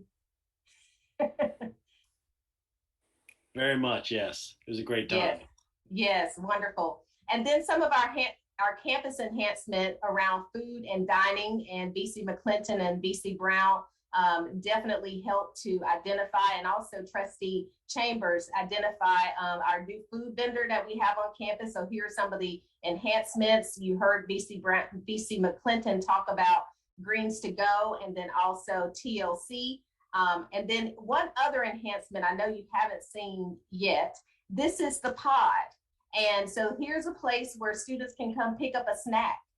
You know, when they get hungry in between classes or at night, they can come pick up a snack here. We didn't have this before. So this is offering another sense of convenience for our students, faculty, and staff while they're going from class to class and they just need a boost. They can come to the pod and pick up a snack and carry on throughout their day.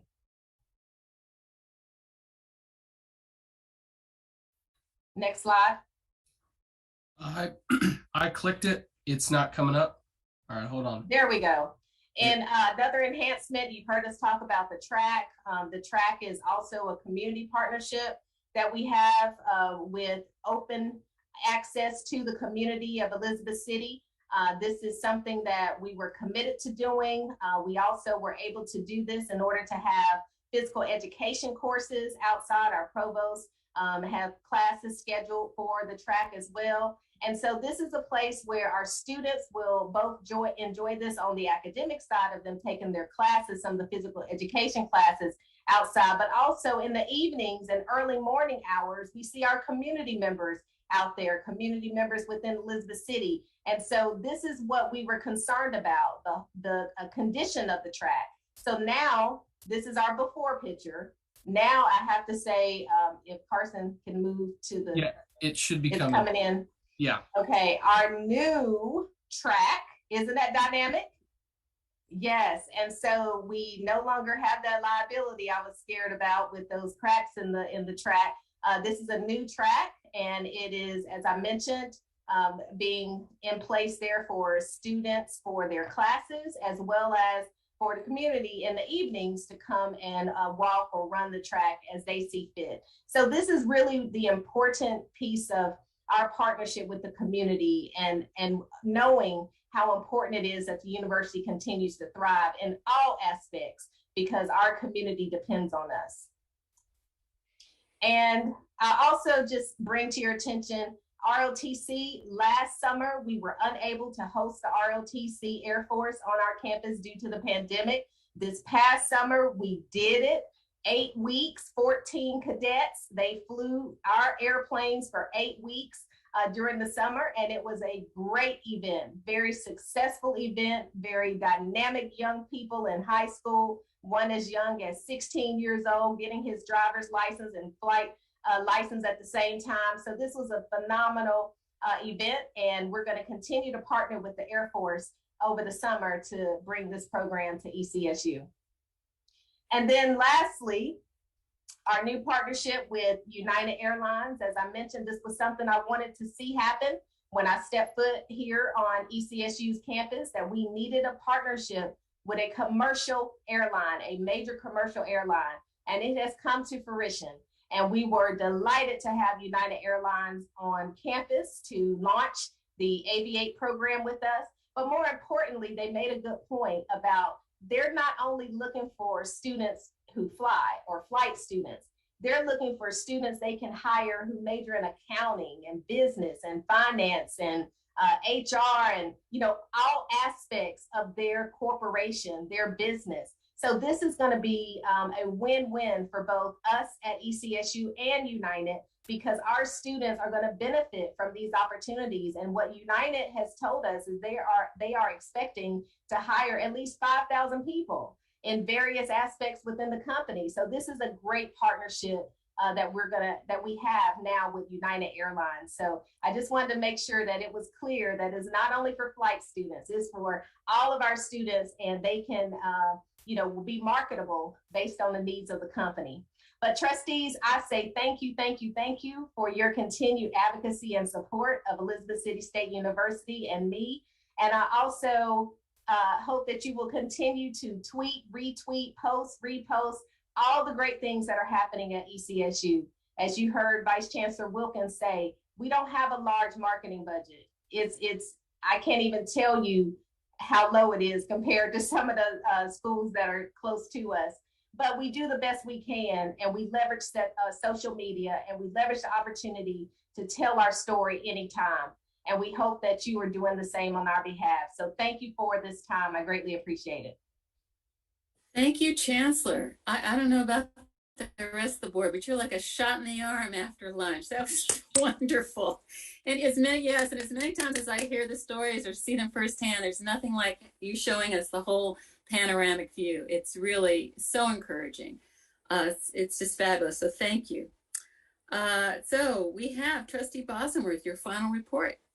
Nominating committee. Yes, thank you. The election outcomes are as follows. By majority vote, Trustee Stephanie Johnson for chair of our board, Trustee Tiffany Jones for vice chair, and Trustee Chris Evans for secretary. Congratulations to our new leadership. We're looking forward to and excited about it. Thank you very much and congratulations. Thank you very much, Trustee, to you and your team for conducting this. And congratulations, Ms. Johnson, Dr. Johnson, Dr. Jones, and Ms. Evans. We are so excited. We are here to support you. I will just take a few moments of personal privilege. We do not have a closed session today. To thank you all. And I will say to our new leaders that there's not one trustee that will not step forward or hasn't already stepped forward. Everyone stands ready to support. I would just like to say a personal thank you for the support you all have given me over the past few years, and also for your humor and patience. Both of those, I can't put one before the other because I really have appreciated it. I would like to say also special shout out to Gwen Sanders, who just had my back, my shoulder, the top of my head. It was just a real privilege, Gwen. Thank you so much. And because I started on the board with both Trustee Kim Brown and Trustee Culpepper, we're the last of the Mohicans, I want to say a personal thank you to both Kim and to Andy, because honest to goodness, anytime I made a call, both of these brothers said yes. And I just can't tell you how much I appreciated being able to call on you. And I will say for all of the rest of members of the board and our new trustees as well, everybody is prone to step forward. Where can I serve? This is how I can serve. And Chancellor, it really is a pleasure to have to pull people back than to fan the fire. So you got a crew of folks that are on fire to join you in this incredible mission and privilege to serve the students and the future generations of the Viking family. So I thank you all. And unless we have any other announcements, we are going to adjourn into a beautiful rest of the day. Any other announcements? Chair, can I just share one thing as a former chair? I just want to say congratulations to the three lovely ladies who will be assisting the chancellor in serving our community.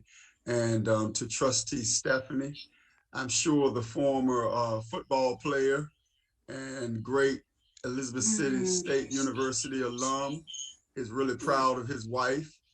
That's right. Keeping in his memory the legacy of the family being full of Viking pride. So I'm sure he's smiling down today. Very nice. I'm sure he is. Any other comments before we adjourn? Chair Robinson, if I may, I did send an email, but I'm not certain if the trustees have seen the email yet. It was a save the date. VC Goodson did mention earlier about the discussion on delegation of authority. And so we will have a special meeting to kind of dive deep into that on September 27th at 11 a.m. So I sent an email, but I'm going to be sending a meeting invite so that it gets on your calendar on this evening. Thank you so much. Thank you. Any other comments?